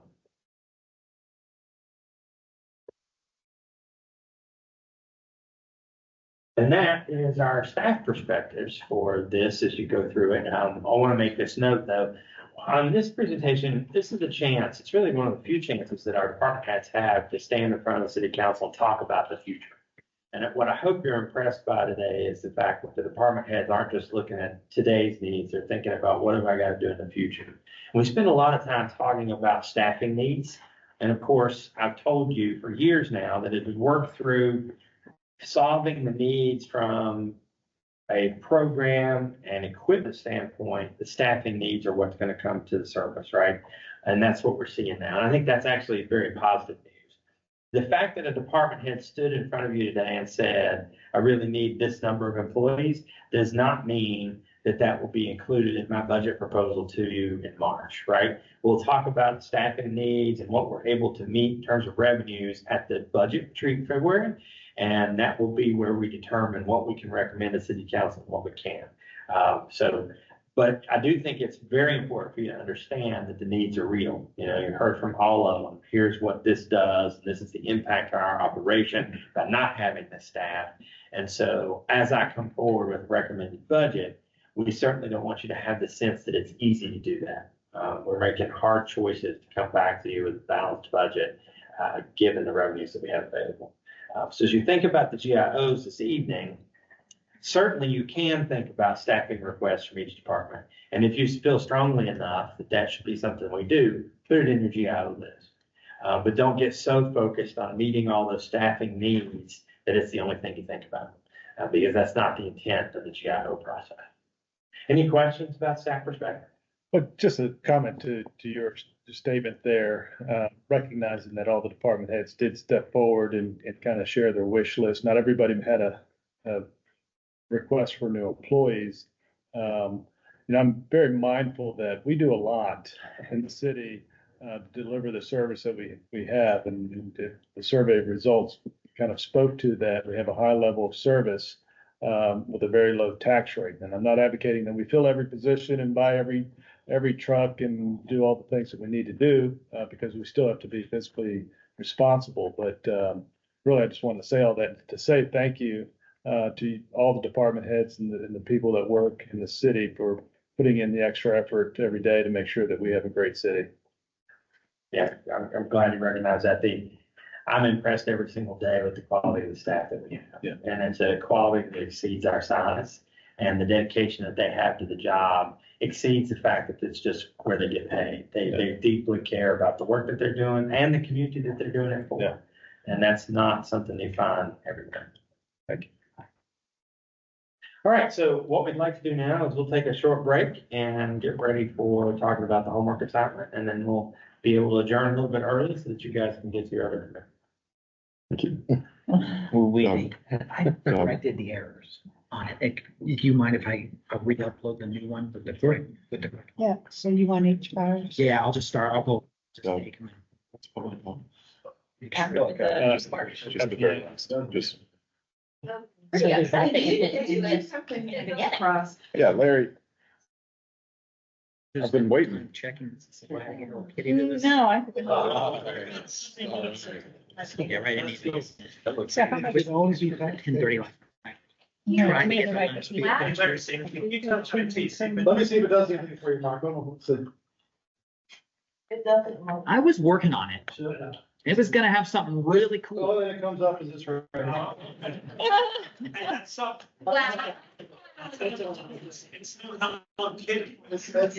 definitely not. How much of a break do we get?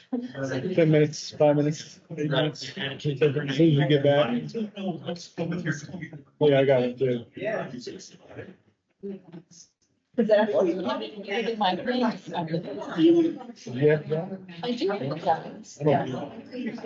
I got so much creative too. No, I don't do it. I Start down, and do the same to you. Did it work pretty well as we're following? Great, yeah. It's a little, In December. it was a little different using, iPads instead of the tablets. Last year, we used Surface Pros, but they were older and like terrible batteries. They had to keep plugged in. These, I mean, much better. Yours lasted the whole time. Well, I started slow. So Yeah. I rushed to the office to plug it in for 45 minutes. Mine was really, like, I moved. No. So Larry told me this.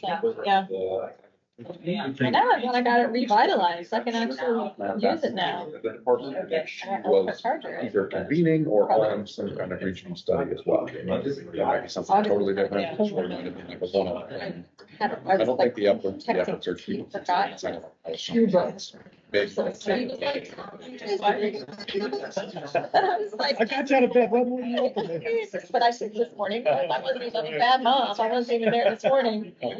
But like, I was like, I can't leave. John can't leave. So I don't know. He figured it out. He said he's fine now. So good. But there was a hot moment there.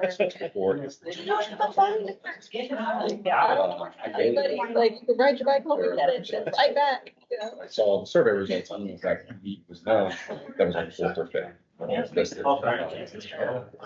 Good. Really Good. Madison just got back from Paris, Iceland, Croatia.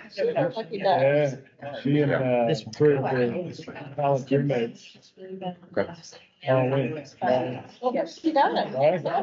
So she saved her friend and. No, friends work for this company, that company, and, they're buying glasses and bottles of wine. I saw a couple charges on my price card. Mine? That's yours. Mine, yep. That's okay. Yeah. Okay, yeah. She's, not working to be full time. Day or two. Yeah. Yeah. Do some stuff. I don't want to talk to people. That's what I. And I wanted to really learn. Every day. Talk at the trust. And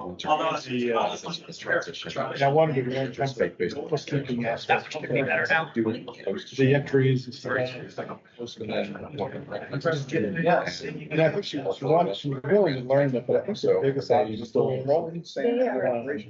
I'm probably only in the office after work day. She sits by herself. That's just me. Yeah. She hosting, bartending, vegetable, give her all the hours she wants. She just passed her real street. She's got a fantastic statement. Yeah. So, then she said she didn't want it. Yeah. Right. Not a good town. Friends. And roommates. The one that she had full time is with. I told you, is he 16 anymore? Oh, that's right. So I actually didn't originally, that's right. I didn't originally start Danny. Moved to So let me know if I need to. I still have a copy of him, so. there. Went to Charleston, Colorado. I'll be. It's all over the place. Settled in Charleston, Madison thinks she'll move down there. Where should you go to find a husband? Go get it. Yeah, that's right. Check from Centera. So when they were in Croatia. Made some publicity around it. I'm surprised not more people. Neglect mistakes. Seeing the program. Developed a relationship with this guy. And expanding. And so they've been, who lives in. Got the growth. Yeah. She lives in Charleston. So they were communicating, and she was telling him that they wanted to go to see. Oh, okay. Eric Rufford. And so he bought her a ticket. I said, Madison, why didn't you pick that one? It sounds like he's got money. Thank you. Yes. We'll appreciate it appropriately. At one point, I said to her, I hope you're married. Keep up your lifestyle. You're not going to marry pretty well. Dad, you don't think I can do it? Back in a year. Are we going to have that rec program and they want to expand it? I hear, yeah. If they decide where it's elsewhere or if someone else takes it. Not yet, sorry. End up being last. That's okay. Tea. Got it cold, didn't it? Yeah.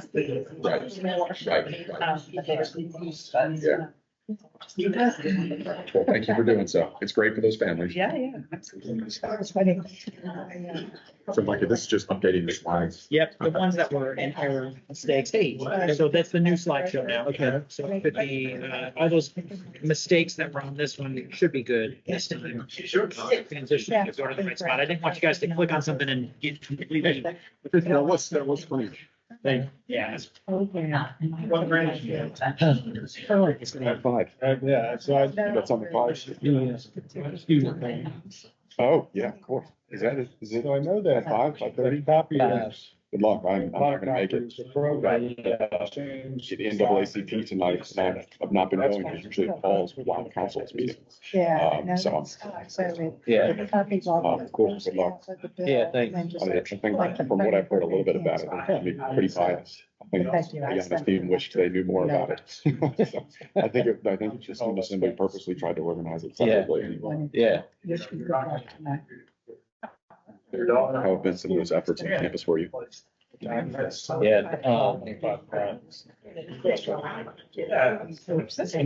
the young Democrat forum, I mean, I was out, and it was in a big group, and 4 or 5 of them left before. But I did get to talk to some that I don't think it's about. Yeah. So how many times have you all sat all next to each other? 5? And then, the young Republicans was just me. What made me feel was a good group. The improvement, And then, yeah. well, you know, they said they were gonna do the student, I mean, they were gonna do the candidate fair, Yeah. not the form, and as soon as they confirmed everybody for the fair, they took it down. I don't know what that was about. As I understand it, Grayson's public affairs somehow, so he wanted the fairs, and then some of the students in the room did the forum. I don't know. I didn't see Grayson at the fair. Oh, really? Did you there? See He's Grayson? been really involved with At the Ayanna fair? campaign. He was there right at the beginning, and then he came over and said he had to go. So, Good luck. Hope it goes well. I didn't realize how many forums you all been a part of, because in 2020, it was 0. Pat, have you? I didn't even look at those realtor questions until Friday. I've only answered 2 of them. So the realtors send us questions. How many questions are there? 15? 15 of them, and most of them are 3 or 4. I thought we had an interview. And then we had Well, we got, I think he did. Well, I don't know. I don't remember. there's 15 questions, and almost every one of them has 3 or 4 parts. So I think I do Bruce said this. I should just say I'll talk to to be you about answered it. in the interview. Yeah. Yeah. I don't have Yeah. time. I- What, where, if they even were to endorse, where's that going into? Well, the meeting, and the meeting's not till, the interviews aren't till the 23rd of October. That doesn't matter. Like, seriously, it does not matter to me. So in 26, But the 23rd?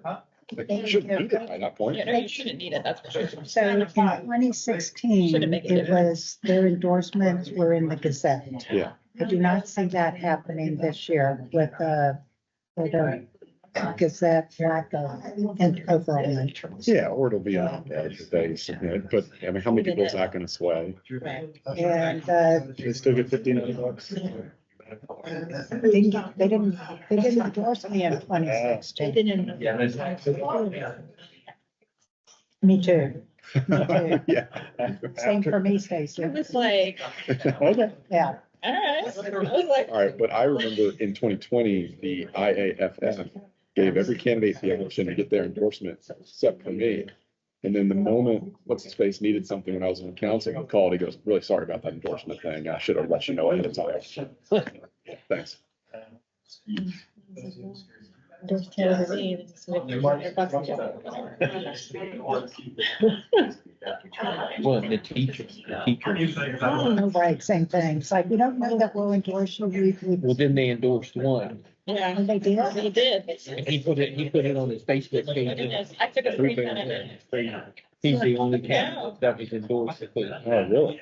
No, totally serious. Just because he said unequivocally, I want to split. I imagine that's bad. Well, yes, everyone. yeah, and I probably, probably the same thing with collective bargaining. Yeah, yeah. And he's They had a Facebook page. They should follow him. Yeah, oh, that is one. It's because he was a track coach. Yeah. English teacher, wasn't he? Yeah, History? English teacher. English teacher, yeah, yeah. Stacy, Absolutely. if it makes you feel better, I didn't know about this either. So. You know what I did see though? This was on his mailer. Who are these people? This is weird. It's like people that we don't know. Just, it's a stock photo. I was gonna say, is that in Boston maybe? That should be in response to his post. Oh, How do you use real families and medical? Yeah. I'm going to exercise after this. Blood pressure's too low. Yeah, I took a screenshot of that because I was like. Yeah. But I mean. Like, did he commission a family and he took the photo, or did he grab that from someone or download it from somewhere? It's on the school website. But that's weird. He just downloaded it and put it on his mailer. I didn't even think about that. You're right. Yes. Like, yard signs don't vote. Appearance fee. Yard signs don't vote. That's what I've been told.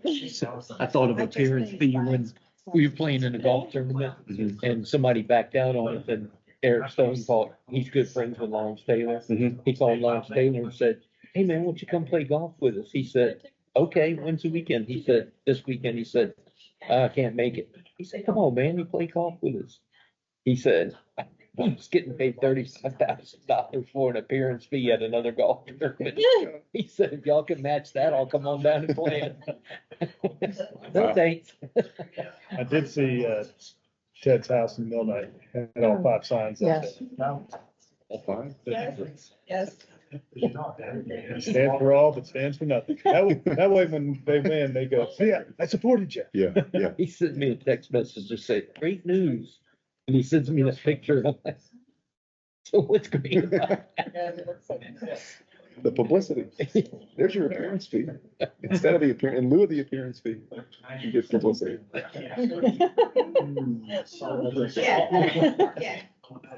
count for working hard. Yeah. All right, Drew, wanna go? Gotta add It's nice to be a disaster. I'm gonna go in there and see. So, police department wants 5 positions. Oh, that wasn't the question. All right, so just a little bit more about the homework for this evening. So today has been an interesting journey through all the things the city is doing. If nothing else, I hope you're impressed by the fact that there is a lot going on. And unfortunately, the point of this exercise is to add to that. So we ask that you keep that in mind as you're going through it. So we've put together the handy dandy menu. As I said, this is not meant to be the only thing we think about, but it's just to help get the creative juices flowing. So what we do with this menu is we break the items down and we try to organize them by complexity. So when you're looking at the front, what you have is appetizers, soups and salads, and entrees. So entrees are much more complex to deploy. And when I say complex, it's not necessarily just about how expensive it will be. It's about all the necessary steps required to get whatever it is done, right? So then soups and salads slightly less so, and the appetizers may only require a vote of the city council or the staff to implement a program, et cetera, et cetera. So that's a pretty easy thing to do. As you think about adding or taking away from the list, what I would suggest you do is think of it that way, right? If you're at the table and you pile up a bunch of entrees, you probably don't also want to order all the appetizers that are available. So maybe a mix of things, keep that in mind. And then on the back, you have a list of the things that are already on the table. So these are some of the big projects from the previous GIO cycle that are still on the list, and some other things that we're working on, so that you get some perspective of what we're currently already engaged in as you think about adding to the list. Then you have the full list of comp plan initiatives, just that you have them for awareness. You have the mandatory exercise on the CO2 reduction, and then you have the dessert list. And that's where we want you to write down any thoughts you have, any kind of new initiatives that aren't on this list that you thought of, put down here. Hopefully during the day today, you've made some notes and are prepared to do this. Now, we were trying to remember if 2 years ago, whether or not we gave you any kind of a limit. I don't think we did. Maybe we did. I would just say, think of it like you're sitting at the table. You can't eat it all and neither can we. So just keep that in mind. There's only so many of us to do all this work in a 2-year period. I'm surprised you gave us so many spaces for this. Yeah, right, exactly. That's right.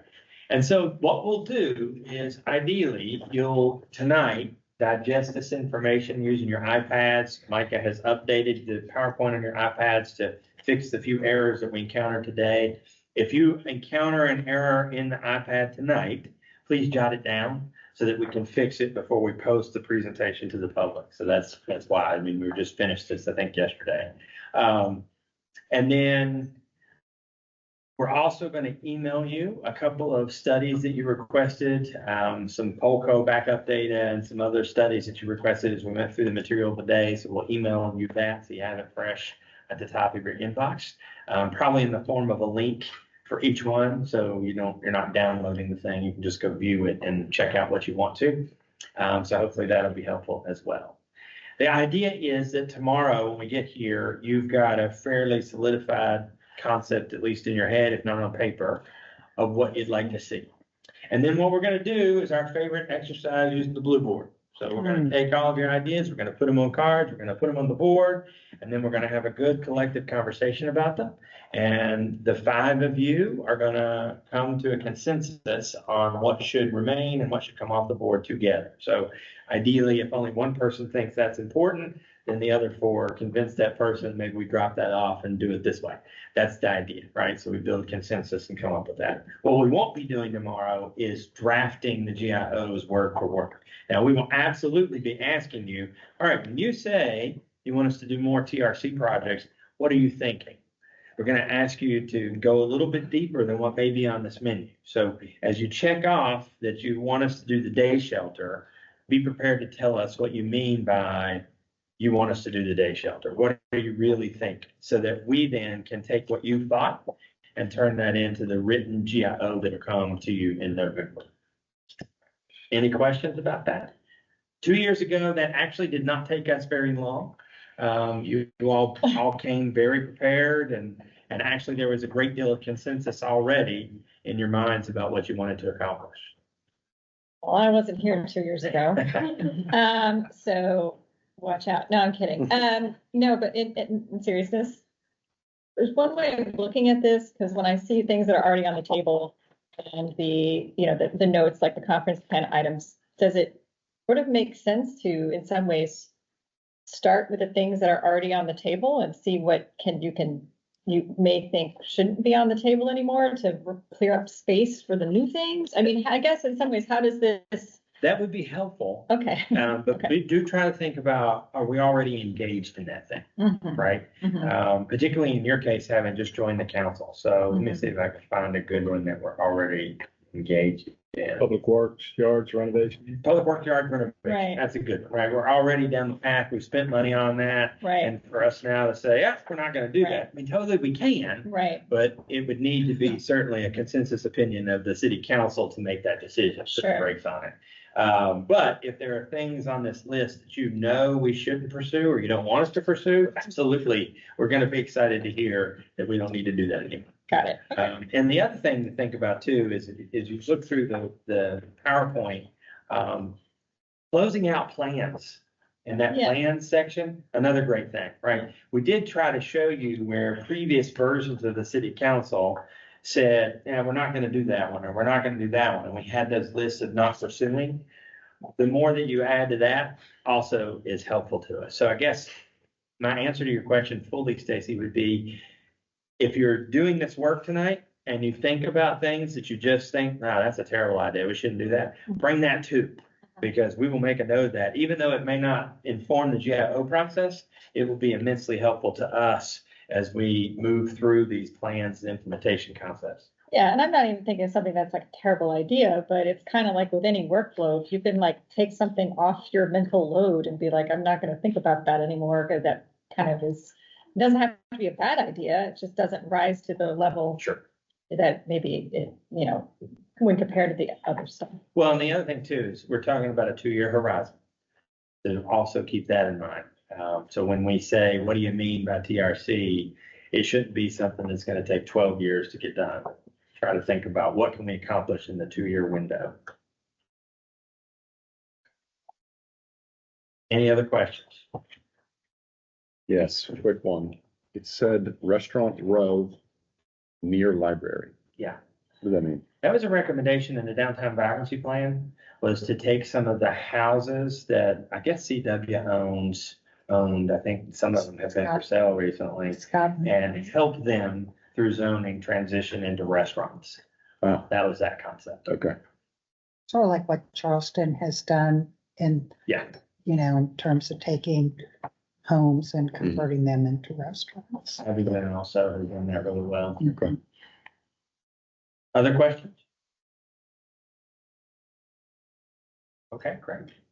That's it for us today, Mayor. I think the only thing left on the agenda is open council. Are we, is it 8:30 or 9 o'clock tomorrow? 8:30 in the morning. Okay. Unless you prefer to start at 9, that's up to you. No, I'd start at 6 if you want. Some objections to that. There'll be no Hello Kitty. Okay, we do have 2 speakers cards. First is Mr. Wilson.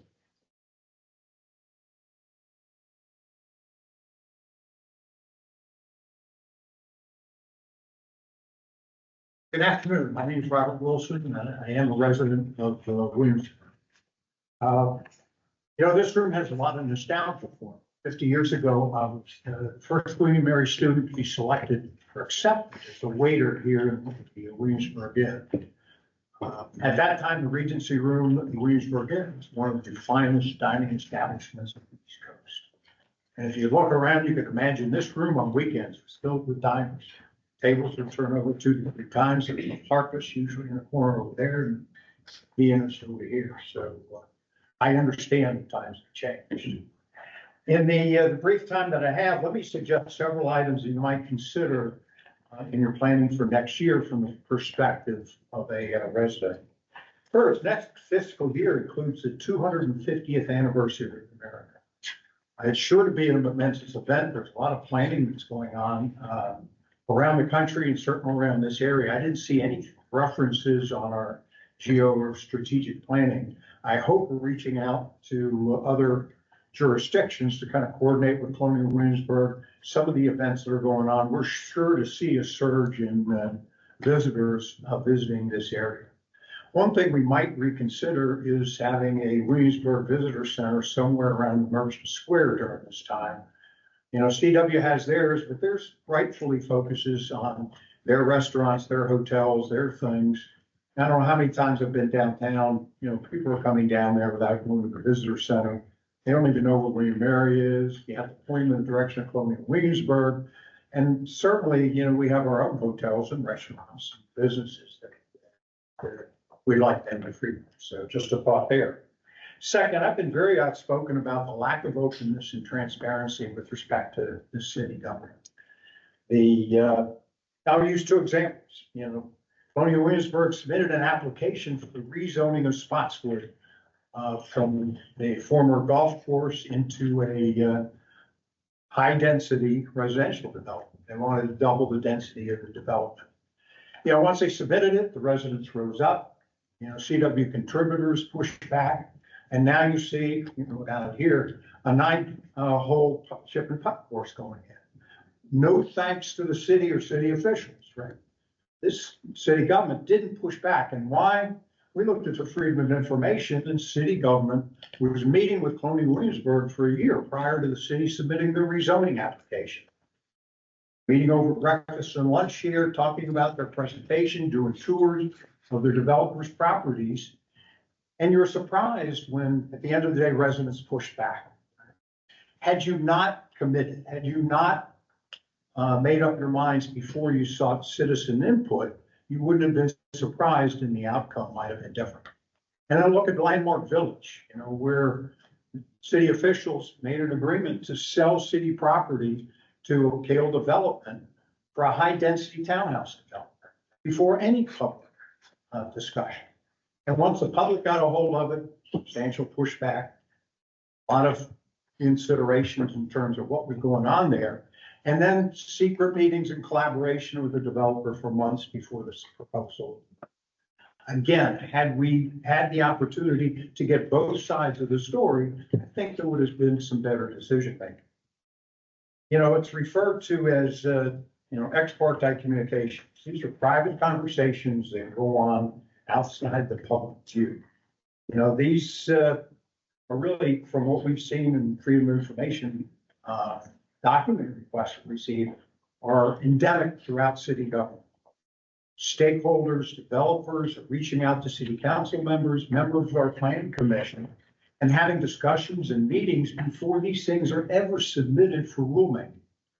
You know, ex parte, you know, and I'd recommend that you consider an ex parte communication policy that says, listen, it's legitimate to meet with constituents and developers for fact finding, but you shouldn't be giving them, you know, assistance in their preparation. You shouldn't be giving them encouragement in their proposals. That takes place in the public view once it's placed before the public. So, ex parte communication policy, openness in government. On the affordable housing issue, the community is generally not opposed to affordable housing. What we resent is these high density developments being submitted masquerading as affordable housing. And we've seen a number of those being proffered in the city and that type of thing. I think we should consider regional solutions for affordable housing, where housing developments built working with our adjoining neighbors and building transportation networks to service those areas, either transportation through bus or biplanes and that type of thing. You know, even reaching out to Colonial Williamsburg, a lot of empty houses in the Colonial area, you know, they don't pay real estate taxes and they want some rezoning for some of their properties. Perhaps they could rent some of those unoccupied housing in the Colonial District to city residents to try to issue that. And then exacerbating the affordable housing problem was William Mary's decision to increase student enrollment without adding their on-campus housing and parking infrastructure. You know, I've looked at their website. They've increased undergraduate student enrollment over the past 3 years by 750 students without any net increase in on-campus housing. 3 students per unit, this has absorbed 250 residential units that would otherwise be devoted to affordable housing. So why can't we request William Mary to pull back on their student enrollment until our housing and parking infrastructure catches up with that? As a city, we've neglected some of our city resources like water supply, public works. Public works is kind of hidden, it's not shiny and flashy and those kind of things like the police and fire department, but they're essential, and the city residents really appreciate the effort that the public works people make on their behalf. Our water supply's been, neglected for years. Unlike our adjoining jurisdictions, we did do no water supply study. We have no water supply strategy. Right? And I think Jack's just been on just a little over a year now. Hopefully he'll address those issues in the coming budget and some of the planning that we do. But we have water treatment facilities that are 26 years since their last major renovation, and we still have up in the air the issue with respect to water supply. And finally, CW has signaled their desire to develop property, Pocahontas Trail into residential units, the Green Course into a retirement facility and residential units, eastern entrance into Research Village, 500 plus residential units. Let's not change the comprehensive plan zoning to allow them to do that. Let's force them to go through the rezoning process so that the public has an opportunity to weigh in on those decisions. So, thank you. Finally, I want to thank you for your service to the city and great meetings. I always appreciate these strategic planning sessions to involve more people in the process. So have a good meeting tomorrow. Thank you. Thank you. Next, Ms. Fairbanks.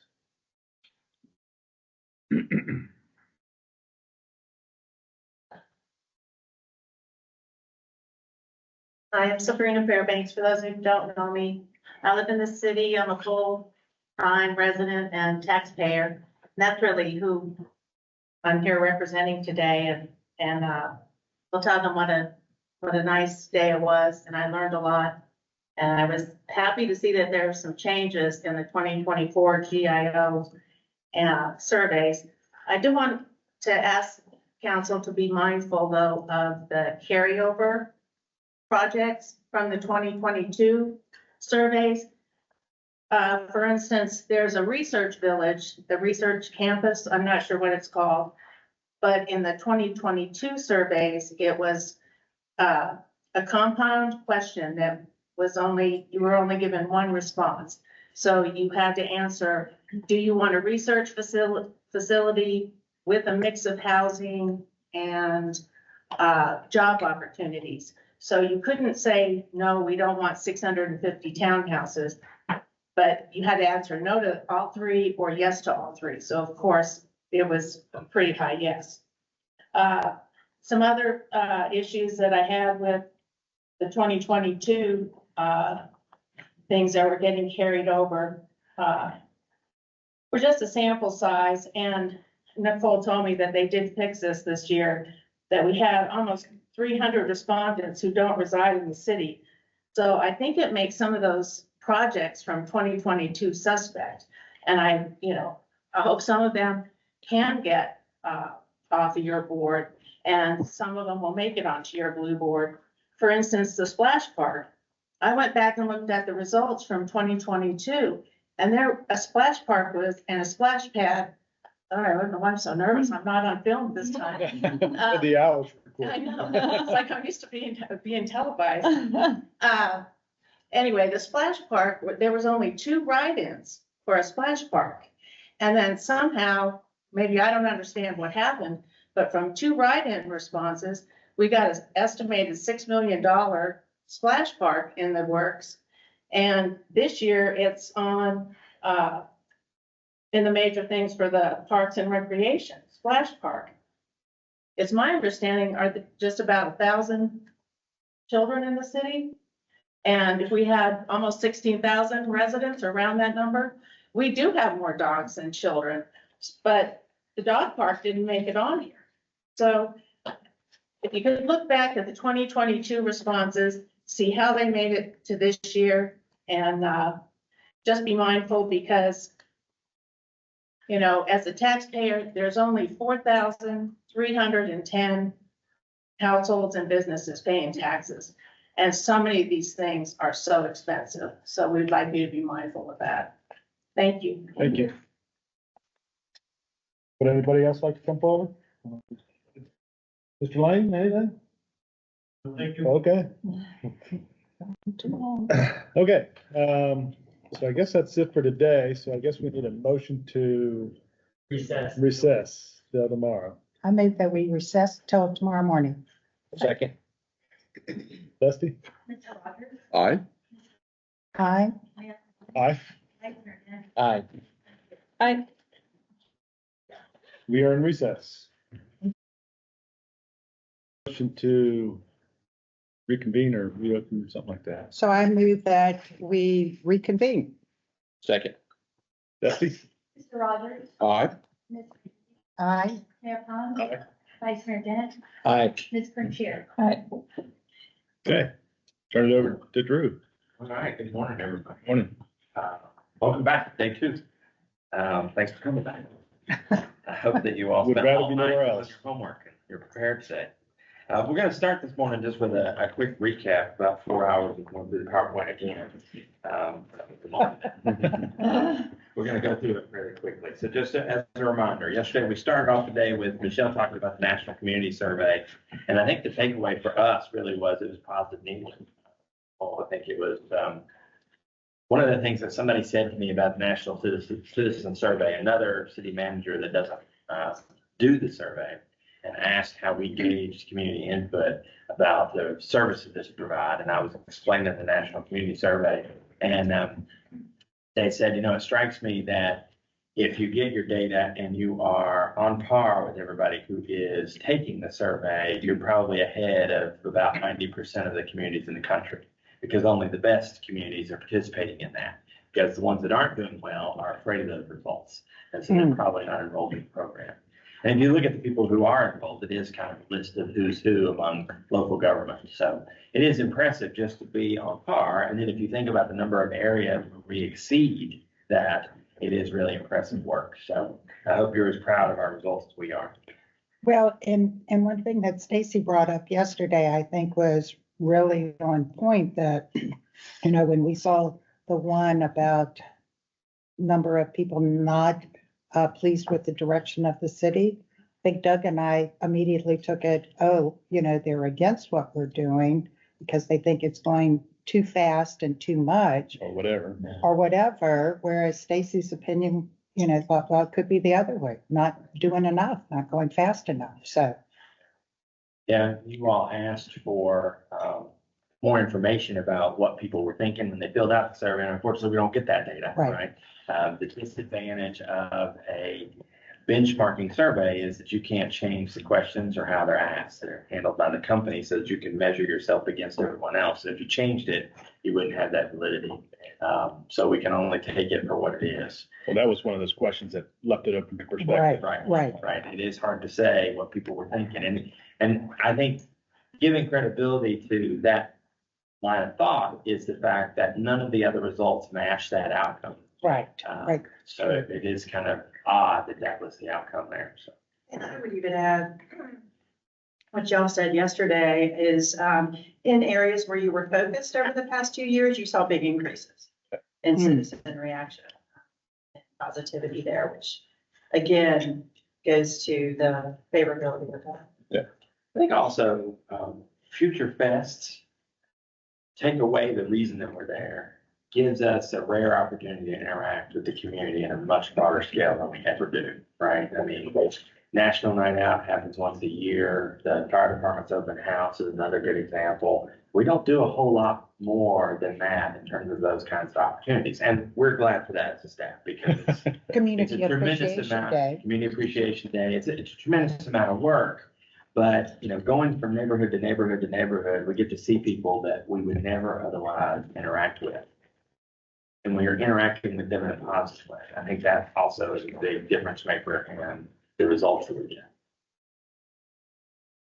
Then we talked about GIO progress. We walked through all of the existing GIOs and where we think we're going to land by the end of the year. We showed you the percentage completion information. I think we're making good progress on all of them. We talked about a new section for this year was going over all the studies. I hope that was helpful to you. If it wasn't, please tell us. We'll stop doing it. Was. But one of the things that we hear a lot from the public is you do this study and then you never follow through with it. And that's just simply not true. It's just that government moves at a different pace. And there's a reason for that. And so many of those initiatives either A, take a lot of time to put together, or B, require a lot of public input, which creates a very slow process to move through them. And unfortunately, circumstances change, right? I mean, you do a study like the parking study in 2016, we're still implementing some of the recommendations, and the environment around the study has completely changed. And so it's important to have a check-in moment to make sure that the things that were identified then are still applicable today. I think downtown vibrancy is another great example of one. It's got some age on it now.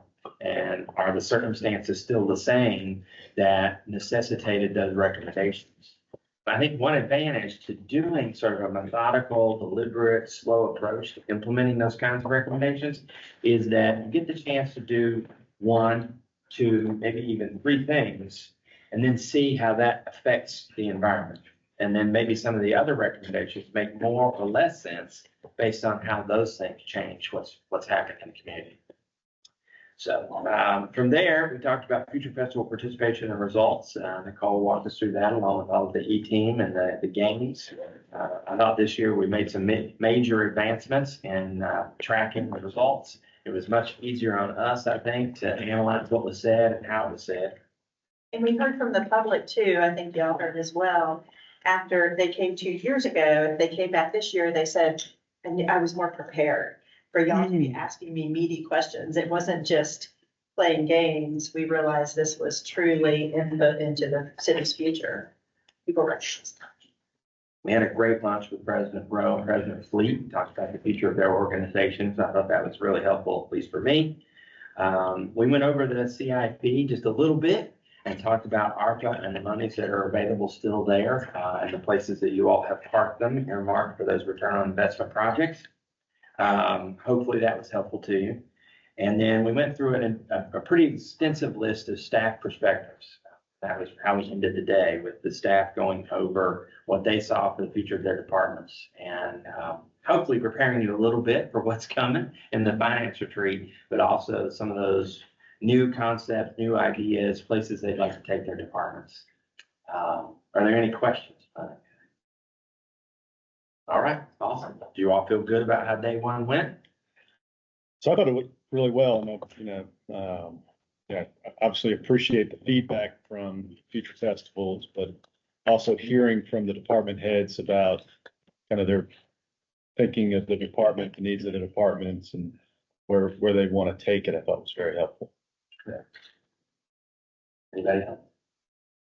It was a lot of information, but that's the nature of it, I'm sure. And I think one thing that's helpful is to see, like, one way to look at overlap is overlap, right? Just, but another way to look at it is what themes arise again and again.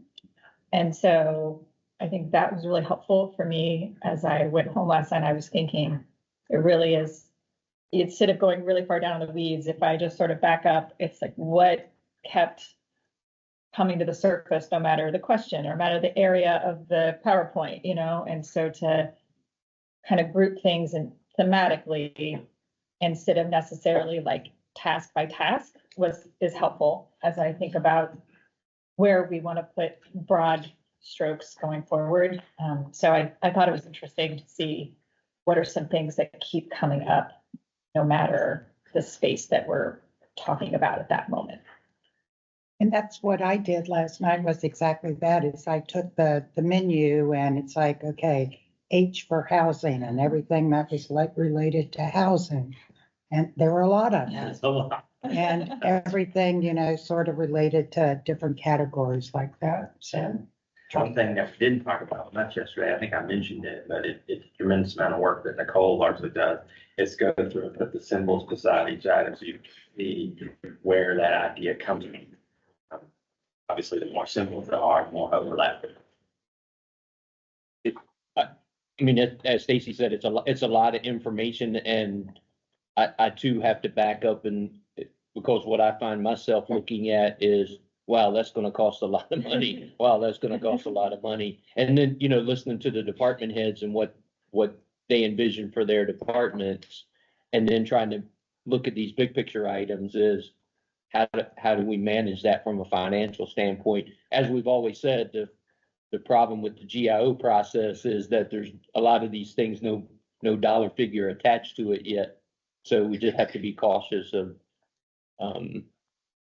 the financial aspect of it. Yeah. To that, one of the takeaways, when, a lot of conversation about affordability, income, affordable daycare, housing,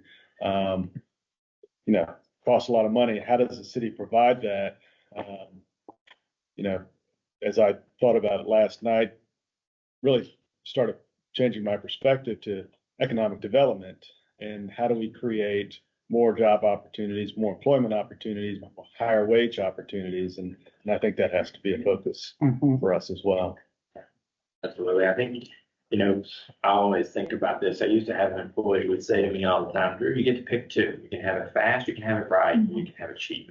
And I think that applies to pretty much everything in life, right? Yeah. So when you think about the city's money for many of these initiatives, there are two ways to accomplish them. One is we can facilitate them, set the stage for it to happen. And that's going to mean it's going to be right, but it's going to take a long time to get done, right? Because we're going to have to wait for the person or persons to come through the door that want to take that advantage, right? The other way to do it is to have it happen much faster by putting our own money toward it. So I think that's what you have to be judicious about. And that's the purpose of this whole retreat, is deciding what are the things that are most important to you as city council representing the community that you want to put that money toward, right? And I think that's the connection that we've been trying to make. And I don't think we're there yet, but we're definitely getting closer every time we do this. The connection between establishing the GIOs and the work that we do as the budget is done, right? What you want to do ultimately is make sure that we particularly, but also the public, can see the connection between, we did all this public input, you, the public, said you wanted these things, and now we're putting our money toward accomplishing those things. And that's the flow. And one thing y'all have talked about, I was reading the notes from 2 years ago, is money is a big piece of it. The other thing is capacity, not just, represented by the 200 plus staff you have, but also the community's capacity, your capacity to, can you do 10 huge, big projects at the same time? Probably not, but maybe you can do 5. So, yeah. So this is part of my kind of hope for this GIO cycle then is, this is my third, and uniquely it feels like this year, we have some initiatives that are new-ish. So we have a lot of pedestrian safety, children's park, increasing tourism, economic development, but these are sort of the continuation of goals that we've been doing. Whereas in the past, it was TRC was brand new. The carbon emissions reduction was brand new. So hopefully this is kind of step 2 for projects that we've already started, the next phase of that work, but not anything that's from a capacity standpoint going to take too much, because first you have to learn how to do it. I want to echo to that. I was thinking about both what Michelle and Caleb just said too, and as looking at all this is like, who is in the best position to address the issue? Is the city an answer to that question, or not, and then even if we are in the best position to address an issue, do we have the capacity to do so? And does it rise to the level of a priority given everything else, And so it's like the first order question is like, okay, is this, who can address this concern that has come up from public input? Is the city in a good position to do so financially? Is the city in a good position to do so just from our charge, And then thinking through, if yes, then the next second order questions really are a question of capacity and priority. And I think that sort of helps, for me at least, the thinking through. And one thing that to put a concrete example on this, is the issue of healthcare, right? We are not necessarily in a position, to be able to address what is a legitimate concern in terms of access to, providers or whatever. That's just not something that is within a lot of our control. And so, that's an example of like, okay, like, we can support those who can do that work, but that isn't necessarily something that we can address. And I think that when you look at all the issues that rise to the surface, the city may be somewhere on the spectrum of like, we can tackle that, or we are just not in a position to do that. And it kind of flows from that. So that was another way when I was looking at everything. It's like, is that really a function of what we're here for? Or is this something that we can try to support those in ways we can support those who can address this in ways that we are able to? She obviously said that better than I could, because I had a similar thought, particularly as it related to, for example, day shelters and family shelters. I don't know that that's a role for us to try to spearhead when we have agencies, House of Mercy and other organizations that are really in that lane. How do we put efforts to support their efforts? And that may be the way to handle, if that's a goal, we try to achieve that. Yep, absolutely. Yeah, I agree. And I think I say this every time, I think the capacity is a huge issue, having been on both sides of the fence, but I think capacity, if we continue to build and add items, then, we're gonna see department heads coming back and needing 6 and 7 more employees than what they've already requested to meet the mission they're doing now. Yeah, I think that all of that are good points. Just to come back to some of them, I think Caleb's point about how this seems like a list of things that are continuing versus new items, that was intentional, right? I mean, I think it was before you were on the council, but I was thinking yesterday, we had over 200 GIOs at one point. But the difference was they were much easier in many cases to accomplish. It was a list of all the streets the Public Works was going to repave next year. Well, we were going to do that anyway. So we were sort of just giving our credits automatically, right? And so it was a giant list of things to accomplish, but a lot of it were simpler tasks. I think the advantage of deliberately trying to shift to less, but more meaningful is that we are going to see that with like TRC, it's a slow progression. We did 2 last year, or the last set of group of GIOs. This year you might do 2 more and slowly progress through those changes. So I think that's hopefully deliberate. Well, and the other thing to Caleb's point is the funding stream, like the African American Heritage Trail. I mean, we've been working on it quite a while, but, it's taken a while to get the funding, and it's something that stays on the list until we see it through, whether that be another 2 years or another 4 years. Yeah, absolutely. I did solve one major financial hurdle for us the other day. Chief Snyder and I were talking about the need for his new apparatus. And I said, well, there's a reason that we keep the hose cart in such good condition. Boy, those millions of dollars. Just have to find somebody to pull it around town. Okay. Any other thoughts before we get started today? All right, so we had a request to start today by revisiting stack perspective just for a second. And so we're going to do that maybe. And we're going to have Mark come back and do his again. See, that one. Did they add you a little thing? So apparently yesterday, I made an impression on Mike. And I was rightfully so hurt that you didn't include him. You cried about it. So 3 in the morning. nothing has changed. I mean, we do what we have to do, right? Mike? Yeah. Nothing has changed. But let's see what happens if I'm. Come on.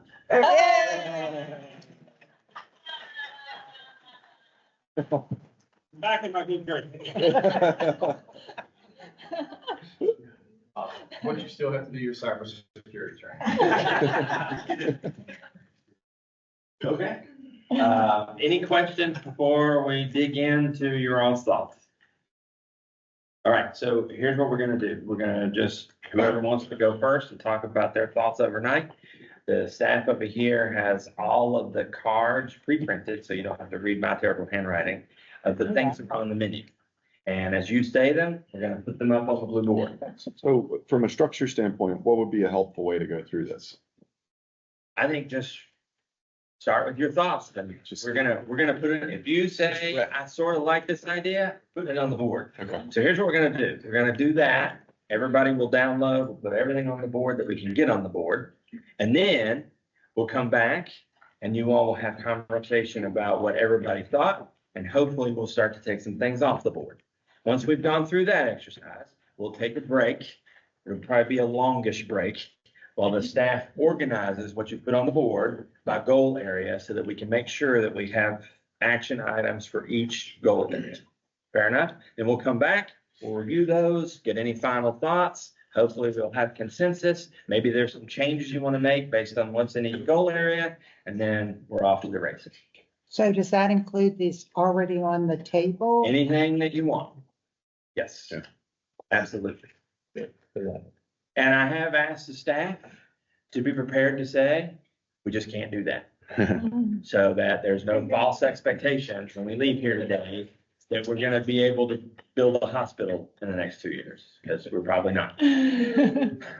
So China built one in like 3 months. I mean, if you all want to, we can. I'm just saying, we're gonna need a new department and a lot more people. Yeah, so and I'll just kick it off and probably come back and add, but when I look at already on the table, notes from the culinary team, I think there's nothing in there that I would want to see necessarily taken off. I did add on the Capital Landing Road, it is important that we have that extension from Capital Landing Road into the visitor center site. I think that's going to help drive economic opportunities along Capital Landing Road as we bring visitors into town. I think it's important that they come up 143 to Capital Landing Road and into the sports complex and the future live performance venue, which I think is an important thing that we ought to keep on the table. I think there's great synergy over there, and the Ninja Warrior course, guys seemed like it didn't get such favorable ratings, but if in the future if it belongs near the sports complex and it happens through its normal progress over there, then that would be a place for it. When we think about housing and the needs for housing and affordability and low income and high density, now I've said this for a long time, we can't in the city solve that issue on our own. I think it's a more global issue, but as we look at our little sphere here, Williamsburg and James City County particularly, but Upper York, how do we bring those three communities together to begin having conversations about what can be done? Maybe the three jurisdictions working together on maybe the city has money and maybe James City County has land, and so how do we tie those together? And Drew, I know you and I spoke about this years ago. There was the Regional Issues Committee that was disbanded for the ill-fated Historic Triangle Collaborative. I think it might be time to re-energize that Regional Issues Committee made up of council members, board supervisor member, planning commissioner from each of the jurisdictions to talk about regional issues and how we can address whatever they may be. In my mind, housing is one of those. So I think we ought to be thinking about trying to reorganize that. On here, I said swimming pools. We had a great deal of conversation back in the day about closing Quarter Path Park, and a lot of research went into that just demonstrated the lack of use, and it was very costly to try to have that. So I don't think that should be an entree item, quite honestly. And part of that was, the lack of use was because back in the 60s and 70s and 80s, when Quarter Path Park was there with the pool, there was less neighborhoods in the region that had their own community pools. And so we're seeing lots of families in their own community pools.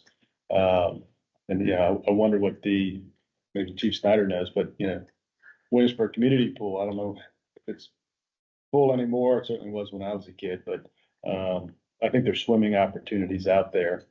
And the aquatic center when it comes. Yeah, so, aquatic center, ice rink, and I didn't know if ice rink meant an iceplex for ice hockey. That is what. Yeah, I think as we look at future sports opportunities, it should be a product of seeing where the demand is once we get moving in that genre of sports a little bit more. We can, working with Kemper, visit Williamsburg, we'll see what kind of demand is out there for facilities and let, the industry kind of lead that discussion rather than us lead it. For both aquatic and ice. Middle housing, I think we ought to be looking still at how do we craft ordinances that allow for ADUs strategically. Certainly we don't want to see triplexes going behind people's single family homes. I think that would be not the direction we want to go, but the use of ADUs above ground, above garage apartments or basement apartments, those types of things to add housing for people, whoever they may be, is important because, particularly as you look at, our workforce and the need for housing, we've got to find places for people to live so that they don't have to drive 40 minutes to come to work, or have restaurants closed 3 days a week because they don't have staff. Because it's counterintuitive. You want them to be open. What I hear from some folks downtown is that they just can't because the staff's not there. So we have to work on housing. And so I think that through our own zoning and how we're able to achieve that is something we need to work on. And then also through the new reformed RIC community, Regional Issues Committee.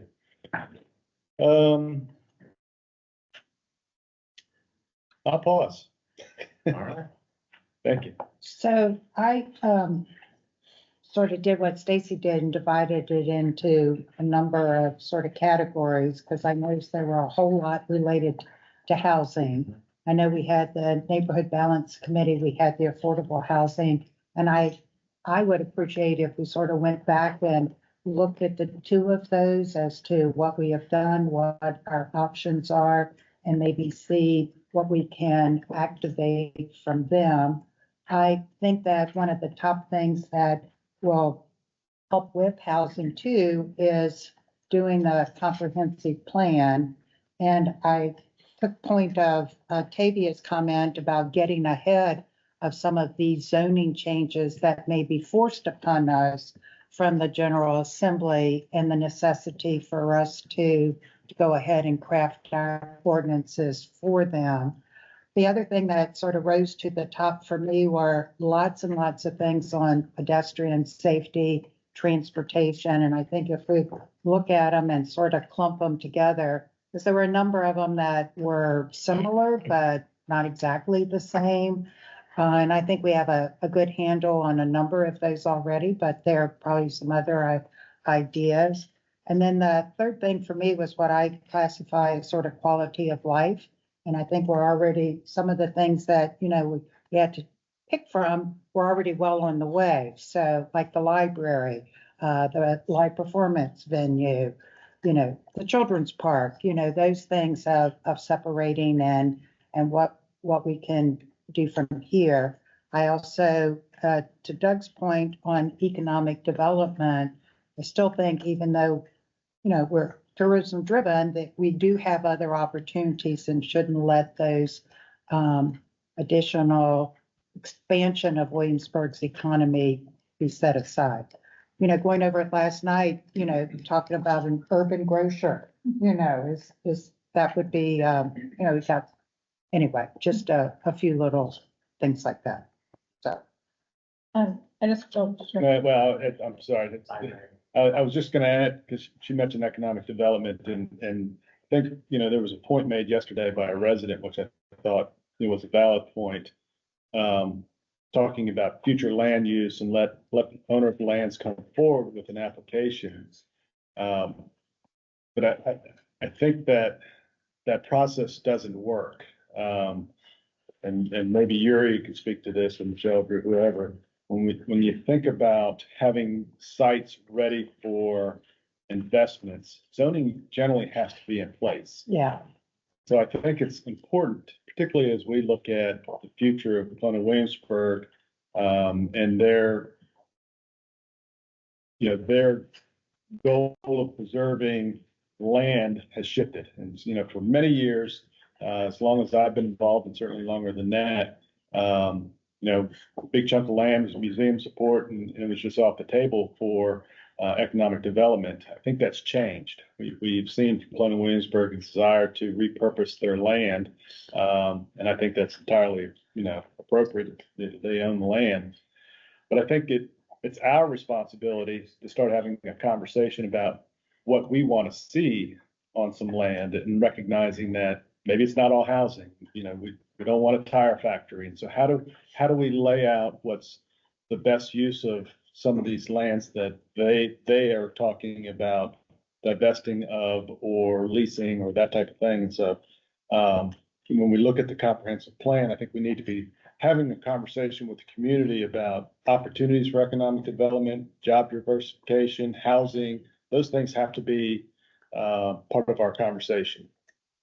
Sorry, Stacey. That's yay. So the couple things. My number one thing was, to keep it easy, was Tavia's recommended next steps and timeline for the comprehensive plan. Yes, I endorsed that slide, right? Yes. And I think that the timeline set out and everything in it, I thought, yes. And in particular, the 1 to 2 years complete streets policy. Now, if I'm remembering correctly from yesterday, complete streets policy means that we're looking at not just vehicular issues with respect to our comprehensive plan and our street design, but also pedestrian safety and bike safety, which goes back to Barb's point, where there's a big theme here about pedestrian and bike safety. So I think complete Also includes landscaping and drainage. Okay. Yeah. Even better. Yeah. Infrastructure. So I think that complete streets policy captures a lot of different things that were on the menu. And so when the questions on the menu were like, which crosswalk or which type of bike lane, I kind of feel like, at least for me, I'm not in a position to answer that question, because I think that's very specific. I think by doing the comprehensive plan and looking at this complete streets policy, we will be able to answer those more granular questions about what type of bike lane fits best in this space of the city, or, what kind of sidewalk may be appropriate over here. And so I actually think that we're not in a position right now to answer some of those more granular questions, because we need to first do the work that Tavia points out in the comprehensive plan update. So I don't master plan. Yeah. And so I don't feel like it's any kind of failure or unsuccess that we can't answer those questions. I actually think that we shouldn't answer some of those granular questions right now, and that we really should focus on the work of the comprehensive plan and looking at our streetscapes, from the complete streets perspective. So that was really important to me. And I actually think answers a lot of the pedestrian questions and the bike safety questions. Because of course I would be like, yes, buffered bike lanes for everyone, right? But that may not be right, in terms of, or workable, everywhere. And so I think we need to do that work first. And then, there was a couple things about the notes from the culinary team. The one that I was just like, I don't really it was the Merchant Square expansion. I don't know. That kind of didn't resonate with me. And then I didn't really know what it meant by student transportation. Is that what is that? Anybody know? I understood that to mean the 30-minute wait to 15 minutes. Oh, okay, the 15-minute. On Yeah. the buses. Oh, okay. That's what I understood that. So then I thought that William and Mary's Yes. student other. The routes that serve campus, maybe at a 15-minute interval, then 30. Okay. Speeding up service, having dedicated loops, etc. Yeah. Students. Okay. That's what we've started that work. That was the GIO this time, trying to make sure that we had a rapid service, 15 minutes that goes to Target and everything that would service downtown too. Okay. So, I just wasn't sure what that meant. And then I also noted that the Ninja Warrior course didn't get a lot of traction. And so I was like, okay, well, again, closing that mental tab, I love closing mental tabs. Let's close that one. And, so we can free up brain space for something else, because I think, like Doug said, that may naturally arise in the course of the sports complex or other things coming. Yeah. So it doesn't, it doesn't need to take up our brain space on It its is own. currently part of the sports Well, then- design. So let But that down just the sort of road, play. right? No. Let that play out. Budget. Yeah. Yeah. And There we go. yeah, wonderful. And then I thought too, the children's park. I don't think it's going to surprise anybody that I think that's a great idea. And I think that there's a lot of support for it. I actually still can't believe that in 2024, that Williamsburg does not have a playground in the downtown area. I think that's honestly, I can't believe it. And so considering it's not just the 1,000 kids of Williamsburg that could benefit from that, but also the grandchildren of the Yes. people who live here that come to visit and the visitors, the tourists. I mean, whenever we've been making, many people have been making this statement for a while now that whenever you go on a family vacation, if you have a kid, you're not always going to be seeing the sights. Sometimes you just need to go as the parent and just sort of veg out on a bench while your kid plays. And I think that parents everywhere, whether they live in Williamsburg, and grandparents everywhere, whether they live in Williamsburg or come here from someplace else, would be delighted to have a children's park, and not to mention the children themselves. So I think that is, in terms of what I see as a bigger project for me and for what I'm seeing in the results of the Future Fest surveys, that this is one that is important. And I think with respect to housing, it seems to me that that's the question, like people say, oh, we need housing. And we know from the data that we need housing at all levels, but I think we have to start thinking about, okay, what are the different levels of housing that we need? How do we prioritize that? And then who's in the best position to do it? And so it really isn't just about housing. It's about what kind of housing do we need here, period, right? Because that's too big of a topic. And so to think, what I would like to see in the big picture is how do we approach housing questions strategically, right? In the sense of which types of housing do we want to see here that we don't have? And then how can we help facilitate that happening instead of just saying we need housing, because that's just too big of a statement. And I actually think that we may come to an agreement that there are types of housing we don't need, right? So I think it's really a question of how do we be strategic about housing instead of just saying we need it. And I think we have a lot of data that can help inform that. And then we overlay the data with our priorities. And I think I'll stop there. I reserve the right to say more later, but that's all I have right now. Well, and I'll just say, as far as the types of housing, I think we also have to be honest with ourselves as to the categories of income for housing. I don't think that we can satisfy the need for all levels of income. And maybe that's where it goes back to working with regional partners for different income levels. And I'll just add, to housing, you can't be afraid of density. Oftentimes, people, in order to build more affordable housing, developers are looking for higher densities. And how we achieve that can be any number of things. It could be multifamily, smaller homes and smaller lots. And I think that was one of the observations pointed out through the GIO process, small lots. And so I think we ought to be able to look at that and not be afraid that density is going to be the ruination of Williamsburg. I guess for me, is thinking about that is sort of where, because you can't get much smaller than the lot I have. Right. Well, there's a parcel of land I think was identified on the menu out on Pocahontas Trail. Oh, okay. Which might be a great place for it. Yeah, that's right. There are already some out there. So in the brief minute we have, I'll interject. The comprehensive plan will address a lot of the things that you're all talking about. What I want to advise you to do, though, is don't put all your eggs in that one basket, right? One of the things that we can do to help the comprehensive plan process along is go back and revisit, as an example, the housing study that we did. I can't remember when that was. You remember, Barbara? You were on that committee. Oh, that's right, for 21. Was it 21? Okay, so as part of the Affordable Housing Report, we commissioned not one, but two housing studies. We had the William & Mary professor do a study there, do just the city of Williamsburg, but we also had her do a regional study so that we could provide that information to our regional partners, which we did.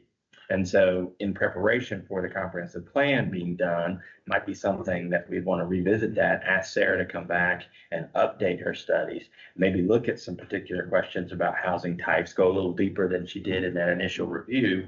And what that would do is inform the comprehensive plan consultant and maybe even bring the cost down a little bit because now they don't have to do that deep dive themselves. So just a thought. So I'm gonna start with already on the table. Obviously, we've already talked about the Ninja Warrior course. That didn't get any traction with me either. And I know this one's gonna hurt Drew and I would probably take advantage of it, but with all the priorities that we have on this whole list, I don't see that right now we need to invest any time in a golf cart community. I just think we have much bigger priorities on this menu than the golf cart community. The big thing for me, where everybody's talked around the table already about the housing strategy, because there's just like the pedestrian and bike safety, there's so many things that are grouped together in there. And I do want to add on to what Barbara said. I would like to see us revisit the neighborhood balance and affordable housing. I mean, there was a lot of work put into those, and I would just like to make sure that we're doing what we said we would do and follow some of those recommendations. One of the things with the housing, I mean, obviously, if we had the answer to affordable housing, none of us would be sitting here. We'd be making big money somewhere, but it comes up in every single survey. Housing comes up, so some way we've got to find a way to start addressing it. You know, I was telling somebody yesterday, the new project down by me, the Kerbor project. I mean, the base price townhouse is $500,000, and the ones that are going to be on Tutter's Neck Pond are $800,000 to $900,000 for a 2,200 square foot townhouse. And I just don't see how people can afford that. If I certainly had $1 million to invest in a house, it wouldn't be in a 2,200 square foot townhouse. But again, for me, it just keeps resonating in every study, every survey. There's housing, and again, we haven't made a lot of progress. I think, you know, we've made some. If we get the underperforming hotel conversion, if that comes to fruition, we've made some advancements, but how we move forward from here, I don't have the answer to, but it's definitely something we need to focus on. Also agree with what Stacy said about the complete streets policies. I mean, there's like 20 things in here related to pedestrian and bike safety that that's exactly what I was thinking when I was looking at it. I'm not the expert, but let's find out, let's get information and options from the experts so we can address those. And I know we've made the statement that we're remaining in a joint school system, but there's an awful lot of items in here listed that pertain to the school system. And while we're working on that new contract, all of those need to surface to make sure that we're addressing those things in a new contract. And I still think that's some big steps going forward that we're gonna have to address.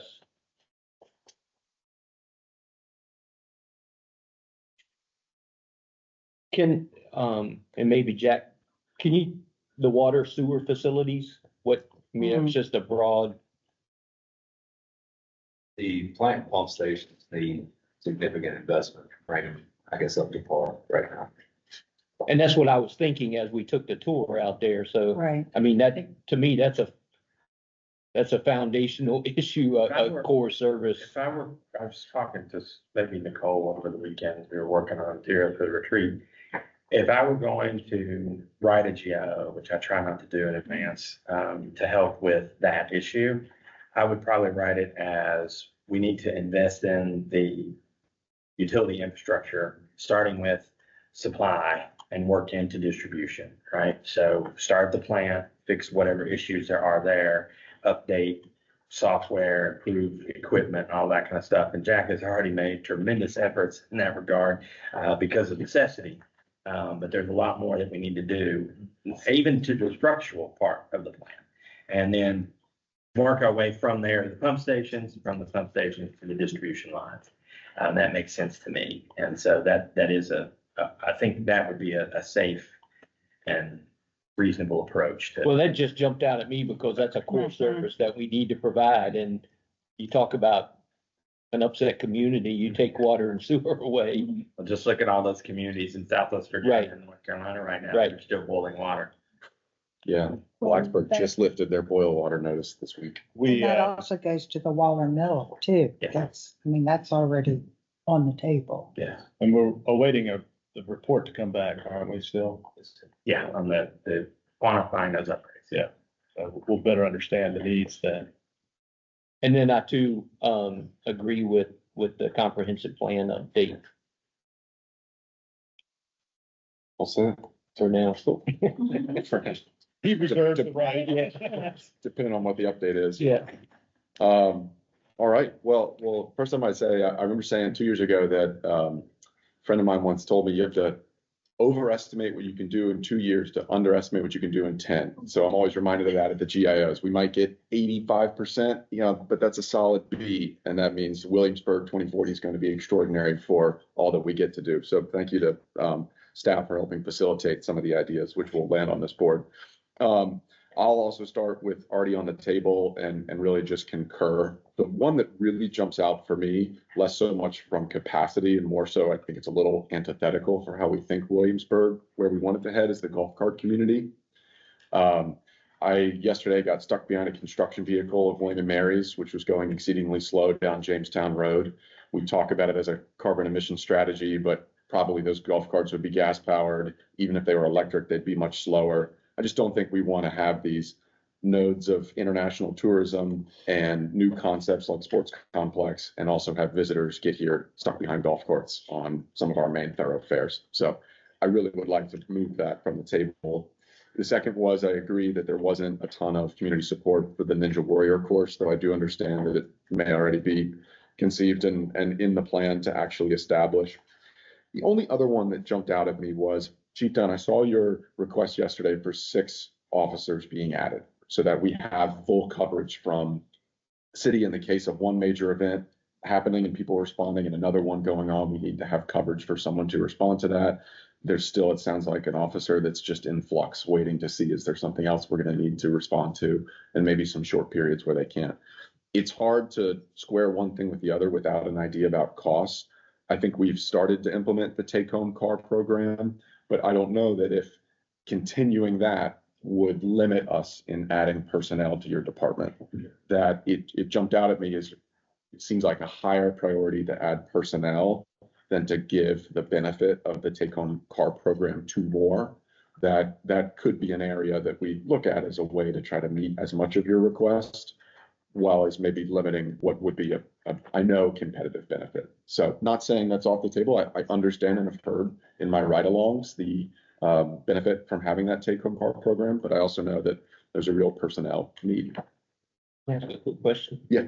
Chief, could you remind us on the take-home what the policy is? Is that for city officers that live in the city only? Yes, sir. So our take-home policy is for all of our staff. They're able to take their vehicle home up to 25 miles outside of the city.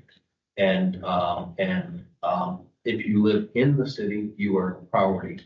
So if we have a new officer that moves into the city, we don't necessarily take a vehicle from someone who doesn't live in the city, but you're next on the list, you're number 1 on the list. And so as soon as the vehicle is available, we will give you the vehicle. And as you guys recall, to make the take-home policy as affordable as possible, our strategy was, rather than retiring a lot of vehicles at that 100,000 or so mile mark that otherwise would have been probably sold on Gov Deals for just a couple $1,000s, we decided we'll retain those vehicles, even if they're not able to be put in service as a patrol vehicle. So meaning some of our employees may have an assigned take-home vehicle that they take to and from work that has 100,000+ miles on it. But when they come to work, they have to get a fleet vehicle because it's what I would consider patrol ready. Yeah. So we really did our very best to make it as inexpensive as possible. And we, if you recall, we had it set so that in 4 years, we would be at that fully implemented take-up program. But we're beyond that slightly. And we're not quite there, but we are very close. And we're about to order another batch of vehicles. And so we're getting very close. So I would say, please don't associate the 6 officers, which certainly I think is an urgent need, with necessarily also having to immediately fund all the take-home vehicles for it.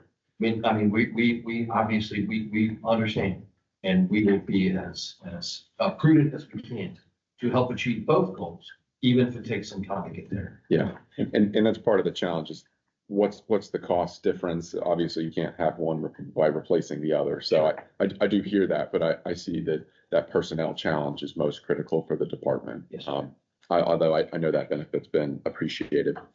2 things from the appetizers that stood out. Bus stops improvement, but I'd love to put it on the board. I just think we are working towards it right now. We have the support from WADA's exec director. It's one thing that I don't think a lot of us see in our personal lives, but I have heard from people really needing. And then maybe we don't see it personally, but I at least visually see it in driving around town and seeing someone standing on the side of the road 2 feet from the lane at the bus stop. So can I just pause you for a second? Because I think it's important to make this known. So bus stop improvements is an example, right, of an item that we're already working on. It's on the list of already on the table. Kevin wants to put it on the board. That's important to do because unless you tell us to stop working on it, we're going to keep working on it. But our priority is the GIO list, right? So it's going to move over here. And if you want it to stay over here, that's an important thing for us to hear today. So just because it's on the table list doesn't mean you shouldn't put it on this board too. Because what that's going to do is tell us when Nicole and Michelle and I sit down and write these new GIOs, we've got to write the next step, the next evolution of that thing to make sure it remains a priority.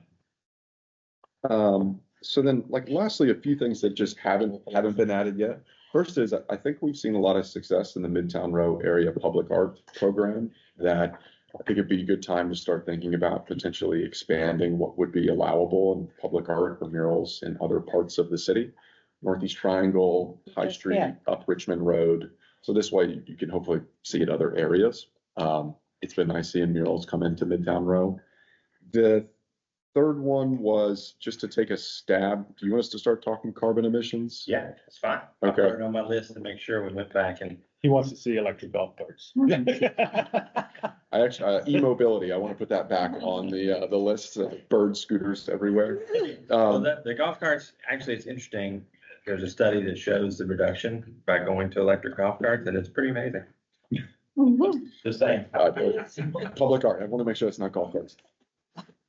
Painted golf carts. So this was more a thought around how much to emit less than it is an initiative, but about 53% of our total emissions, which is 3,480 metric tons, comes from the electricity usage between municipal facilities, street lamps, and then the wastewater treatment plant. Dominion has programs where you can purchase renewable energy credits for the amount that you buy energy for about a cent more. And it would allow you to effectively buy clean energy procured from Dominion. So it's called the Green Ready program. I have it somewhere else, but this was my realization that actually 50% from 2040 could be attainable because already 50% of our emissions come from the easier place to abate in either just clean energy tech or renewable energy procurement from Dominion. And it's not actually all that expensive more than what we probably pay. I don't know if you all would. That work. So we would pay Dominion to get wind power? You basically get to choose where your energy is coming from. Okay. And you pay a premium for wanting it to come from clean energy sources. It's not a lot more, but it is a little more. Okay. So you Typically, can we've pick seen that when we looked at other plans, what you'll see is we're going to do X, Y, Z. And then at the end, they say where we can't make changes, we're going to start buying the green electricity. Oh, okay. Yeah. So this is probably way less than it is, but an idea of what we might spend per year on energy if we're operating 24/7 with all the kilowatt hours that the study found. And if we're doing 10 cents a kilowatt hour, it's a little over $500,000 spent. And the premium from the green power program would make it $600,000. So it's an addition of 1.3 cents for that program. So, someone smarter than I is able to, I think, determine what that would be, but this would be within 2040 timeframe, an opportunity to reduce what causes 53% of our emissions, which is just energy usage. So that was my stab at energy. So you're saying 50% then? 50% by 2040, yeah. And then- to look into Dominion Green as a yeah. tactic to do that. Green Power Program, yep. And then lastly was on housing. I think some of it's come up already.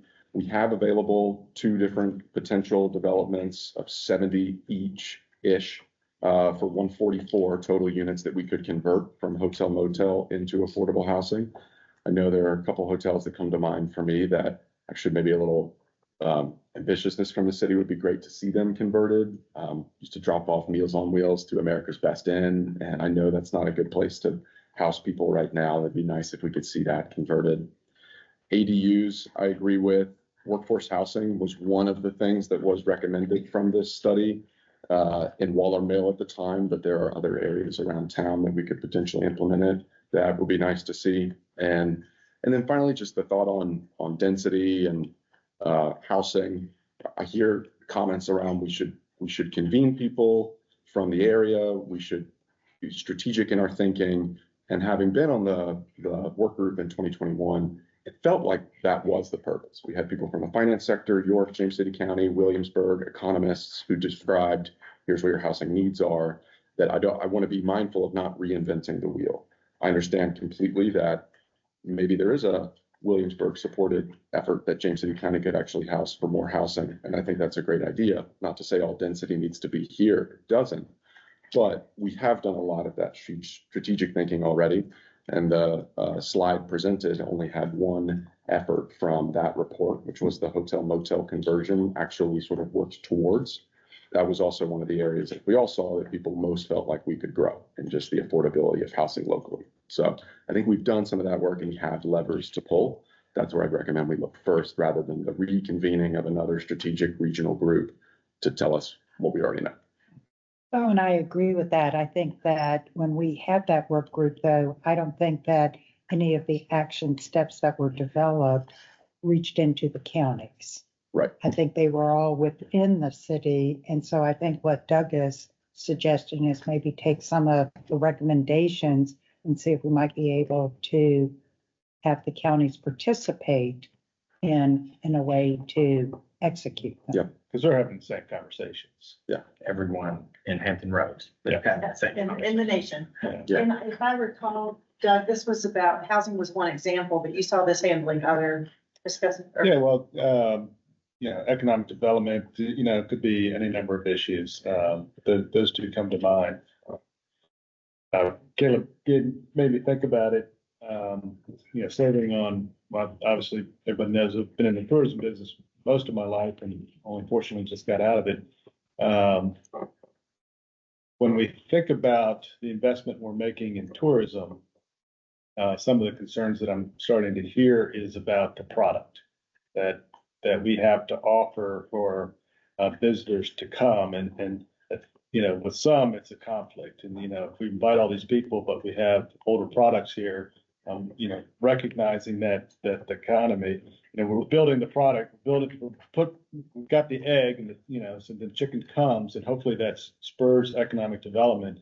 But when you think of some of these older properties that, frankly have outlived their useful life, they need to be torn down and rebuilt. And I don't know how we can have that as a strategy, but it ties into conversions to housing. I think we need to be somewhat guarded. I do think there are places that it makes sense to convert some additional hotels to housing, but I think there's also a lot of old motels that really need to be eventually new hotels. And that particularly along that Capitol Landing Road corridor, with the investment that we're making there, $6.2 million, streetscape, the sports center, I think that's ripe for economic redevelopment there to attract new products to that area. And that has to remain, I think, a strong strategy for us so that we can reap the benefit of that investment at the sports center. Well, and I think in the EDA meeting, it's come up that there's been far more interest in hotel development and, So I think also, I don't want to speak for Yuri, but she's really increasing our efforts to reach that sector, which is not always easy to reach, I think, by design. You had a conversation earlier about where if you put your money in, it moves fast and the slower way is to change the zoning. Well, you can do something similar here with hotel products, is just by putting in the GIO that's a recruitment focus, sends the message that we're open for business in that regard. And so when Yuri goes and meets with hoteliers, she shows them the GIO document and says, you know, we're going to be supportive of what you need to get this done. I mean, well, it has to be a strategy for us to, you know, bring in new product. So I think it does need to be a GIO. Golf carts, I feel differently than some of my colleagues, obviously. I think, you know, when you think about golf carts, you know, regulating them to roadways that are 25 miles an hour, which is the speed limit. You know, a lot of golf carts can do that, so it doesn't really impede traffic. But I think when we look at carbon emission, that's, you know, a great way to reduce that. Parking, I think, you know, it helps alleviate some of the parking demands. So you can get 2 golf carts or whatever that number is in a parking space. So I think there's an opportunity there. I was speaking to the president of Howard Hanna the other day and about golf cart community, and he says that it shows that there's increased valuation of residential property when you have golf cart communities. So I think there's a lot of pluses to having that. So I think it should stay wherever it is On the table. on the table. This It's for increase in value, is that because they're usually in retirement communities and there's a lot of interest in buying in those communities? People like living where they can use golf carts. so Exactly. And it's transitioning. It used to be that the only place where you had golf cart communities were places like the villages, were designed for that purpose. But our research is indicating that a lot of places, including larger cities, are figuring out how to do this because people want alternative modes of transportation. We saw it in Virginia Beach, Outer Banks, you see it. Yeah. I mean, Yeah, it's, which comes out my safety side. In the Outer Banks, a lady school teacher who just was thrown out of a golf cart and brain damage for life, or I don't even think she survived. So when I think about traffic and people maneuvering in and out of traffic because they think that's the quicker way to get around, I think about the safety issues and someone stepping out in a cross, just doesn't have to be a vehicle, a car, it can be a golf cart. People stepping out in crosswalks and, you know. The golf cart does weigh a whole lot less. Well, all the studies show that despite those incidents that you're talking about, actually these communities are much safer because these golf carts are going slower. And if there is an impact with a pedestrian or even a car, they're both going slow enough and way less than a typical vehicle that Americans drive these days, that the injury is less severe. So I could see it as it's a trial with the police. What were we talking about? Like a parking escort? Yes. You know, maybe Valet program.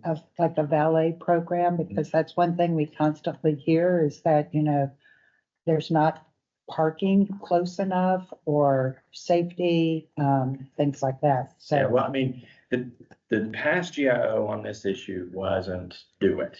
The past GIO was investigate it, craft a structure of a program based on best practices, and then let's have a community conversation about whether or not this makes sense.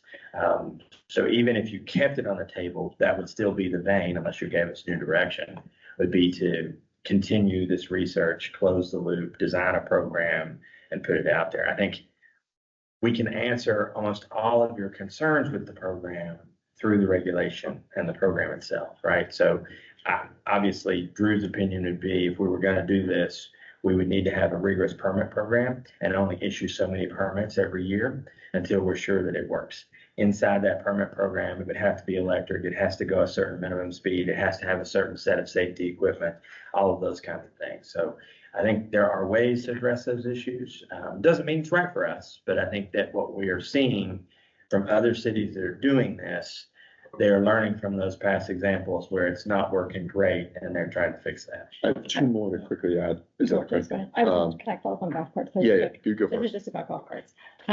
I would take it off the table. But so I'm kind of more with like, I wouldn't, with limited amount of energy and brain space, like it's not where I would want the city's brain space and energy to go, given everything else that's on the list for, I think just for reasons, I won't restate the reasons that Caleb and Pat already said, but that's where I would be on that.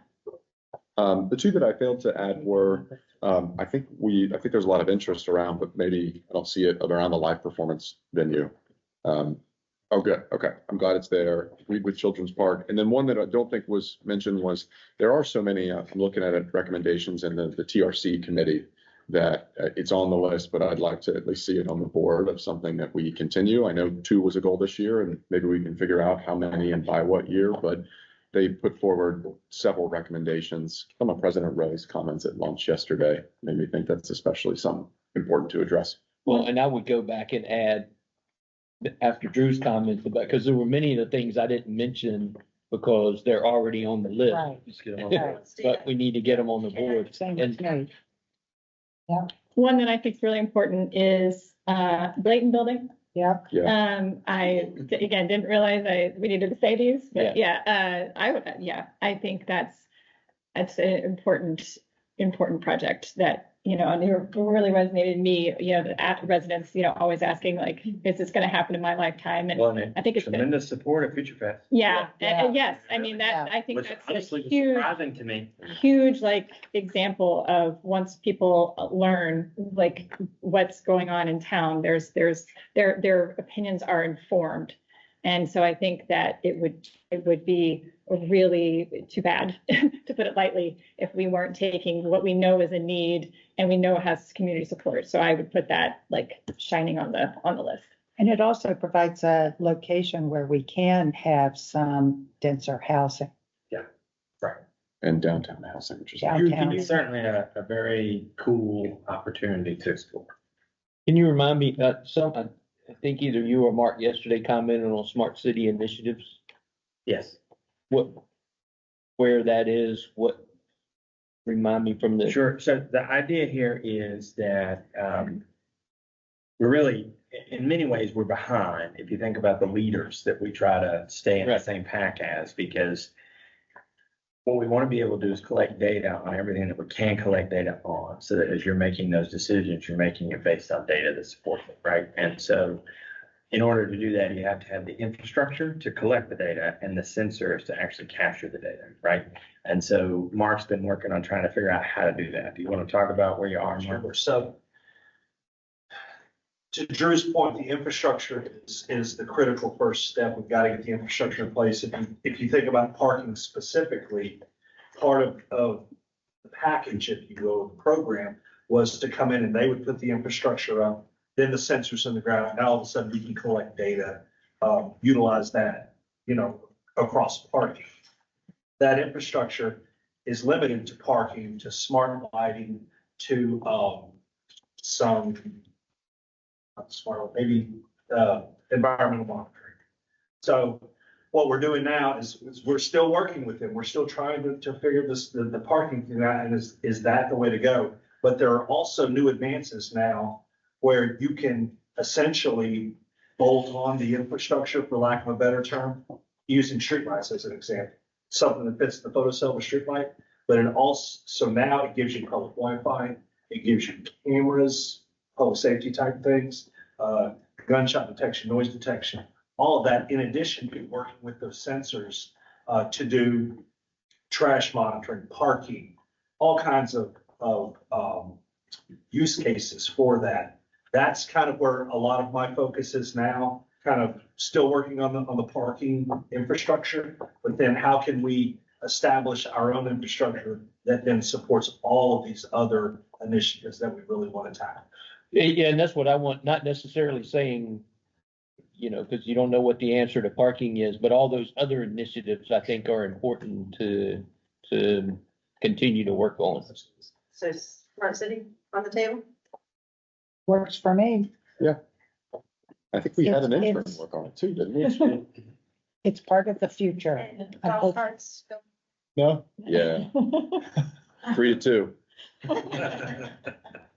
Oh, my I gave it a God. number 3.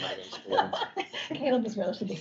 So do we need to go through these already on the table? Because some of them seem sort of self-evident, I like the think public I think it's works. helpful to put them on the board. What I'm just gonna sound like I'm advocating for golf carts, really not. I wouldn't take anything off yet. But just, let's get whatever you want on the board now, and then we'll go back through. Let's add golf carts. Public works. But as I said, the reason why it's important that you put the on the table on the board is so that we can decide, is there a GIO that needs to be written for that or not, right? Because many of those things, maybe there's 98 steps to get them done, and we've done 50 of them. Well, now we need to write the GIO for the next 50 steps to get done.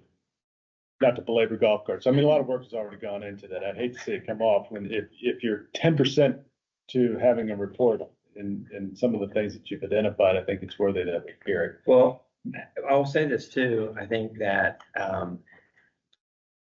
between now and November, we can send you probably very soon, Andrew, a memo that we've been working on to you that talks about this issue. And then you can make a decision on whether to include it in your list or not. I like that. Even if it makes it through this process or it doesn't make this process, we can share that with you and you'll have the information. I mean, I think that this is an important question for me as I try to figure this out, having never done this before. You know, if something is 90% of the way done and it's 10% left, and the golf carts in this particular example, but otherwise, it's like, isn't setting a GIO saying this is a priority, right? And so I would say, yes, it's 90% done, getting, like, it's not, it doesn't bubble to the surface as a priority going forward. Absolutely. And so, like, if 2 things are on the table and we have, you only have so much time in the day, this is the thing that matters more, right? That's what we're doing here. That's the whole, absolutely. This is where it's like, sure, it doesn't go away because we don't put it on the board. It's just not a priority as relative to everything else. Sure. Okay, Absolutely. well, then I still say. Yeah, it's not but that I we're not understand. gonna do it. It's just, we're gonna focus on these things because, you know, we're at 2 years from now, we're gonna be standing in a room just like this, probably with Mary somewhere, showing you those completion data. And it's our job to try and complete as many of these as we can. Because if everything's a priority, then nothing's a priority. Like, It's that's very hard for us to get it all done. Yeah, okay. So for instance, rent ready. I mean, it's already on the table, but Put it on the we're, board. If it's important to get done in the next 2 years, put it on the board. but it's already, I mean, Yes, but. it's there for But it's not, public it's consumption. sort of like when we did drop zone and I'm standing there and people say, why is the library here on this table? It's already done. Well, it's not funded yet. You haven't adopted rent ready. We haven't deployed rent ready. Right. There's at least a half of that game still to be played. And so I think it's important for you to have the support of putting it on board because it was important. Yeah, okay. Michelle heard on that. Yeah. And then what about like public works expansion in the yard? Isn't that a So necessity? that one is a good example of something that doesn't need to be on the board. Okay. Because you've it's already on the funded it, table. and it's really just about Jack deciding exactly how to do what he wants to do. But one thing that came up talking to people, and I think it was mentioned yesterday that might fall into public works yard, is community compost. Yeah, and we did make a little progress on that. I don't know how we didn't talk about that. I think it was on the list to talk about, somehow, community composting. Yes. We did make progress on that. We did, and we found out we were talking to BIPSA about community composting. We're all excited. We were talking food scraps. They were talking yard waste. And I'm like, we really do that. But so if it's food scrap, if it's food waste, it's a bigger hurdle. Yeah, because there's a guy in Skipwick who's very interested in But Mary's doing it. Have we ever talked to the company Feel Happy? No. They're local. They do this. I think you pay a good amount per month, you know, I don't know, 30 something like that a month for them to come pick it up or for you to drop it off, but that's food scraps. Right. And you can do that individually. You don't need to see. Well, right. Yeah, That's, I you do know, it at home. that's great. But you know, I don't know if they would give us some great rate if the whole neighborhood, 50% of them would sign up, if they would send a collection. And then one more that I don't feel super well educated on the need right now, but I think it's worth us thinking about as it relates to schools is the early childhood education. I don't know the number of Williamsburg students that would need it, but I know that this Academy's model would be better with it. And it was another one of those glaring areas in the survey that people didn't feel we had good options for. So I'd love to, Pre-K, the pre-K, yeah, the pre-K facilities. Was that? Well, of the same concept, yes. And what about childcare? Does that, So I would consider those two separate things, but yes, they're in the same vein, certainly. But Parks and Recs, we talked about, Waller Mill. I do think that there's opportunities out there. Okay. And I would like to see us. The Waller Mill usage plan, something like that. And so, but then I looked at the list and, kayak and canoe launch. Yeah. I guess that's something we would add out at Queens Creek. Well, that's one of the things, Nicole and I talked about this, we were working on the weekend on the list is where would it go? I think that's the purpose of the GIO will be to say, Robbie, figure this out. because people have asked me about. Maybe it's a couple of places that we need that. Right. So I think that's a good add. The skate park, I'm envisioning that similar to what, James City County has at the rec center. To me, it's there. I would take that off the list. Yeah. Quite honestly, Where's that? down here in the Swoops and Silence. Okay.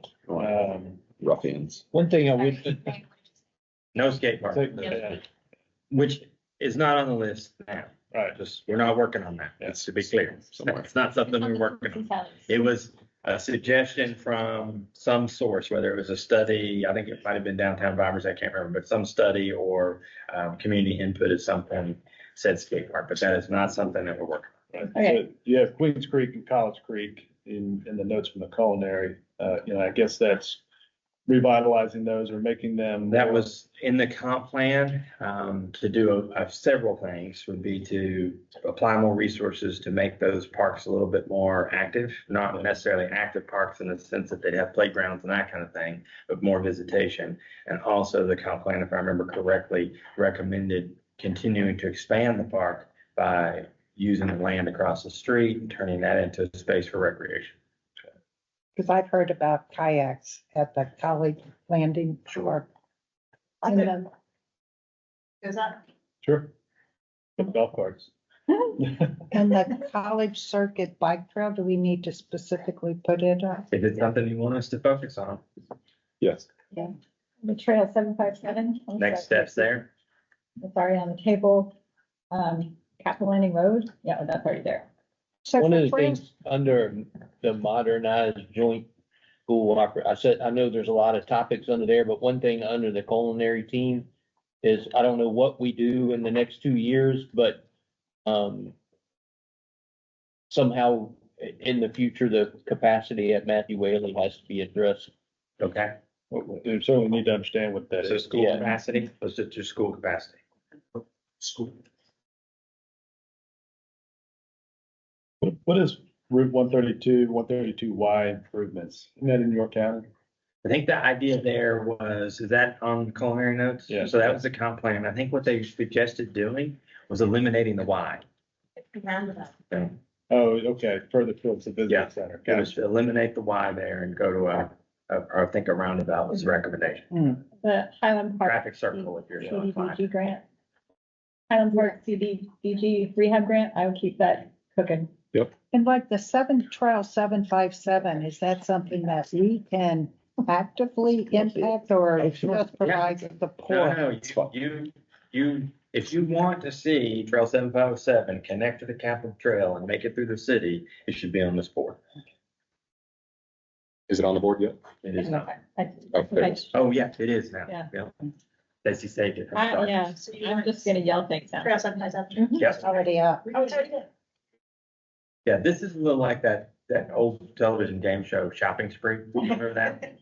Just like that. That's where we're at right now. Then we're gonna go put it all back because we can't afford it. Can somebody clarify shoreline access? It was That was, comp plan. Go ahead. It was in the comp plan that What does we it mean? review places in the Find a city that place. we could provide public. So like access to what? the shore. So either by swimming or by kayaking or just It didn't say, but all of the above. All of the above. any way of accessing the shoreline. because we don't have, the only place where you can access the water is Waller Mill. And you can only do that in a boat that's electric powered, In right? College Lane. College Landing. College Landing has a boat launch. You Yeah, can launch a kayak. kayak. We It's, put our. Okay. if the tide's right, you can do it. It needs some help. It hasn't. Yeah. Yeah. No, it's not a facility. You just go off the side. Okay, okay. So yes, so my point still stands. There's no access because there's no facility. If you're doing it that way, you're not supposed to be. And so we need to, the idea in the comp plan was to create access for people to get to. Okay, I just wanted clarity on You want that. that on board? Do you want it? I would like ARB district reviews. Okay, What is? ARB district review. I think there are a lot of houses that don't need to be ARB one. These were, y'all mentioned these, but with that, we didn't really have a group discussion. Parking and public safety escort. Put them on the board. We're gonna call the vote in a minute. Yeah. It kind of has to be. Yeah. Parking. Put it on the board. Parking has to be the escort program. I've never heard of that before. Well, So to me, that- that would be a component. of The idea parking. that was, Component of parking. what was recommended by Walker was, it's really interesting to me. It would be, I think, pretty revolutionary.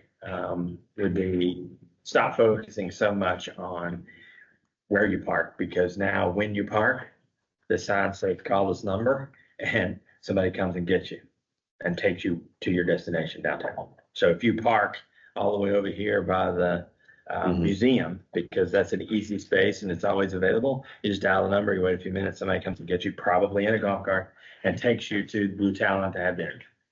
Because It's a valet program Yeah. that we would be providing in that way. So that for me is why it's not the golf cart that I don't like. I don't like the idea of our police officers being valets. Well, I don't know that it would be a police officer. Or any member of the city staff. I mean, having like Good job. I guess, Uber on call, I mean. I guess. So you think about it Something this way. I get your hesitation totally, and I'm absolutely not trying to talk you into it. But it would be, all right, let me frame it to you this way. Do you remember when we did neighborhood balance and there was a group of people that just were adamant we had to have a trash cart ordinance? And there had to be fines and you had to be punished if you left your trash cart out too long, right? The solution that surfaced was what other communities were doing. They hire a person or a company whose job it is to take the carts back to the house. Well, we did that, right? And it was actually kind of a great thing because it solved the problem that the residents were concerned about. It kept people from being in trouble who maybe weren't intending to be in trouble. And it also allowed us to employ somebody who was a recently retired police officer. I think now it's a former public works person. And so this would be another kind of avenue of that. A way to address what people have said is a parking concern would be alternate to the way that everyone else has solved it, right? Because everybody else is, oh, there's not enough parking. Let's build a structure. Let's change our fee structure, whatever the case may be. And if you did this and did it well, it might actually remove the pressure to do either of those two very controversial things. So for me, it came up when we were looking at P3 and the conversion to a plaza, and everyone said, I need to be able to park right behind Reggie's so that I can access Merchant Square. But the thing is, unless they had a handicap sticker, it's first come, first served. And so those older people who have mobility issues, but don't get that perfect parking spot, a lot of times would just leave because they said it's too far for me to be able to walk. So I see this as a way to help solve the problem and to supplement, the other parking areas where, again, where people don't have a handicap sticker, but they have challenges walking from the parking garage over to the library, let's say. I remember hearing from them. I was out in the golf cart with Jamie Clark doing wayfinding signage placement. A lady just hopped in. From Barry and said, take me to P6. She thought that's what we were. So one of the things I think we've been successful on and has made improvements to downtown vibrancy is our increased special events. Yes. Yeah, I think that's something that we need to continue. It's under advertisers now, so I don't know that it's necessarily a GIO, but it's certainly something I'd like to see us continue. Yeah, One of the things that we're going to do, just to prepare you, is when we finish getting it on the board, we're gonna start taking it off the board. And as part of that process, I'm gonna ask you to talk more about what you meant, right? So let's just pause and go through this again. So for special events, what I heard you just say is you like what we've done, but you're not necessarily saying do more of it. You're just saying keep doing what we're doing now. No, so I did say don't do more of it. I think we should do more of it, but I don't know that it has to be a specific GIO that tries to achieve a certain number of events or certain something. I think, as opportunities arise, we should be exploring those. So the door's open. Doors open. Okay. Because I think we got to see how these new events and what the response is to those. I just wanted to make sure you weren't saying, instead of doing 5, do 9. Right. No, yeah, Okay. I just wanted to make sure. Yeah, We to have a couple years of Yeah, what we're doing. because some of those events didn't have a good response. Well, and we're still getting our footing with the vendor too, Right. so that would be my recommendation. Yeah. Okay.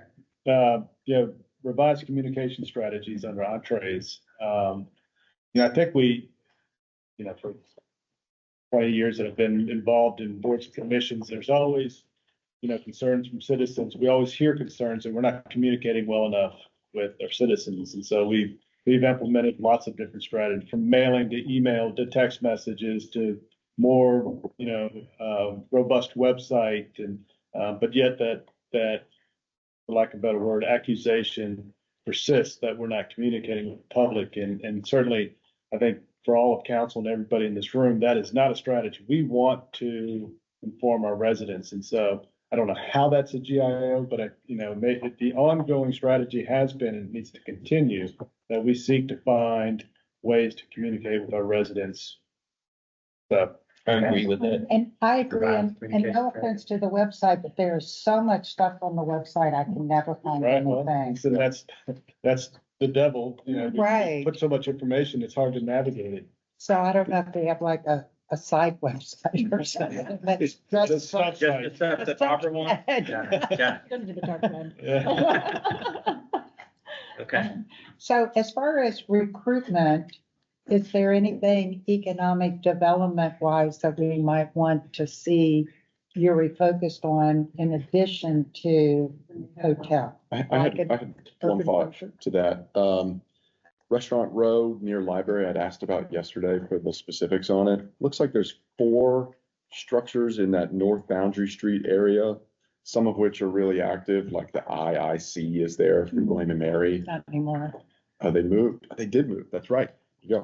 Some of which though are still open for rent. And I don't know if the buildings are a little decrepit, but there's a couple of like commercial office spaces there. I think there's one law firm. There might be one real estate agent. I'd love to see that activated to be more commercial, whether retail business or a restaurant row. So there's a restaurant going into one of them. Great. So I think Oh, I can so excited.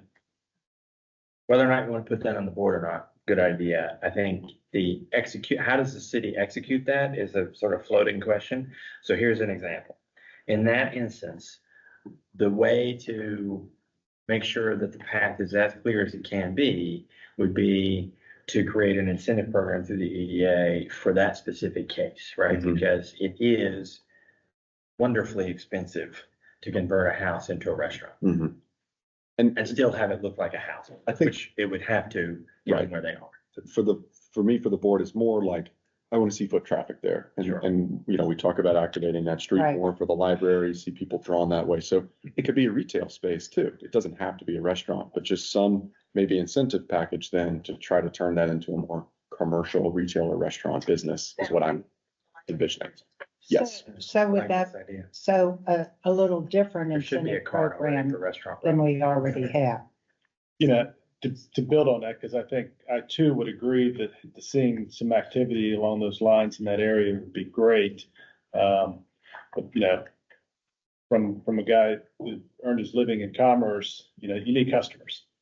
Customers have to spend money. And so part of the challenge we have, in the downtown, looking to shift over the last 40 years that I've been peddling the Machiavelli and living in the area. Used to be a lot of people lived down there that supported, a Roses that used to be on Duke Gloucester Street. And, as we've shifted from more residential living downtown to more just tourist driven and office, those urban grocers and things of that nature have moved away, and it's gone dark because people aren't really living, so much downtown. There are some people live downtown. And so that leads to, smaller lot size and urban infill, and density. And I think we ought to be considering that. Years ago, we talked about density, and I know we've changed the density requirements. We wanted to allow for 2 units to be built on one lot, and that I think created the density of 21 units per acre. There was great fear that we were going to build 21 units on 1 acre, and that wasn't the case. And maybe there was a communication issue there, but I think we in order for businesses to be successful, particularly in that downtown area, smaller restaurants and things of that nature, you need people. And it's not just tourists. It's not just students. It's not just students. You have to have, people of all ages living downtown. So how do we stimulate that, that progression there? Because when you look at students, there are a lot of students that live in that area. And why is there a line out the wazoo at the bake shop? Is it because that they can use their dining dollars there? Yes. And at Chick-fil-A, but not at the other locations? So I think absolutely. So you have all of these places and you have a lot of people downtown, but it's not people who are going to frequent the restaurant. So do we create our own dining dollars program?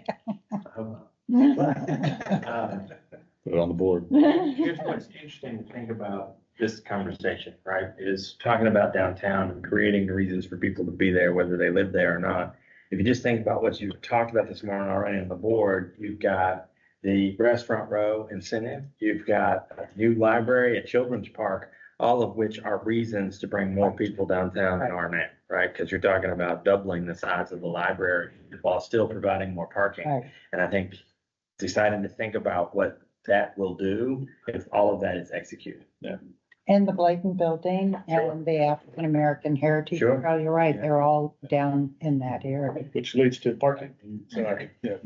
Parking. I just want to make sure that I'm back on the bike trails, that pedestrian and bike safety is one thing. And then I want to make sure that the complete streets policy, I'm being detailed enough for right now. To your point earlier about like, what do you mean? I just want to be clear that when I say pedestrian and bike safety, that's making sure that whatever we have obviously is the safest possible. But then that's different, I think, than a comprehensive, look at expansion and about connectivity. Yes. So I would say bike, trail, and pathway connectivity, whether that be the Trail 757, whether that be connecting Richmond Road smartly to, over here on like York Street or whatever, there's a difference, I think. So I just want to make sure that we kind of separate out. This is the connectivity or this is? No, the complete streets is connectivity, but I didn't know if I needed to say that separately because again, there's so much on here, about it. And so I'm not trying to take anything away and leave something off. So I just want to make sure it's as comprehensive as possible because I do think when I really kind of draw back, I think what Complete Streets is doing 2 things. It's recognizing other ways of getting around other than cars, making sure that that's safe. But then I think connectivity is what makes us community-wide that successful, is that people can get from one end of town to the other safely on their bikes. We have to be thinking about more than one thing. And I think that goes back to Caleb's earlier point too, and Caleb's theme about, sustainability and environmental, and that gets me to my carbon emissions. Good. Thank you. And the need for golf carts. Yeah, not sold on the golf carts, but I appreciate your passion. You might win me over with that. I have to give her one for the weekend. Sold. 50%. 50%. And I also am looking at the responses from, I think the pie chart is from the community, right? Yes. So we look at, there's 50% and 10%, kind of got the most. And so I would also be open, to the idea of if you put those two, maybe a little bit, a little down, maybe 40. I don't know, but I'm voting 50 is what I'm saying. So I think I'd say 35. I think 50, in my view, is too aspirational. Okay. I checked 10 because a lot of work and I'm not sold on it. Okay. Back to the last. I checked 35 as well. All right. I just, again, not knowing what that might be too lofty of a goal. Yeah, I actually had 25, but okay. I'm gonna do some quick math for y'all. Okay. We might average at 40. Yeah. This is one of the things where costs would be really helpful to know. Yeah. Right. One And reason why I was at that's the main 50. reason I put 35 is because I was thinking about what would it cost to get to 50? Yeah, and well, that's why when I was doing this work last night, I was thinking, God, it would be really expensive to put solar PV everywhere and reach 50, but then green power program maybe makes it seem like that's more attainable in a cost-effective way. So I think there's potential ways we can get there, but I know that there could be costly, so it'd be good to know what Not those to levers are. defeat Michelle's math exercise, but another way, what is it? 36? So another way to think about this though is, don't think of it as an absolute. Because the wording of the GIO makes a big difference. When Nicole and I sit down in 2 years and go, did we do that or not? We're gonna read every word and say, well, it says maybe. So it could be that the wording of the GIO sets the target at 50%, but makes it clear we haven't failed if we don't obtain 50%, right? So you just think about, the lawyer can think about how to word that such that when the contract is under evaluation, we didn't breach. Two things under soup and salad, the public restrooms, I think, because they come up in all of the surveys. And then I really like the idea of the transportation center cafe. Because if I'm waiting for that train that's late from Newport News, I gotta have my Coke Zero. So the thought came up of having either, what were you talking about, pop-ups there? Or as an established one, right? So any thoughts one way or the other? So I think it's gonna be a tough location to have a long-term tenant. It's because, You have some interested parties. well, that's good. And so, small kitchen space. Is there any little kitchen cafe, space restaurant? there? It would be for it to be a quick service cafe. Okay, Instead of a coffee shop. I think that we should have. I think it's a great idea. Yeah. What is, remind me what the Family repurchase joke. program is? So that, yes, the repurchase program was, in an instance where the city created some of these other programs that allowed people to buy a home, the city had the opportunity to repurchase it from that entity to put it back into affordable housing, as opposed to it transitioning out of affordable housing. That was the idea. Same question for PPP loan consortium. That's just public-private partnership loans. Okay. Yeah, there was a lot of, during the neighborhood balance, and I'm gonna have you all circle back, we can do it now if you'd like. A lot of you said, we need to revisit the neighborhood balance. Well, we did that. This is the list of things that aren't done. So what on this list? That aren't done, you said? Yeah, this is what's So go not done. back to. Countdown's go- done. Oh, Yeah. you're right, it is. I don't know why it's on there. Good point. But it hadn't been presented. It hasn't. Yeah, So- that's why the top two are there, certified, rent ready and Oh, tax. okay. Yeah, so what on this list interests you? And I mean, I'm gonna give you the same advice I gave to the NBC, it still stands. Loan programs, I'm just gonna say it as directly as I can, are not gonna solve this problem. You do not have enough money to do that. The only way to do that is to find a partner who is gonna put more money into it than you do, so that it's a sustainable thing.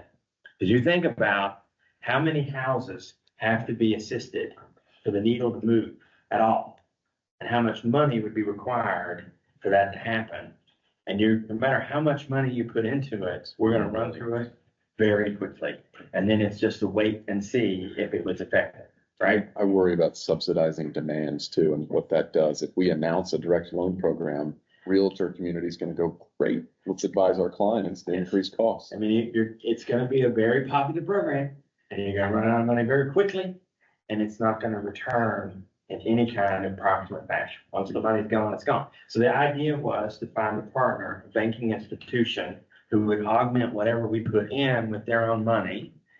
And when we met with banks, we were unable to find an institution that had a program that they would deploy that matched the need. Everybody had an affordable housing program. The threshold was $250,000 or something.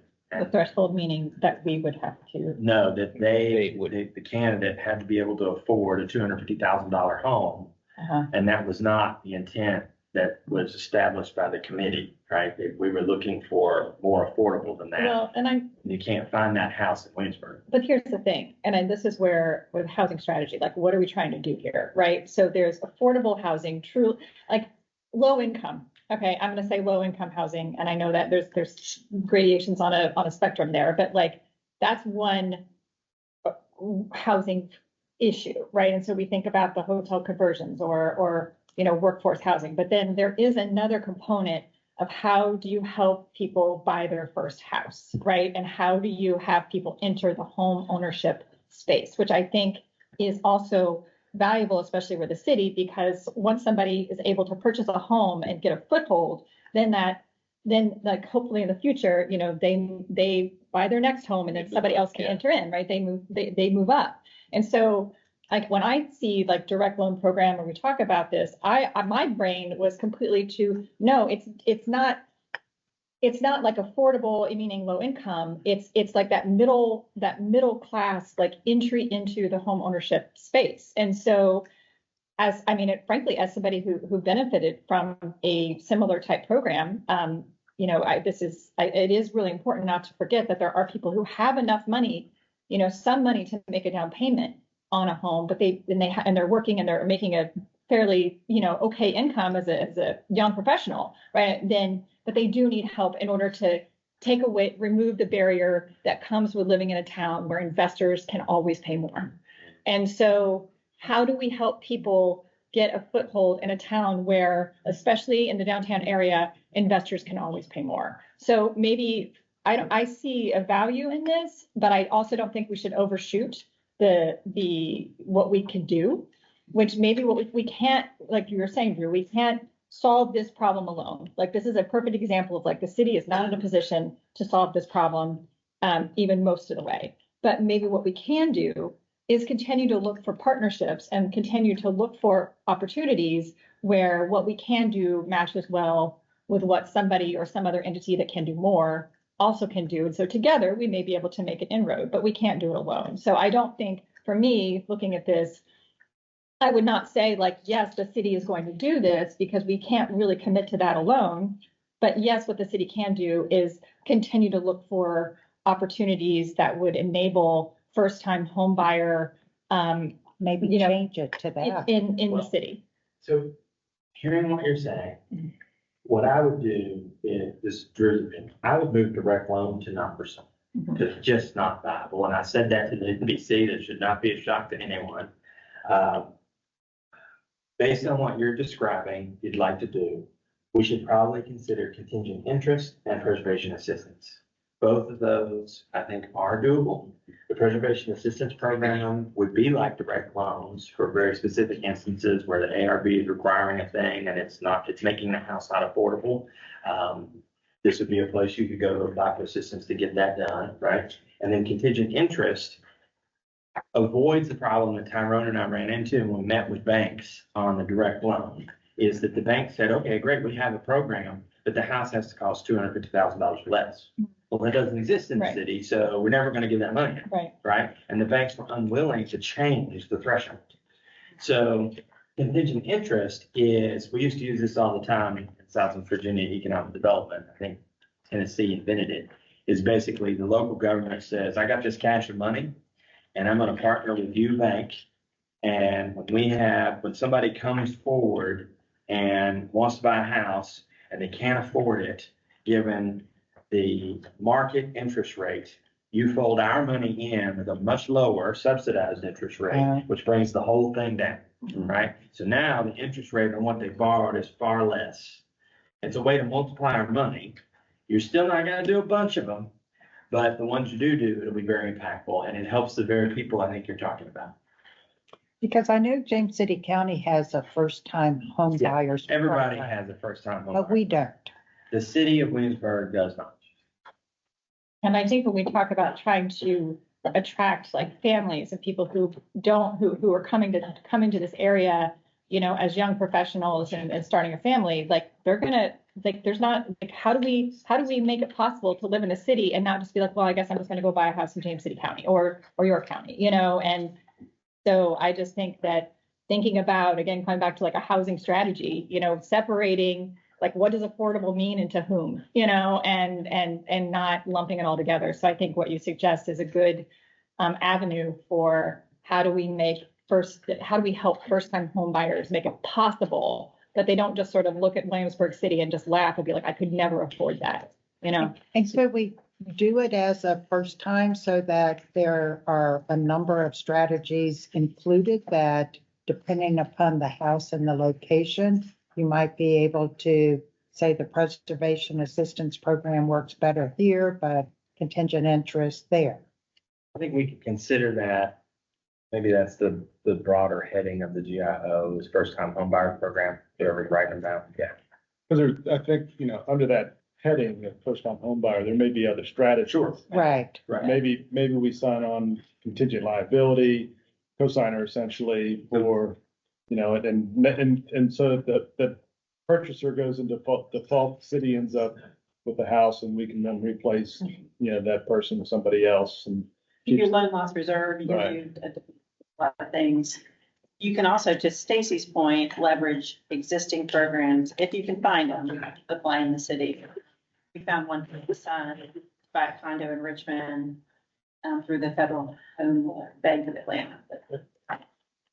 And some of this is educated mortgage brokers. Yeah. On the programs that are available, because they're the ones that are interacting at that level with the city. You don't come to the city when you want to buy it. But that reminds me, you know, We'd like to keep that. we talked about a development specialist, you know, as part of staff, you know, a lot of the things that we want to achieve kind of fall outside of the core functions of government, and this may be one of them, but it's certainly an initiative because we want to help, you know, home ownership in the city, and so it's kind of a subset. So how do we find the dollars to support that program? Maybe there's grants to be written. So how do we get that grant writer, development specialist, as part of the staff? Do you want that on the board? I do. Okay. I see some heads, I see. It's like, yeah, is it first-time home buyer program? Is that what you're billing it as? No, so the two covered that. First time home buyer is on the board. What Doug was talking about was a grant writer / Oh, okay. Yeah. And we talked about this, Yeah, it's been talked about numerous times. particularly with some of the live performance venue and children's park to get funding for that. I think it was Yeah. the last budget cycle when I Right. brought it up. Yeah. Development. In the spirit of keeping things up there that are happening, I would Probably say. better just to pin this up there and then take off. Yeah, we'll just sit there with a red pen. Bus stops, and public transit. It Bus seems like there's a stops. lot of, is that all already up there? Bus stops up Yeah. there. Okay. I don't know that public transit. Because we talked about how like there's been a lot of improvements like that people are seeing in the community with respect to WADA, but you know, we don't want to, I'd say, keep that going. Yeah, Yes, keep it- yes. So we have 15 minutes, anyway. Yeah, I know we talked about public, transportation, walkability or something like that, but lighting is, I think, to me, critical. It seems like as every day I get older, it's harder to see people walk along the street. And when I was driving home last night from, I guess, William and Mary, I thought about what it used to look like, where you'd come around College Corner without the lights downtown, without the lights at Barrett. Yeah, very dark. Yeah. Very Very dark. So, you know, the strategy to to go from, and I don't know how many LED or how many metal halide and sodium No, vapor lights we have. You have to do a candle watt study and. Right. And then that'll tell us how many fixtures, which tells us how many. Right. And, you know, and I think different fixtures in different areas Sure. would be appropriate. And I know it's the third rail, when you talk about lighting, but Francis Street is, to me, treacherous. Very dark. Which street? Francis Very Street. nice. Particularly in the dip. Right. Well, and the tavern parking. Tavern parking is another good example. There's gotta be a way. Would even go out after dark. Yeah, there's gotta be a way to eliminate that, that it doesn't cause too much disruption to the historic nature of the area. So one thing that goes back to sort of this that I was noticing from yesterday, impact linkage fees. Right, so that's under the affordable housing list. I'm gonna go there in just a second. Okay, But I'd like to close this I'm out, sorry. right? So what I heard you all said, let's revisit neighborhood balance. These are the recommendations. We talked about contingent interest and preservation assistance. Is there anything else that you'd like to put on the board from this list?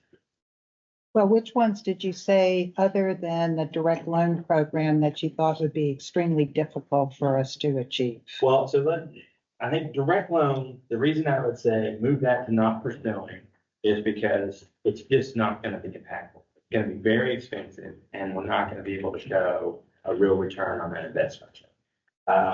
University sponsored housing is another one that I would suggest you consider moving to not pursuing, only because we can't do it. Right. This is, and we said this to this body when it formed, was, that's a great idea.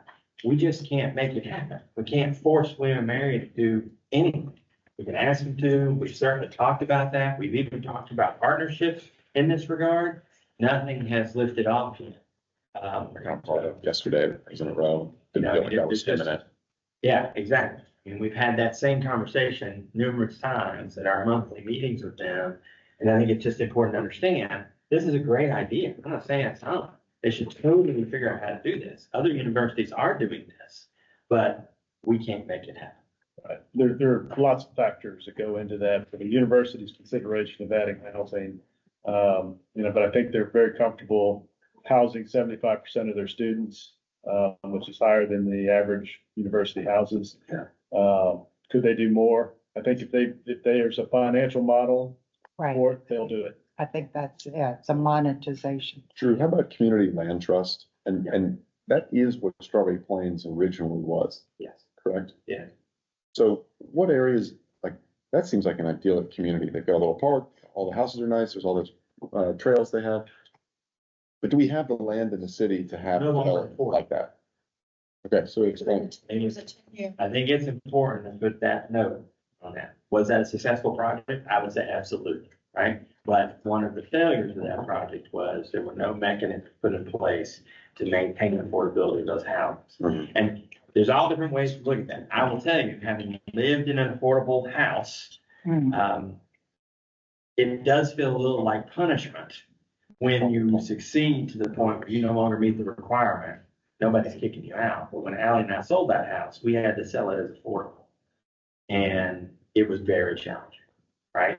So you have to consider the pros and the cons of that.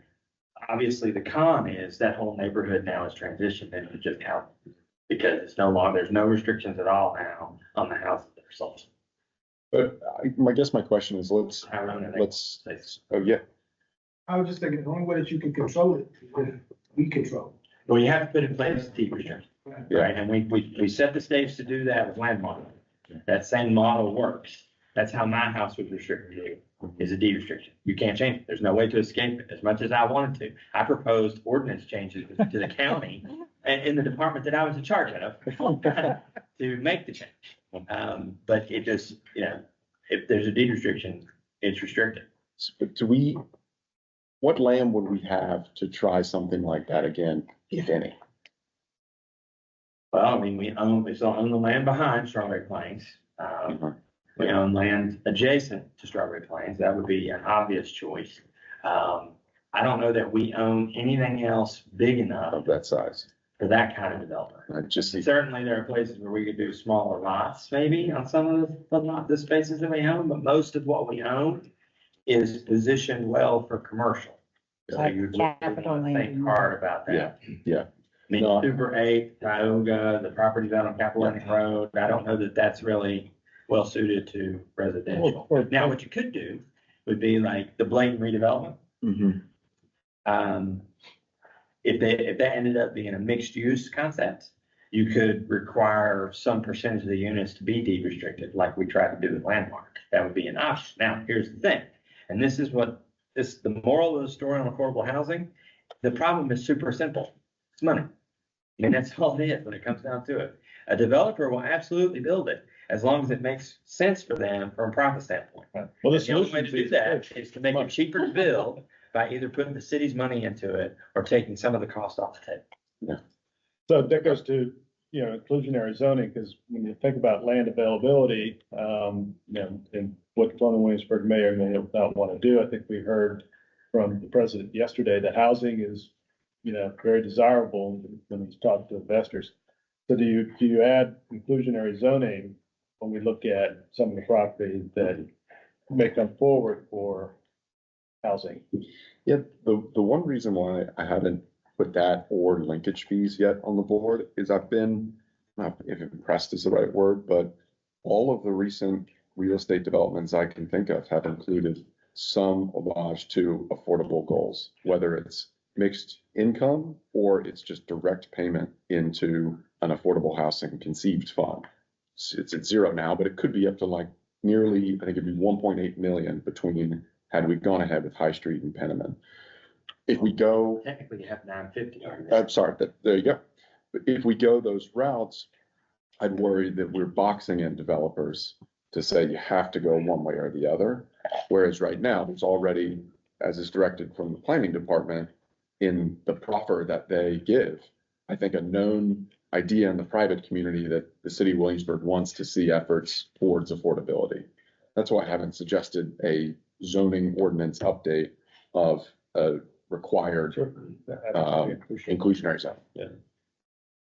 Would there be any opportunity, you think there would be any chance that Riverside would want to negotiate?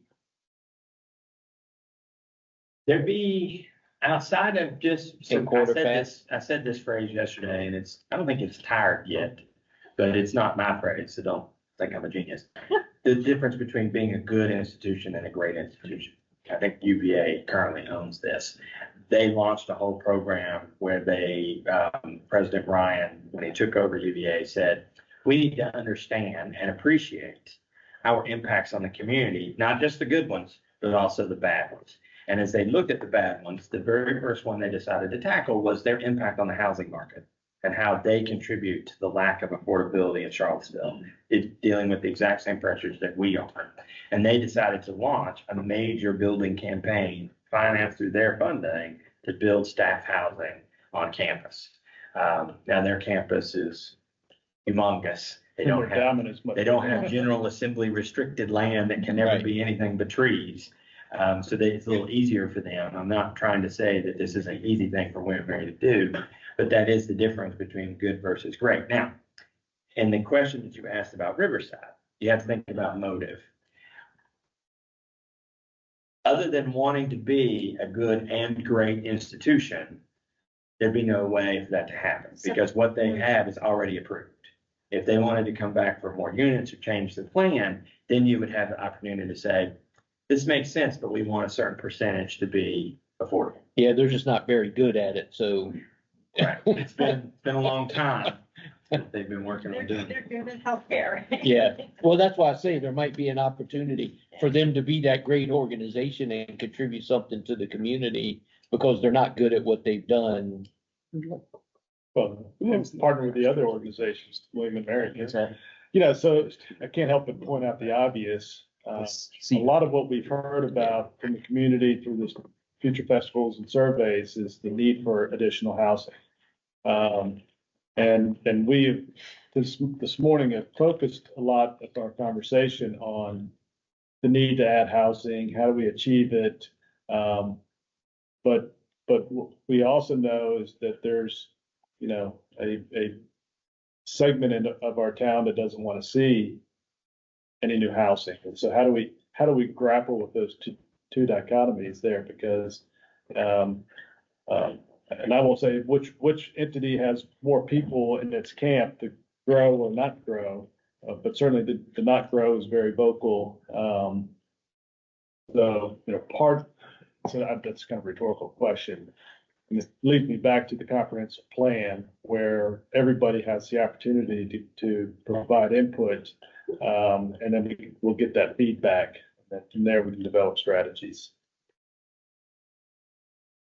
All right. I was thinking, properties that we do own, especially the property behind Story Plains. What if the city came to develop and whatever we develop, we maintain ownership and we rent units to the greater community, thus keeping it affordable because we have the ownership? I think that anything that is proposed for the property behind on Strawberry Plains is going to be met with the same resistance that Landmark did.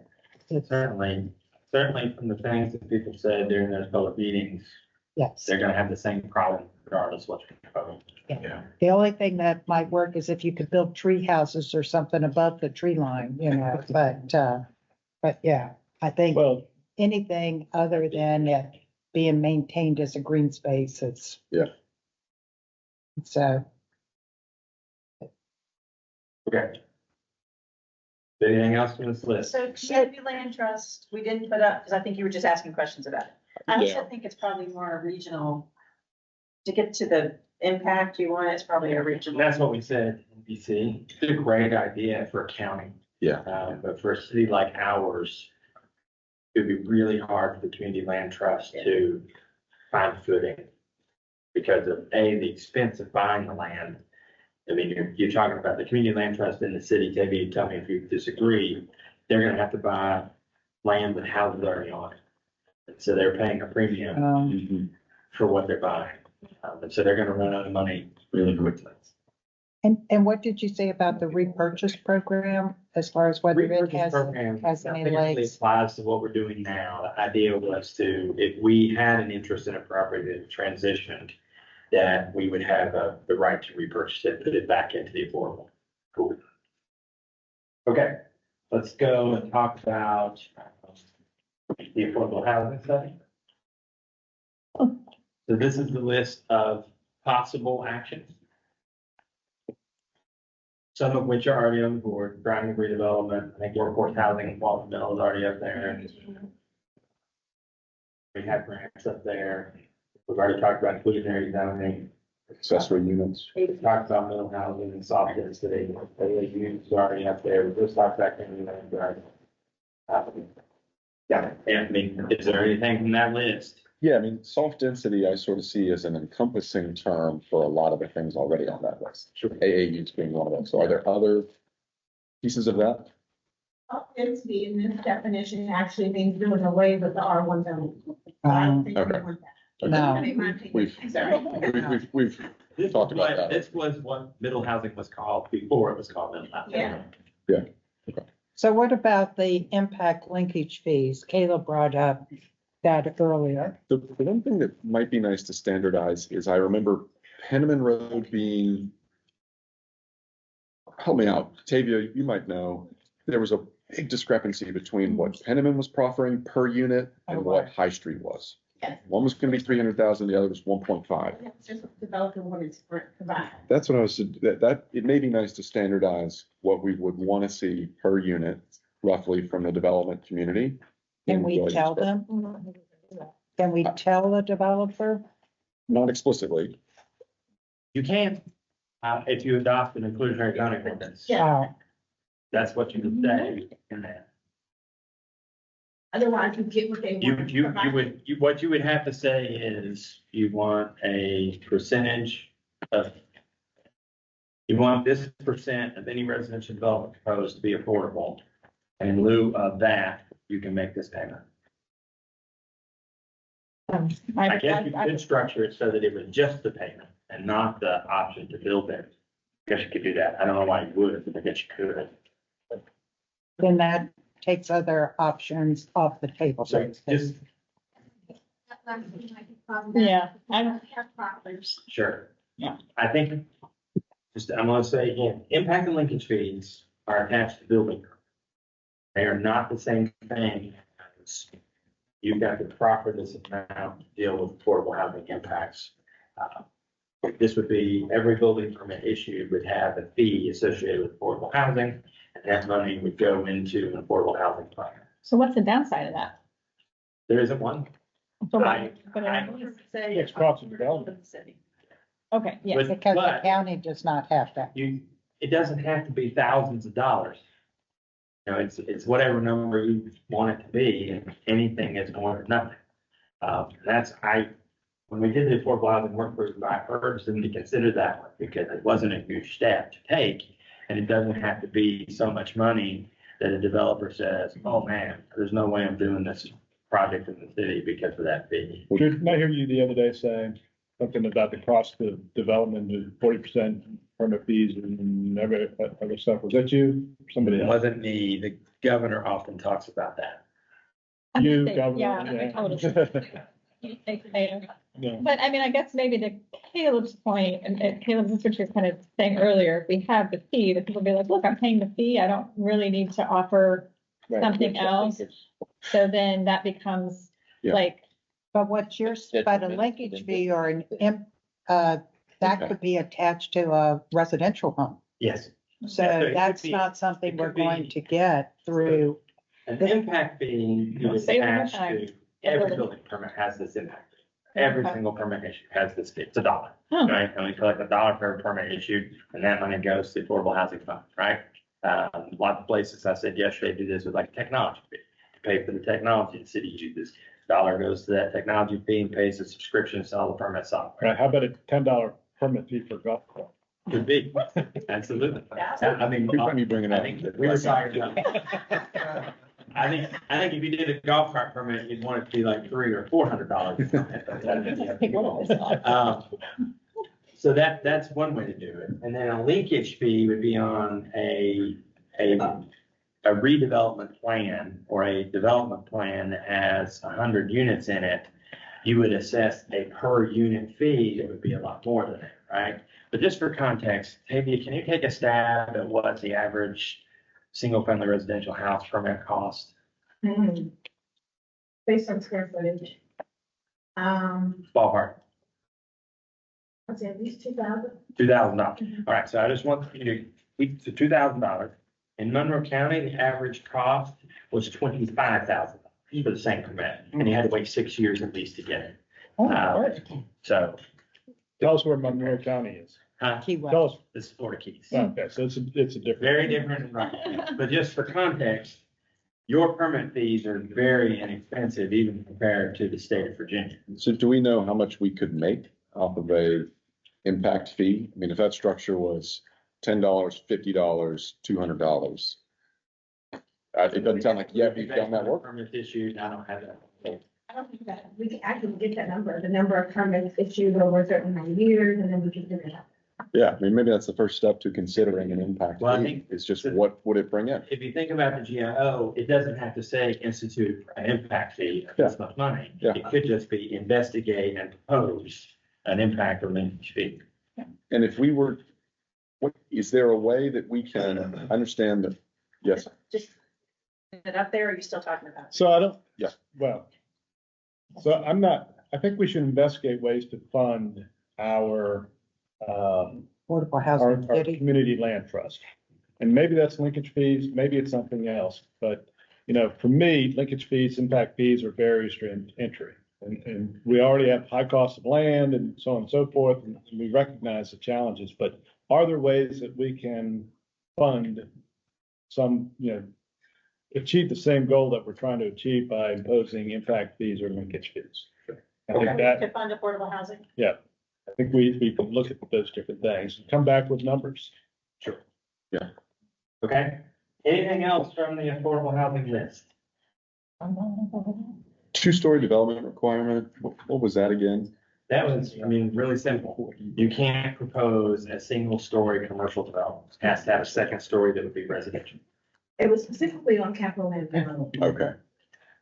So I was thinking that maybe, are you sure? Because there was the mixed use, mixed income, mixed use was for capital planning, but I couldn't remember the two-story. I thought You're it, right. I was thinking of two-story. It was modeled after a community in North Carolina, it's on the east coast, it has a university. Oh, I can't remember. Let me see. Sean Hughes had brought it to our. So just you don't allow single story commercial stuff. So you'd have residential above it? Yeah. which I think makes sense for Williamsburg because of the lack of. So put that on the board. Two-story development. So I think so, you know, when I look at what's the place out there in Monticello, Newtown? Newtown, you know. Fake second story? Yeah, I mean, to me, that's just a waste of opportunity and leads to probably some of the downfalls. You know, if you have a commercial area that nobody, I mean, people live around it, but nobody's walking that main street and they've missed an opportunity to have. Right, which is not something we want to see in the future. So when we look at commercial investments in the future, how do we add residential components to it? Okay. Anything else? Workforce housing. It's already there. I think we've got that. Yeah. I think, that, to me, that's an easy one to investigate. Again, you're not saying do it. There's all kinds of reasons not to, probably, number one being cost, but at least we can investigate it and come back to you with what's possible. All right, let's talk about one more from this list, and that is TRC. So these were the staff recommended options. You can look at the TRC report, and I mean, there's a whole host of other things included in that.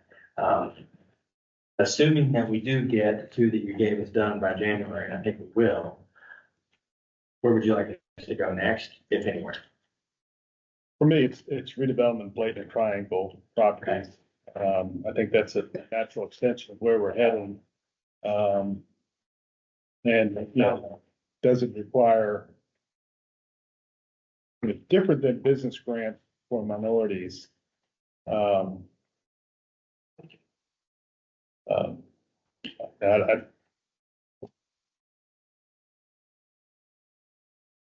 point of caution I'd like to make about business grants for minorities. I actually just had a conversation with Lisk about this. I have been researching that exact thing since 2020. And the roadblock I kept running into was who is the deciding factor on what a minority is and what someone self-identifies as. And in my conversation with Liz just last week, they cautioned me against creating a program like that because of some of their partner organizations getting sued over programs that they created. Thank you for recognizing my pause, helping me out. I think, so Bladen and Triangle building. And the top two, I think we're doing the first. The second, we could pretty easily pick off. Yeah, so the first one, the staff asked me about this too, so I just want, key word here is investment. Okay. We don't get the money, This is the point that we were talking about earlier, fast or wait on somebody else's money. And so the key thing there is getting it done. Yeah. And, we've applied for money for it to be done in 26. If you want things done by 2026, the 250th, and this is one of those projects that's identified as a legacy project, it may require you to put more money into it to get it across the finish line. What's the gap now in funding? Shell is the gap. 1.8 million. And The federal standards. It's not insubstantial, right? Now, we may get a lot of that from 250. Yeah, that's due Friday. Because they have indicated they really like this project, and it seems to check all the boxes. But as we heard yesterday from a committee member, they have about $17 million available. Much of that's going to be consumed by the committee itself. And then what's left to be spread across the state. So will we get all that money? I don't know. I mean, Williamsburg alone is submitting 4 or 5 projects. No, with CW, I think it's 4, right? So 4 projects just here in Williamsburg that are multi-million-dollar projects. Well, it strikes me like investment, we've started the process. Investment could be with our own money, or for another thing up on the board in the grants coordinator position, the investment of time in trying to identify more money. So putting it on the board as a GIO is important because we've started it and it's already up there. we'll determine the timeline. Okay, good. Yeah. I have a question. Oh, I just got the blatant in the triangle, like, blatant, I was over here, like, I think that stands alone. I think these things both stand alone. So I'm just kind of curious as to why they are put together. Would the idea be that the RFP is for both properties? I think that that's, Yes. okay, They were. I'm not Yeah, sure the that, TRC felt strongly Mhm. that displacement occurred sure, in the Bladen Triangle facilities, and they wanted to see that addressed. Right. In an RFP for redeveloping both. uh-huh, And the RFP needed to have some method of prioritizing minority contractors in doing the work uh-huh. and minority investors taking the spaces as well. I mean, I appreciate it. I understand that. My question really is though, is that do these things have to move together? Because I see they're two separate, those are buildings that have a shared history, but also have separate purposes and where they are today and kind of in terms of the blatant building is where people live, right? And we've talked a lot about how that makes a difference in maybe perhaps urgency or then, you know, for the people who are living there and the conditions that they're living in. So I'm just kind of, if when we move forward, I think we should be thoughtful about how intertwined these redevelopment projects are. But I think you're more likely to get a developer interested in doing the triangle along with the blatant as opposed to the triangle by itself. Well, I would flip it. If your intent is to see the blatant building redeveloped using less public funding, you've got to incentivize that development to happen, and the triangle building component of money can be made. It might be the incentive that's required to get it across the finish line. And the triangle building is of a certain age and frankly, a single story. And there's opportunity, you know, to have additional residents there. But I also think that thinking about this in terms of truth and reconciliation, we have to be also very mindful of the history and the reason why these buildings are so important to the descendant community. And we have to incorporate that into the redevelopment strategy of these buildings, because otherwise we're not doing it as part of truth and reconciliation. We're doing it, you know, for our own economic development, which I think I think we just have to be very intentional in these properties and knowing that, you know, this is not just a building redevelopment. I mean, this is historical pieces of Williamsburg. But the developer is going to want to develop it for the economic reasons. And I think you can put restrictions or requirements in the RFP. That's what the TRC recommended. Yeah, that's Right. what That is exactly what they That's what Stacy's Yeah. saying. I think it's, Yeah. if it's redeveloped, we need to be mindful of its history.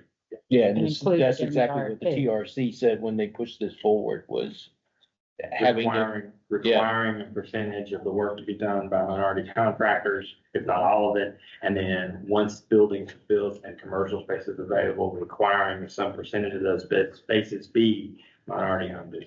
I guess, go ahead. So sorry, something that economic development is working on. I meet regularly with the directors in James City County and York County. And Q1, we're planning a procurement seminar. Essentially, we'll have our procurement officers from each of our jurisdictions come in and talk about the process of annual contracts and things like that, how to do business with your locality. The NAACP has been doing a massive effort on getting a log of all of our minority-owned businesses in our 3 localities. And so they'll be a promotion partner. The goal is to bring in as many minority businesses and contractors as we can to help them understand how to do business more with our localities. And then hopefully have a SPAM certification workshop as part of that so that they can get certified with the state. And that all sounds really great. I just sort of think the blatant building and the triangle building have very different purposes. And what I'm not saying, I'm just going to say, is that I wouldn't want the blatant redevelopment to be slowed by these other. Yeah, I just want to add, I've been talking with our management company, our GS, and they have indicated an interest from all the tenants in the triangle building to be part of whatever we decide to do with that property. So I know there's a desire to make sure we include the sentiment from the group as far as African American or the descendants or what have you. But being able to take care of the folks that have been part of this whole thing for some time now, and actually pay rent, to be a part of whatever we decide to do. I mean, I'm fine with moving forward. I just think that putting a pin in it and not thinking of it as, you know, really rooting it in TRC is important. And I know that's what we're doing, but I just felt it needed to be put out there. Sure. Drew, the WJCC work session just feels like something that we should already do as we think about potential, what our school structure looks like. So, I mean, I'd put that on the list of us to consider, because having some kind of equity consideration within schools that are within the city is just a naturally good thing for us to do. So let's plan on that as is. We'll have a new superintendent. Anything else from the Yeah, which initiative? So why don't we do this? Let's take a break, shortish one. We'll come back. We'll look at what's on the board and decide if there's anything that you all can agree to take off the board. And then from after we've done that, we'll take another break, a little bit longer, allow us time to organize what's left. So when you say shorty's break, like 10 minutes? Yeah, let's go.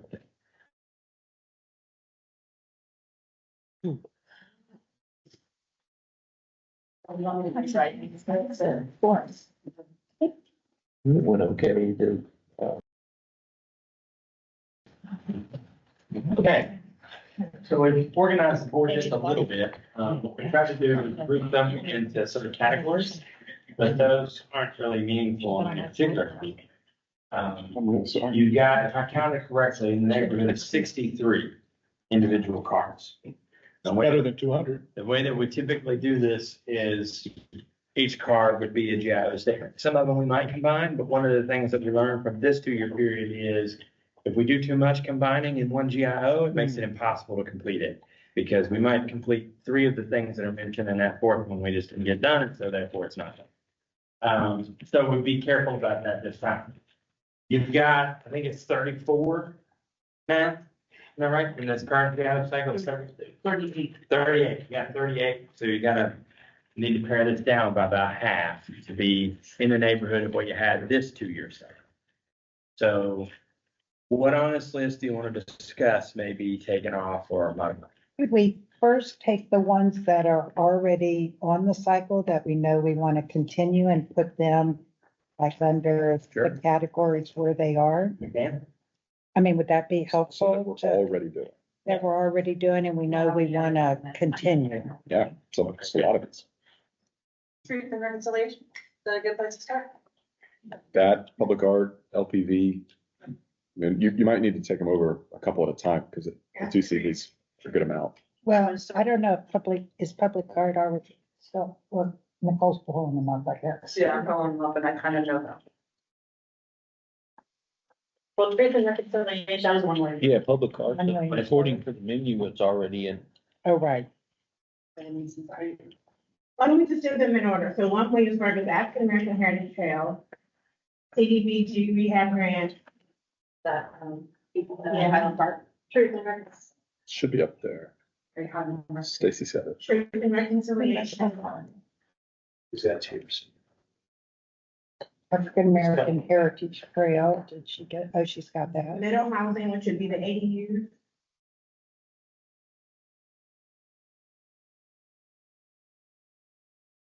And we have hotel affordable housing. Yeah. This is all one way to. Yes.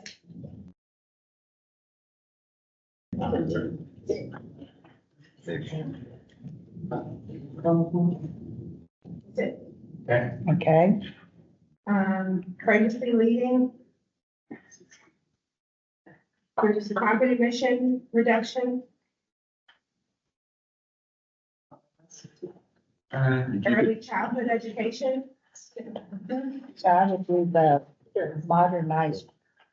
Okay, does that fall with it? Reimagine K-12 education. Yeah. Yeah, that's. Smart city initiatives.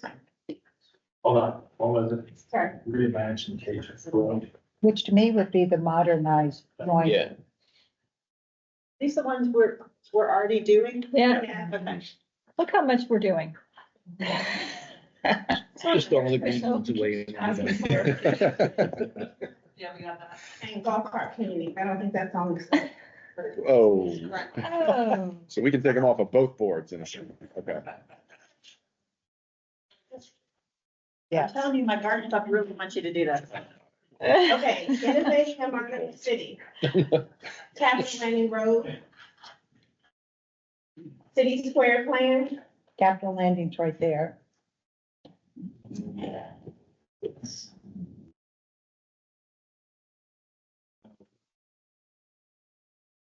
I'm losing some of the breathing. That's okay. Okay, so Capitol Landing Road, we got that.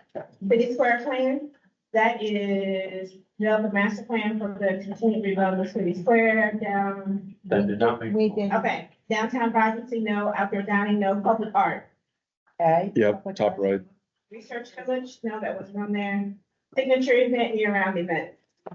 That should be up For there. signature events, I think we said we wanted to just keep it Yeah, what like- we were doing. I think it's up. Yeah. Oh, it's still. It's, Okay. Okay, prioritizing safety and wellness. Employee wellness, enhance existing park facilities, food truck, mental health, parks. I've got park facilities. We can talk about food truck. We don't. We've already done No, that. This is from last year, from the last 2 years. About, can they just write you in this park facilities expansion? Yeah. Advance.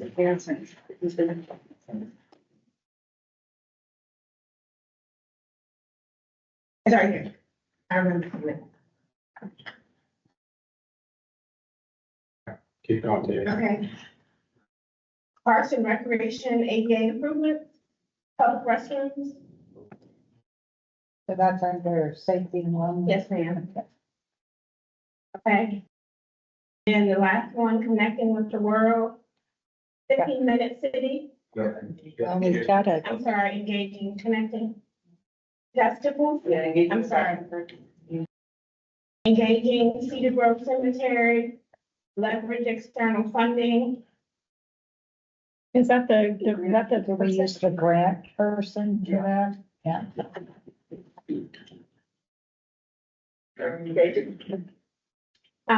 Photo history, regional recreational facilities. Grant ready. Future sports.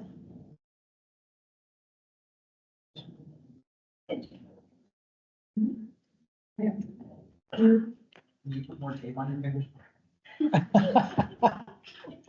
Did we get ready? Yep. Okay. Town gown report, but we didn't put that, that's not back up there. Okay. All right, so connecting with the world. 15-minute city. Which we call Okay. something different, we just call public transit. 757 trail 757. That's bottom left, Michelle. Bottom left. Thank you, Taylor. Okay, bus stop improvements.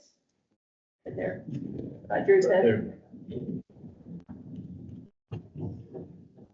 Connecting with the world. Bus technology. Internet connectivity. Not up here. Okay, mega region. Not up here. Okay, that's it. Okay. All right. So question, some of these feel like the tasks within the broader stuff, like I imagine for reducing carbon emissions, we'll study the green, red. So why don't we put those like underneath Drew? Because there's a couple more we could take off before we maybe discuss not doing something. You know what I mean? The 50% reduction. So that would fall under the carbon emissions, right? Yeah. Because that was not a definitive decision. Yeah, we were gonna round up to 50. You're gonna- So you got about 21 up there, right? And so Caleb's point is, and I would prefer, I think, to organize it this way, and I'm telling you, as we write them, we may change this plan, but I would like to group them by, like, if it's a truth and reconciliation project, I'd like that to be the heading and then put the projects under it so that the people who are interested in that can see immediately, oh, there's the truth and reconciliation thing that they're gonna do. Same thing with neighborhood balance and affordable housing. So that's probably how we'll do it. So I would consider this a GIO, and that's how we did it this time too. So when you look, so then you've got affordable AAUs and hotel to housing conversion, you would keep those separate or put them under like a housing strategy? We would probably put them under the affordable housing plan implementation. They probably will end up being, because I said earlier, we don't want to be penalized because we approved those. So we'll probably figure out how to separate them into two. But yeah. So, I mean, like, I think Caleb, I might be just repeating, I don't mean to, but it does seem like there's themes here and there's some of the things are specific tasks and some of the things are ideas. Do we have to pare this down? Because right things. Capture. So like comprehensive plan update. Right. We all said we wanted that. So where would it best fit in? So here's the thing. What I don't want you to do is worry about where they are necessarily. We will do that. I think it's most important that visually we've got a good mix. Then we can sort of move around. Comprehensive plan is a good example. It could literally go in any one of these. Well, right. And zoning ordinance, infill development and additional housing downtown could all follow. ARB, district review. Right, could all go under comprehensive plan. Yeah. Caleb's. Yeah, so that I was gonna say that a lot of the things right here are gonna be addressed in the comprehensive plan. Okay. And the advantage of us talking about them today is you helped us craft the scope of work that will go into that comp plan advertisement. So what do you need us to do now? So you've got, you added one, so you've got in the neighborhood of 22 on the keepers list. Uh-huh. What we need to do now is decide, are there things on here that you want to move over? Are there missing things? One example was, there was nothing about internet. Yeah. And that's been a popular one. I'm not saying you need to have it. I'm just pointing out you don't have it now. Well, thank you for saying that. I do think the internet is, as Mark pointed out yesterday, it's going to be a public utility that more of us depend on, and we ought to have, communications, I mean, cell phone coverage, internet connectivity. So I'd even add on there. In smart city, do they all sort of fall together? And like investing in utility infrastructure, that just defines kind of utility in an innovative way. So you consensus to move that one over? Investment in utility, yes. Yeah. But and to that, Waller Mill Dam improvements fall into that. Yeah, so that's why I didn't move it. Yeah. Children's Park? Yeah, so there's some that I want to point out missing. These were groups that were ahead in the last 2 years. Based on the feedback from Future Fest, your all's discussion today, they may have advanced now to be independent standalone GIOs. Number 5? Yeah. What did we decide about the APV? The look on stage and space is where No, what do you think? Well, I was concerned. And the library. I thought maybe during the break you'd change your mind. So the library? Definitely. What do we do with the APV? APV? It's on there, it's already up. It's already up there, under engaging with our partners. Okay. Okay, anything else? So, I mean, again, I'm gonna push the connectivity of trails and pedestrians and biking, like, Streets policy. yeah. So we wanted to ask you more about the card that's up there that says, that public, where's that? Pedestrian and bike safety. Yeah. Tell us more about what that means to you. I think, okay, there's a difference between things that exist currently and things that don't exist yet, right? And so you could say pedestrian and bike safety is just to fix the things that currently exist to make them safe. That doesn't necessarily include like looking at what's possible that we don't have yet, because obviously you're not going to build something and make it unsafe. So you would hope that pedestrian and bike safety would be part of creating a master plan and connectivity. But, so I think pedestrian and bike safety is recognizing that there are current things that we could improve to make them more safe that are separate from things that don't exist yet. So this is about current facilities, not here. So, Yeah. Got so it. for instance, Richmond Road, people talk about the shared bike path on Richmond Road. And is there a way to make it safer? But then we also look at, are there ways to create new bike paths and create more of a connectivity through all parts of the So city? to add to that, my priority on this one would be John Tyler. And I know we just acted on it. A little bit of Aaron's projected timeline worried me. If there's any way to expedite that, if foot removed from the road, that's ideal. So, okay. We'll separate it out just a tad. I'll stick with my line of questioning for first place. I feel like I'm on the So- witness stand. Okay. What I heard you say is we need a plan to address where we should have new facilities. And we should be thinking about what we do to improve the existing. That's what I heard you saying. I think that is what I said. Okay. How about that becomes a component of the comprehensive plan to look at both those things? Now, we add that to what Caleb has said. I think that's a separate thing. Trail 757 is independent of that effort, right? Because what we're looking at in the comp plan is more internal to us, smaller facilities, community connections. We would put the Collegewood circuit in that group, Yeah. even though it's a part of Trail 757. Yeah. But having Trail 757 as a GIO means Public Works is going to prioritize that. So I do want to prioritize, but just for clarification, I'm more worried about the kids that walk to Berkeley. So it's more the pedestrian safety on John Tyler that I'm thinking of, and biking is a portion of that. Yep, right. I think agreed. I think I won't speak for Jack and the engineering group, but I think that no matter what facility we're thinking about in that pathway, it's gonna have to be mixed use. There's not enough room to do dual facilities. Yeah. So, And to your point, Drew, I hear what you're saying.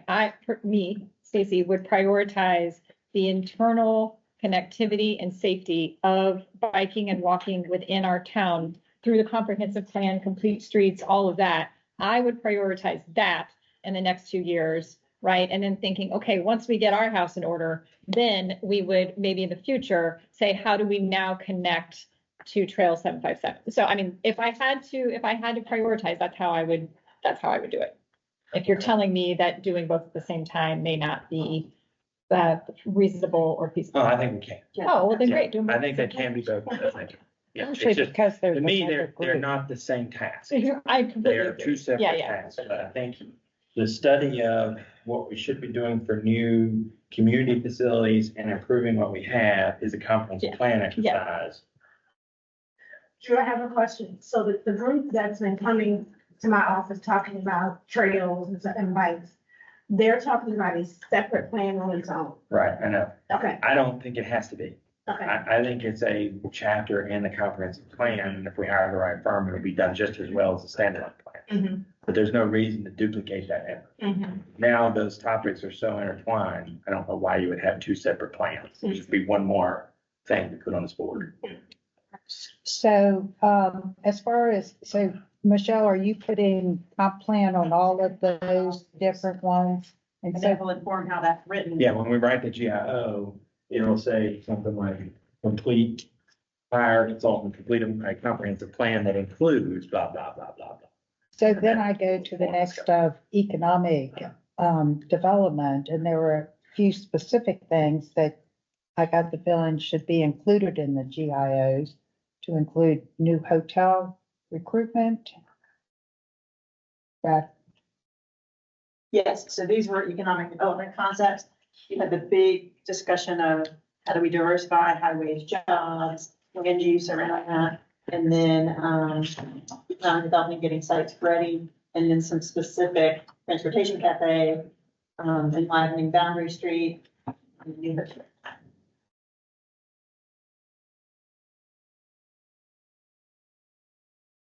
but based on what I've heard, we need to have something related to economic development over here. So economic development is a chapter within the comprehensive plan. I sort of think it needs to be have a little more Yeah, so I think, emphasis yes, earlier. it is, but if there's a specific thing, I think that's good to have here. Now, I was saying during the break, don't forget, you do have an economic development plan. And Right. a group that does this. You don't want to take their authority away. But what this is about is emphasizing a specific strategy. Because you said that if Yuri goes out to meet with Yes. clients and can show them that we have specifically tasked her to try to recruit hotels, it will be helpful to them. Very much so, especially for developers that have had unfortunate Well, this- experiences. For me, with Yeah. the roof, Yeah. with the rooftop bar. I will do my very best.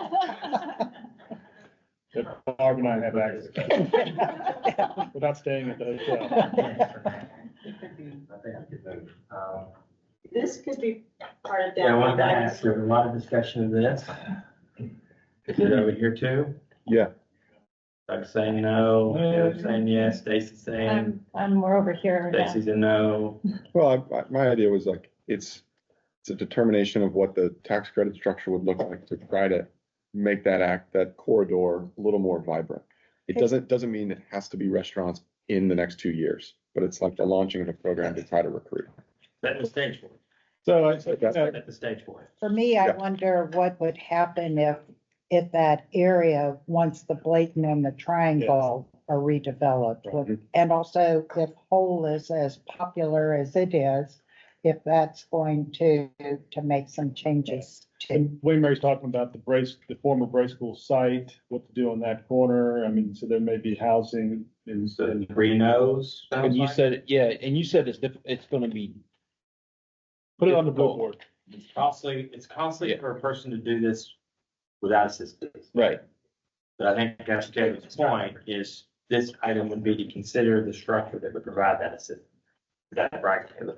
Yeah, and we could even predate some of the redevelopment to come by showing that these couple of buildings are meant for retail or restaurant space. I think let the economy drive that.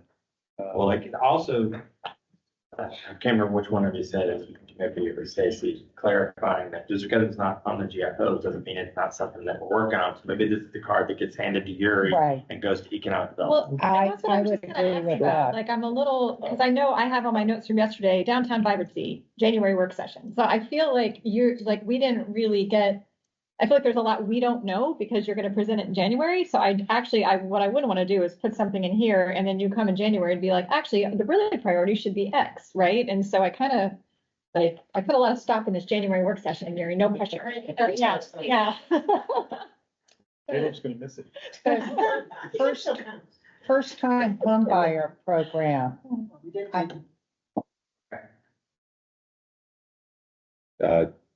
As far as developing what that could be. Well, and if Or we look housing at their housing strategy, I Yeah. think that Yeah, would be that's something that would be something to specifically address some time on. Do we yet have so could we at least put, I think it sounds like more discussion on what percentage reduce.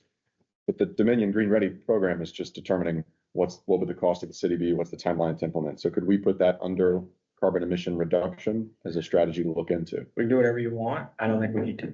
If the GIO is to hit 50%, it'll be up to the staff to consider that as an option. So Right. the most But I wouldn't important put thing it is in the by what GIO that percentage. we're gonna do it that way, because that really ties our hands. Okay, I see. I'm sort of seeing it as like something to consider. Sure. But I understand your point, which is. Yeah. It doesn't necessarily have to be the one thing we do. No. So the one, sounds like piece left for emission reduction is by what percentage? Yes. Yeah, okay. Yeah, so I think let's go there. We're gonna move carbon reduction. Those meters. So what if we meet in the middle? I think we were at 36, round it up a little bit, 40% by 2040. Go with 35, which was a high ranking one in the community. Because it doesn't sound as good as 40% by 2040. What if we go with 35 with the stretch goal? A 40? I mean, It's 15 years. it's 5% in 15 years to get It's like there. Shark And Tank. I still think there's a great chance we blow right by it. So, We're not saying we're gonna do it in 2 years, right? yeah, it's 2040. Yeah. That was the goal. So what if we say 40%, 2040? So we can see where we are in 2 years and That's what I'm adjust saying. it. Oh, that makes sense, yeah, Alright. 40 and. What? What I started saying. But you did Stacy says it. It say makes 20 and 40 and 2040, it's. That is what I said. I said 40 and 40. I'm starting All right, to I've get, got I didn't one follow-up. hear the first time. One follow-up I then. was lost in my thoughts. There's one up there that had 3 people against it. That's golf cart community. Yeah. I think we should move that to the blue board.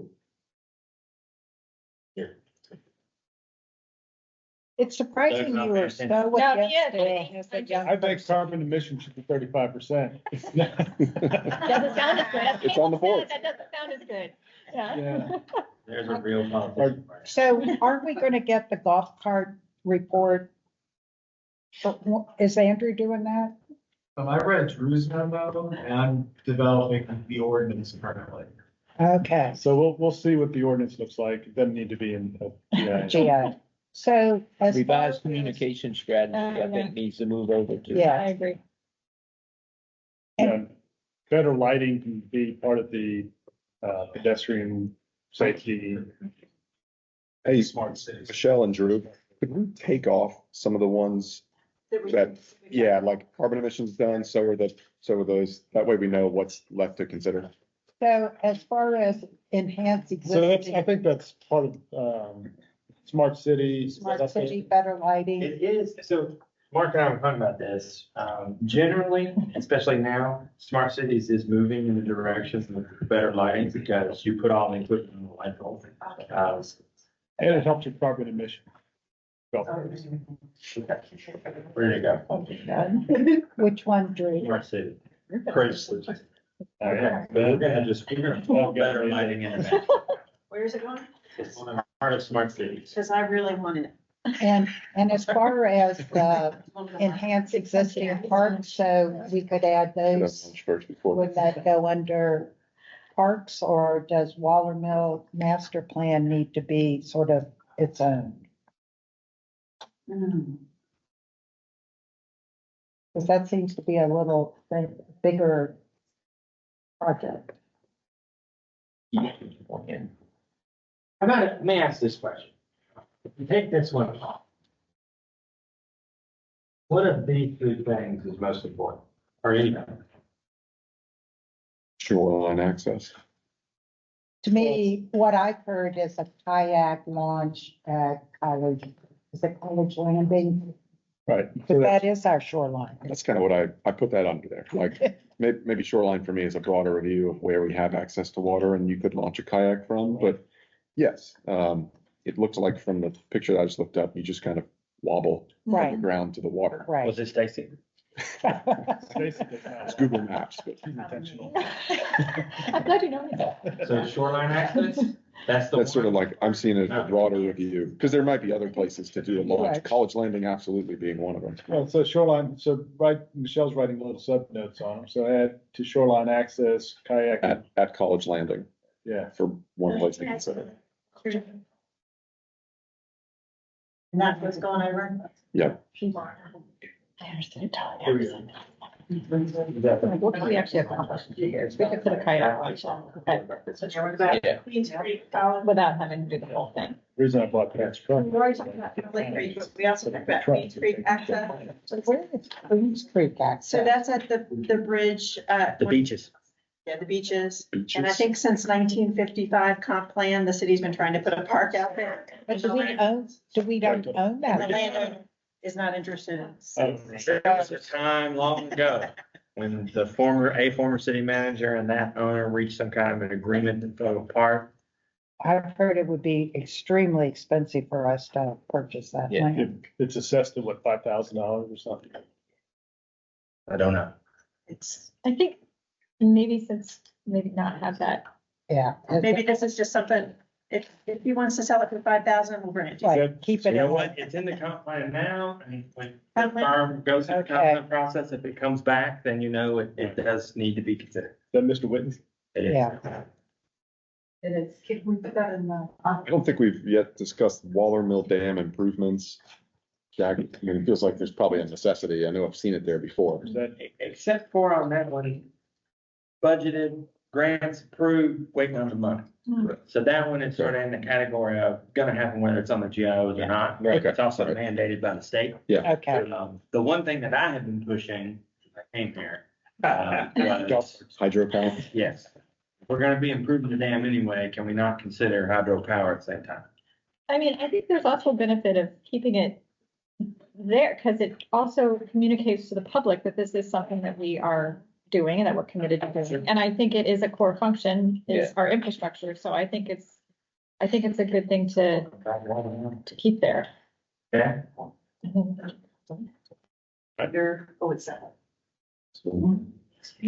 What else?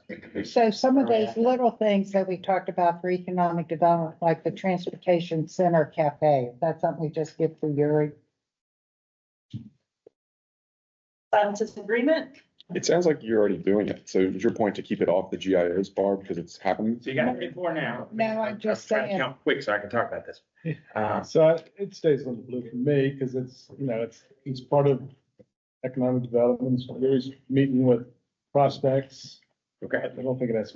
Another form of Right. assistance. I like the idea. I do just- too. But I want to ask this question, and of course it applies to more than just this.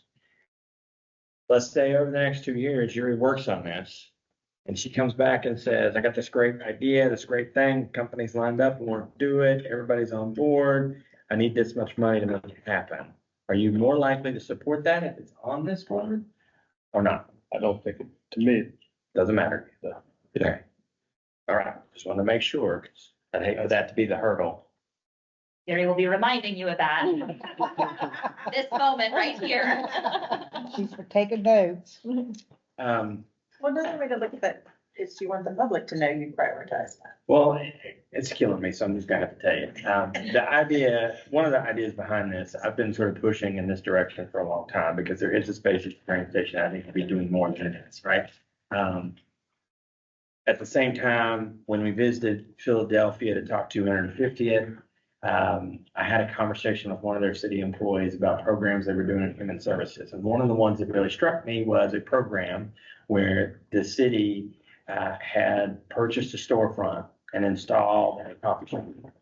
And they had their equivalent to our human services department staff it with kids that are underprivileged to allow them to learn the trade of running the business. So they did everything from management and scheduling to setting the prices to cooking the food, to serving the food.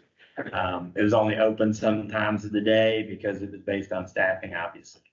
So we came back, we talked about that a little bit, and then we found an actual company that this is their business model that does this with kids that have developmental challenges. And so the idea that we were pursuing is, could that be a venue for that kind of thing?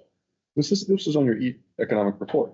Right. Remember that. Very exciting for two departments to be engaged in a way that they normally are not. I think this would be really spectacular if we could pull it off. Okay. So are you saying that because you think it needs to be? No, I just wanted you to know that that's the vein that we're in. I feel like I love that idea. It seems like there's still a lot in flux around it, and I hesitate to put it on it as a GIO. Sure. Rhetoric. Just wanted you to know the background. Yeah, it's a great idea. I hope we pursue it and get it. So is parking, smart cities? I mean, we've I don't got, think so. I think that one, there's enough work to do there. Right. That's probably its own thing. So Got that October 2025 deadline. right, so I think we've got to Oh, do right. something about that.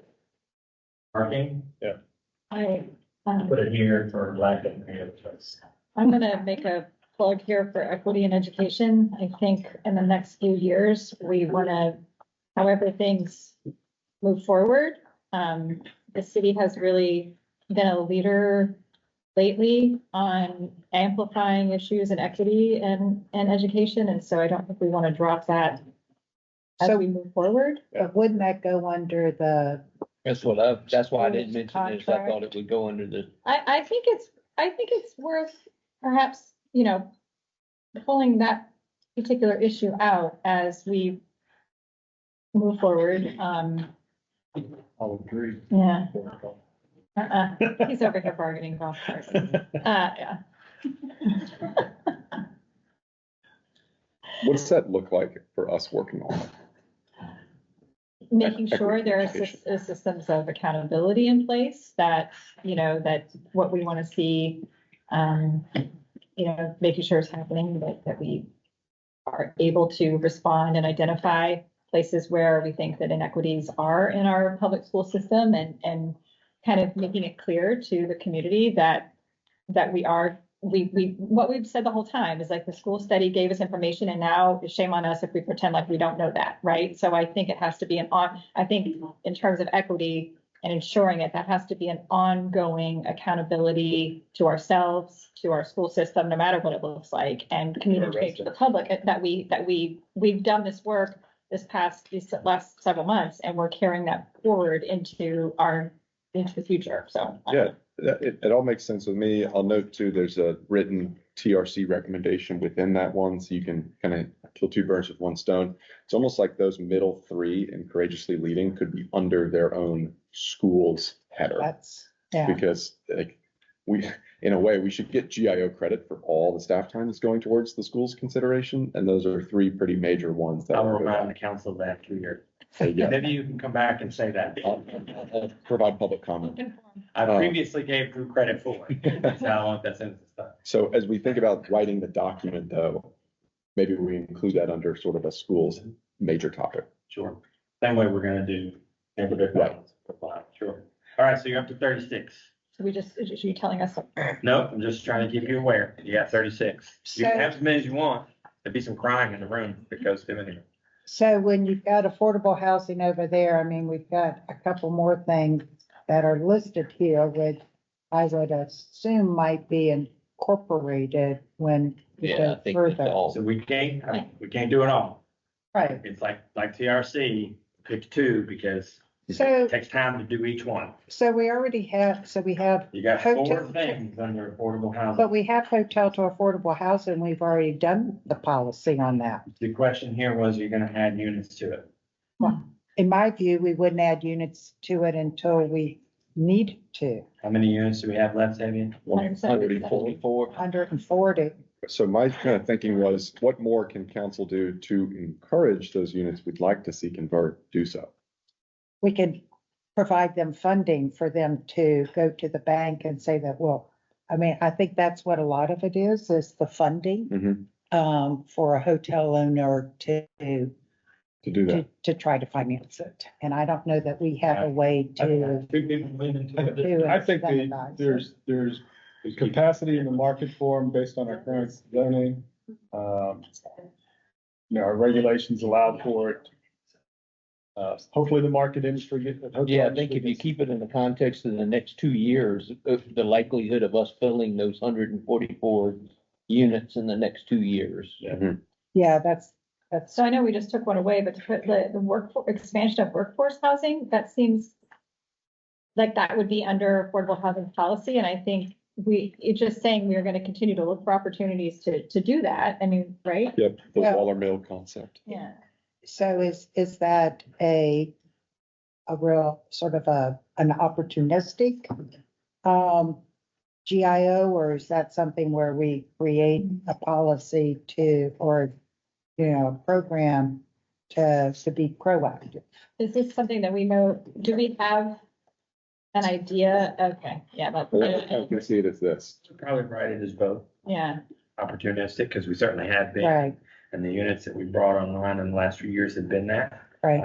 But also investigating the realities of that. Is that really possible? Let's put that to bed. Yeah, is that really like? Let's put that to bed. Let's spend a little bit of money and spend some staff time to figure this out. And then if it doesn't work, we can stop talking about it. Okay. Asked and answered. Okay, let's left on the blue board. And then I'm gonna tell you, I'm gonna revise the plan just a little bit. It will take a mini break where the staff's gonna huddle and talk about anything that we feel like you didn't talk about that you're gonna be mad wasn't included later. And we'll come back and have that discussion, and then any final thoughts? I think we're getting close. I don't know that you said that. And we have we done? We have Capital road Landing access Road. Sports Center, is that part of Capital Landing Road? I think it's part of Cap Landing Road. But to be intentional Yeah. to ensure that it, It's not one of the break line. Yeah. I must have done that earlier. Did we talk about that earlier? at the very beginning, Doug mentioned it. So, Capital Lane Road. yeah, sorry. I hadn't had my coffee yet. Yeah. I'm sort of seeing the comprehensive plan too as encompassing both of the economic development items. So for that reason, they're fine with me on the blue board, because as we do that update, we might identify those sites ready for development. So typically, the economic development plan is part of the comprehensive plan. Yeah. We've done them at the same time. I think having a consultant gives us the opportunity to fold that together. So is there value in putting them together then, so the GIO spells out that the updated comp plan will include the economic development? We'll just add that to the long list of things to be in the comp plan. Okay. Any objections to that? I'm fine then. It's good. So let's just. I think that, to me, that's a conversation we have with our partners to see if there's something that they find value in. And like a conversation for mayors and chairs. Yeah, Is there a smaller version of that? right. Okay. What about housing strategy? So when this came up, it was a big, giant, sort of all encompassing. And we have that now under the affordable housing plan implementation. But here's what I wanted to ask. I did mention revising the housing study. Yeah. Is that something you'd like to be a GIO, or is that something you'd just rather Or be is that direction to get done? Sarah Stafford coming back Yeah. idea. I think one thing that having the study when we did, having Sarah study, it sort of framed where we needed and what we needed. And perhaps having her redo the study before we dig into some of these other things might be helpful. I think so too. I don't know that to me, it would be a step under what we already have or maybe housing strategy is the main one, and then affordable AAUs, all these other things fall under a housing strategy. So you would take off affordable housing? Just I would put it underneath housing strategy along with all those other things. That's fine. And have the housing strategy start with an update to Sarah's report. Does that make sense or not? Is it too much? Well, I mean, the category in the GIO really needs to be implementing that affordable housing study. Because people who are following that want to see, that's what we're doing, right? I mean, the questions you all are getting, what have you done on affordable housing in that study? So we need to group it that way. So this really would be revising the So they put Sarah it status. first in the comp plan, why not put it in? Yeah, I think that's what I was asking. Oh, okay. Is do you feel like, I'm just trying to move the things off that board. So do you want it to be a standalone GIO, or is it just something that we're going to do? something we're going to do. Any objections? We're just gonna do it. Comp plan? Okay. But if Sarah does it, would that be? Yeah, that's what I mean. We're gonna do it by hiring Sarah. Public safety escort program, parking valet, doesn't have to be on the board. Do you like the idea enough that we should consider it as a thing? Yes. Yes or no? I like it on the blue board, which is to say. Okay. Right. Yeah, so blue Right. board means consider it, but maybe it's not a thing. Yeah. Correct. Okay. Two-story development requirement, Same. same thing? Yeah. Well, Ways to fund affordable housing? I feel like we, Yeah, Kinda- it's like we We have got a a lot lot of going on there. grant person too. And the last one we have, the school capacity. So I think that's modernizing Yeah. education. It's it's a natural question that we're gonna have to. Yeah. It's going to come up when we talk about, what the capacity is in the various city schools and. All right, Where's, I'm sorry, go ahead. where's better lighting? Better lighting is now a part of smart. Smart cities, okay, thanks. All right, so unless you object, give us another 10 minutes to huddle up and decide if there's anything that we want to put back on the blue board for you to discuss a little more. And then I think we're pretty close to wrapping it up. Could we make that the lunch? Oh, yeah, break, sure. wrap it up? Those of us that don't eat lunch, forget it. Here it is, lunch. You guys don't eat lunch? Jack's like, I can live on. It's gotta feed the machine. Do you want to put some kind of placeholder in the GIO document that would cover implementing whatever you want from that report? Or is it okay that it's not in the GIO? I think Doesn't we- matter to me. I just Yeah, don't I want think you to we've come, for discussion, I think we've come a long way in our downtown vibrancy. We had the Downtown Alliance and the Merchant Square Alliance and the other downtown group, whatever it is. You already have some things in the pipeline that are not done yet, like Kerrville's Family Street was a major recommendation of vibrancy, so And that will occur. that's in the CIP. Right. Unless you all don't approve the budget for it. I'm okay with it. Not. Yeah, I don't want to lose our momentum. Right. Right. Okay. Research Village? To me, that's not gonna come until we do the comp plan and. Okay. I mean, that's sort of what I heard yesterday. is Yeah, I that- think There was such lack of, I don't know, like decisiveness, who owns it, where's it gonna go, what do we need to get there, so I hesitate to put it up. Needs to be site But ready you, it first. sounds like then- you'd like the comp plan process to look at this idea. That's right. Right. Because it's economic development and there's land available and. Right. Okay. because as was said yesterday, I mean, we're just not ready We're a long way from that being a thing, yet. Yeah. for sure. I have a question here. Have we ever, no, Cedar Grove. Oh, Have we talked about the Strawberry Plains land that the city owns and the land that William Mary owns next to Cedar Grove? What was the consensus they're there? not interested. They're not interested in that land? They recognize. Not equivocally, not interested. That's why I was hoping they would be, is we'll own it, not do anything with it, but. So I have heard that there are some professors who are hoping to form a group to purchase the land from the city. Okay. Cedar Grove is not currently on your list. We certainly had a million conversations. I expect this gets resolved probably soonish. Within the 2-year period. Does it need to continue to be a GIO or is it? To me, it's got I enough can live there that one day. that it's going to happen regardless of it. To me, it seems like enough has been done already that we don't need to have it as a GIO, but I don't know. You tell me as far as having it. So I think that, again, momentum's there. I think the strategy's there. It's almost.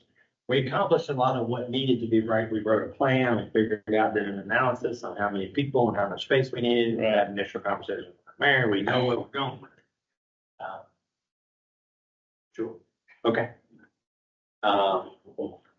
Human Services is not currently represented under GIO. Or Wendy. So we probably need to do 1 or 2 Human Services related items. So Wendy, did you want to say anything before we? Sure, yeah, I think it could be layers, right? So again, we're having this regional study and, hopefully between the 6 jurisdictions, come up with some type of regional solution to address homelessness. So whether that's a commitment of funding to that effort. And again, 6 jurisdictions, which is why we hired a consultant to help with that. And then internally, there's work to be done. So we have the housing navigation grant, which will end in June. So we have the position, we've baked the position into the staffing. And it's not anything, I'm going to either prevent from being homeless or get housing.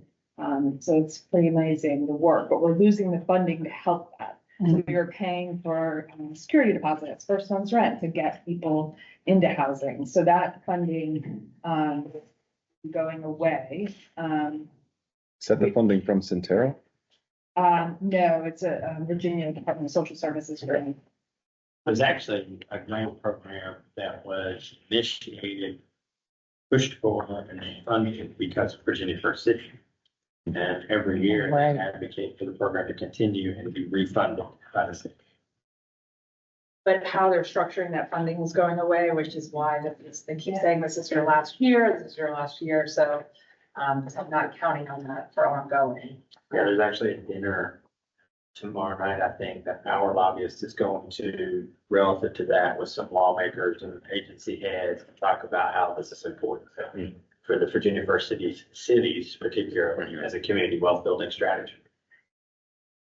So by putting this up there, that would ensure that some budget consideration goes to the needs of human services. Is that So the correct, Doug? question, I think you should consider two specific GIOs that are human services missions, right? So Wendy, do you have two in mind? So, I mean, again, I spoke yesterday about transitional housing and how that program kind of fluctuates with grant funding. So whether we have the support behind that to really consolidate that between these nonprofits and for us to really take the lead on that. I do think we need to do something about unsheltered. And so recently we toured Charleston. They have this new uplift shelters, which are containers and they're 1 units and just using that scattered site. So I think there can be some kind of innovative idea we do on a small scale, right? We don't have 100 people on the corner. We have a couple, and how we can kind of potentially do some kind of smaller project for the unsheltered. So that I could could ask for be- 100 things. Transitional housing. So that could be an item that our department is initiating and responsible for. And then we might propose a second item that's more about regional collaboration, Which would be one of those. which you could take from this list. So you could say, Well, can I ask? work with regional partners to discuss solutions and strategies impacting a day shelter or housing units or transitional, whatever your choice would be for this list. I don't want to be purposely vague, but I know that there's the regional study will come out, I think in December or January. And then House of Mercy is also going through a regrouping and they might determine what their new priorities are. So we have some GIOs that are vague-ish. They're not super prescriptive. That what if this council was open to funding to address housing issues in Williamsburg in partnership with some of the bodies that are currently studying this work? Because my reason of wording it that way is within the next couple of months, it sounds like there will be a determination on here are the areas studied that will greatly address housing needs locally. So it might help to wait for that before getting really prescriptive about a certain project. I echo that. I see on the PowerPoint, looking at from yesterday, that you have on here developed homeless initiatives, which is analyzing the regional study and sort of thinking about both local and regional interventions. I mean, is that too vague? But it seems like that could be the targeted program we're talking about. Could also be like partnering with the person who's going to be looking for grants to identify, better support for the housing navigator, which sounds like it's been a very successful situation. So could it just be like developing initiatives that then we could? So I think what we could do is one could be support the regional human services housing strategy. And that's not how the wording will be, but that sets the stage for us to write something that will support whatever the recommendation is with that work. That would be one. We'll put that under connecting or engaging with our partners. And then I would encourage you to consider a specific thing that our department is responsible. Now Wendy has just suggested that that on this list, you focus on transitional housing. She's giving you an example of how that could be accomplished. I'm fine with that. Yeah. So I think, maintaining that position. Yeah. Probably important, but I think in terms of providing housing and putting resources into structures, is more of for me, just more of a regional, approach. And I think if we can do that and support House Mercy and those types of things, I look at, hospital departures, family shelters, and I don't know how we can achieve some of those things outside of supporting some of the nonprofits. I don't agree with you, but I think it's important to understand that it is a responsibility of our department to do housing in particular instances.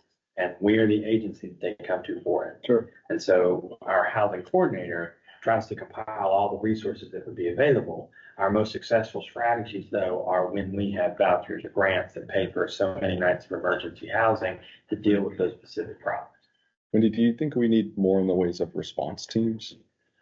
I see it on there, it's a little lower, but you and I have emailed about a guy from Cookout, and like someone went out to go meet him. And so is that an area that we could try to fund more to have a bigger impact? I mean, right now it's a joint effort with the police department and fire sometimes too. MIH coordinator sometimes goes, depending on the situation. So at this point, I think staffing internally, we're okay. We're doing the response. As I said, there's not, 100 people out there on the street. And then we're working, of course, with the whole mental health piece incorporated that. So I'm not, but once we're out there, that's the issue is then what do we have to offer? Is it paying $50 a night at a motel? I mean, that's really the only thing we have in our back pocket, or we have the regional men's shelter, let's say in Newport News, which they're refusing to go to, right? Because Williamsburg is a safe community.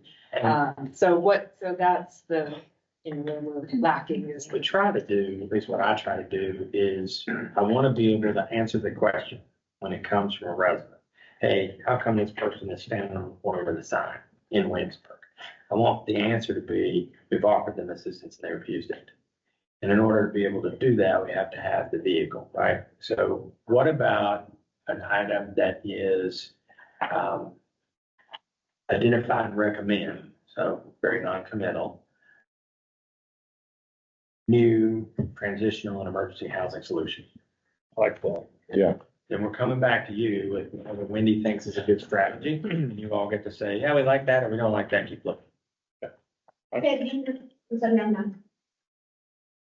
Identify and recommend new transitional housing initiatives. That's why we pay Nicole. Remember what I just said. Yeah, and it sounds like next couple months, there will be so much around what specifically should those be for our area. So good timing. Okay. But before we move on, I did just want to make sure I understood about the housing, the grant position that's about to end. Did I hear that right? So for that grant will end June 30th. June 30th. We'll Okay. be able to continue that position. Okay. To help Okay. with the community. That's what I just. But we also, in addition to bringing together partners and churches to pay for things, we also have a budget to do that. Right. So that will be reducing. Oh, okay.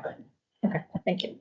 So one that we talked about that didn't, so I was gonna say something not related to that. What about the mega region, Drew? Yeah, so we just talked about it. And the answer was to retire. Oh. Yeah. You want to put it back? Put it back up to 40. I thought the idea was there's a lot on here that would benefit a mega region, but there isn't specific to work on for that endeavor. So it's kind of like, to your point, something to keep in the back of your mind, but maybe not a GIO. That's what I was seeing it as.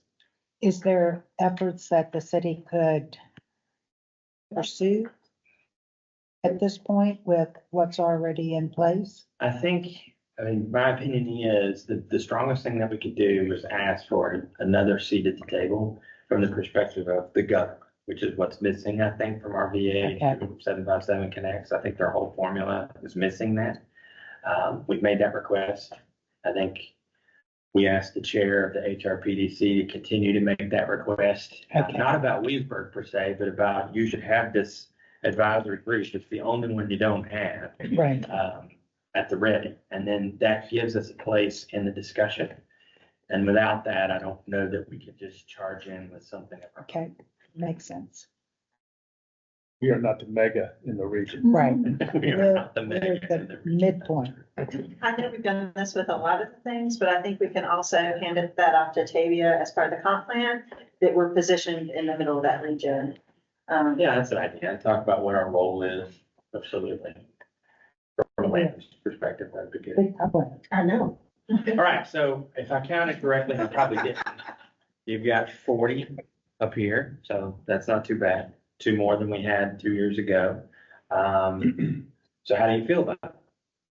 It's a pretty good list. All the goals are pretty well filled out. they are, I mean, they all require public dollars, but not to the extent that some of our previous GIOs had. So I think we're kind of plateauing and working on some of the just fundamental stuff rather than spiking. The LPV maybe, but everything else really seems to be core to who we are as a city. Yeah, and I think, remember, next steps are you're gonna get the written words of what we're gonna try to accomplish. It's important you read them and that you're happy with what they say. Live performance venue is an example where we're gonna write something and we need to make sure that what's written there is what you want to accomplish in the next 2 years relative to that, but also is not setting a false expectation, because, we're working on a 35% drawing. It's gonna be expensive. And so we shouldn't write a GIO that says build the live performance venue, right? Because that's just gonna set the expectation that you've decided you're gonna fund it. You leave the door open for, we haven't committed to that yet, because you never know what may force you to go a different direction. I think that's, been at least part of my conversation when I meet with people. This is not something that's been determined as a done deal. We're still exploring it, and then we still have to figure out if it's economically feasible, and that study's underway. And then there's got to be a finance plan behind it, which we haven't seen. So. Right. And which we can't have until we get to the 35%. Right, till we know how much it's gonna cost. We're getting close to that. But there is a tremendous amount of public support out there. The APLV, is underway, and they're out talking to folks. And I did attend a meeting recently with Ms. Ramsey, and lots of support. So tremendous amount of support. Yeah, every time I go to one of these live performance venue meetings to talk about design and cost, I'm constantly reminded of the scene from White Christmas, where Bing Crosby comes in and asks Danny Kaye, how much is this gonna cost? Is this somewhere between ow and boing? We are definitely headed toward the boing side of things. Well, and I think it's a question of the support, community support also translating into private financial support. And I think that we've been open and clear about that from the beginning, and the community that supports it has been open to the idea too of this being a collaborative financial endeavor if it comes to pass. Well, and I think that, to Doug's point is that they get that, there are certain things that the ballet wants that the orchestra might not need. And so it's like, okay, so you take what the foundation is, and then the extras is really sort of where your private funding comes in. Yeah, it's gonna be a balancing of those needs. Mm-hmm. Okay. One other question that jumped out at me just now. I just want to make sure this is expansion of public art. As opposed to? I don't know. But what I heard you say particularly was expansion of the public art program. Yes. Okay. But are you Beyond talking just- about, you're primarily talking about murals? Well, really either. Okay. I think there's, good sculptures, good And we- murals. Yeah, because we About talked that. about that in the Public Arts Council it's fair to say that because the murals were new to Midtown, that a lot of our focus has been on murals, and now it's time to start looking at other areas of the city for different kind of art. Yeah. And also collaborating with other groups we've talked about too. And murals have now been approved in the Edge District. Yeah. You all, a couple of you have mentioned individually to me, some kind of a process to rotate art. So we have some installations that have been installed in the same place for a long, long time.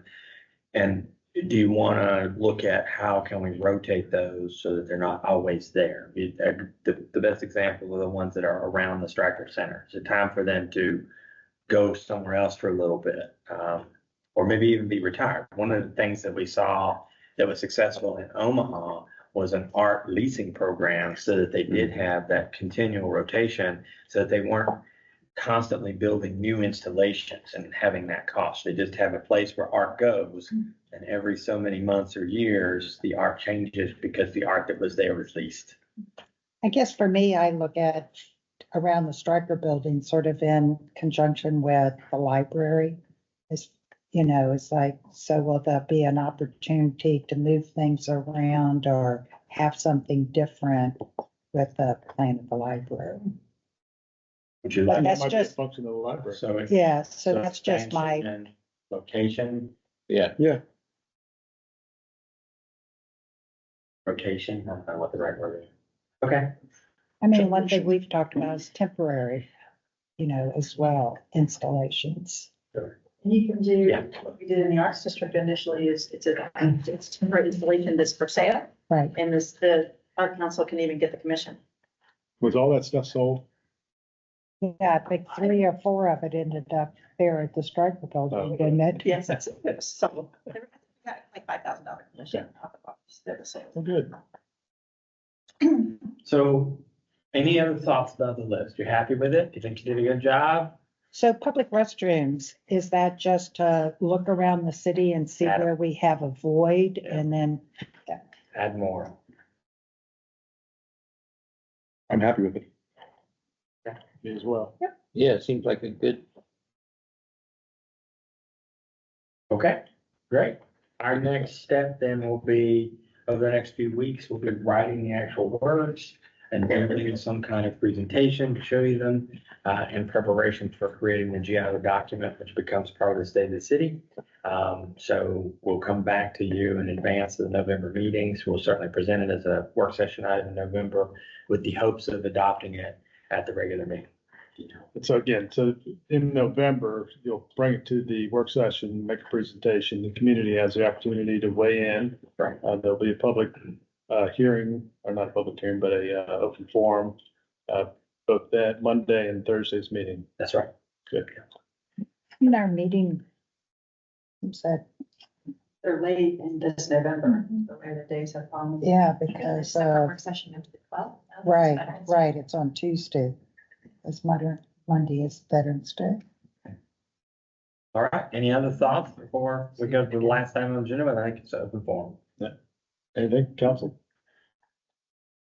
All right, well, I just want to say thank you for giving the time to this. I hope you thought it was productive, and I also want to say thank you to all the staff that Yeah. gave their time to putting all this together over the many weeks.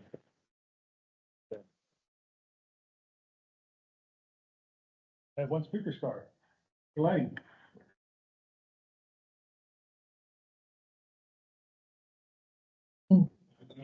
I'll make this brief. Number one, the hat is not me. This is my grandson. Everybody asks you go to techno. Just a couple thoughts on process. Yesterday, I was get blown away, but that's a term a lot of people use. Great day. The tremendous amount of work that went into this, and those screens is just commendable. So Drew and all those people except that table, really a wonderful job.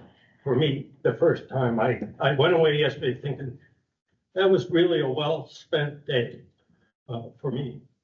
And I know it's interesting. I interacted with almost everybody in this room over the years, one way or another. But the amount of stuff I learned yesterday was hard. And at my age, it's not going to stick, but I learned. Okay. Today, I don't get the positive vibe that I got yesterday. I don't see really the consensus of it. It doesn't seem like the consensus. Although an hour and a half ago, I would have said this was never going to happen. So it's a lot more than I thought would happen an hour and a half ago. But I just don't sense the consensus. I saw two things going on this morning. One is the hard work of these decisions, which I think you kind of get short shifted. And then there was the free-for-all or free discussion stuff, which is very good, but it was mixed. You're mixing hard decisions with kind of free-for discussion. You definitely, both are good. I'm not sure if that discussion, that kind of keep struggling with the word, but free discussion, just whatever, would happen yesterday. Before you start making decisions, the hard decisions. Not that you couldn't do more of it on the second. I haven't got the idea, or I haven't got the solution. I just didn't sense as much consensus as that suggests. That's it. Thank you. Thank you. Wonderful opportunity to participate. Well, glad you're here. I don't think there's anybody else, so we'll close the open forum and I'll just conclude and the council can weigh in, but I too want to express my gratitude to the work that staff has done to put this together. You know, the presentation yesterday, as Mr. Lane pointed out, was a lot of information. And those of us sitting around this table have had conversations about all these things, at least now for 2 years. Stacy's been with us for 2 years and some of us longer.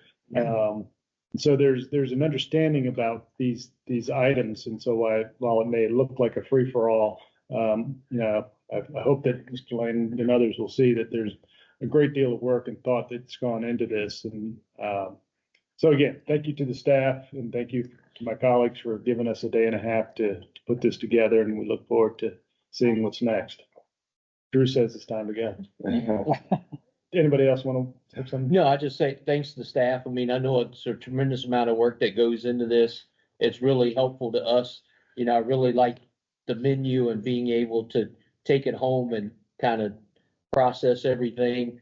The only thing I've said at every GIO session that I've been involved in is just because it ends up on the board at the end of the day doesn't mean that we end up supporting it. Because as the mayor's mentioned, Drew's mentioned, we don't have a financial plan for all of it. So if it comes back to us and it's, you know, financial plan's not in place or it's something we can't afford, at least for me, I don't have a problem taking that off the GIO list because we've got the information that we needed and what we got is not something we can do right now.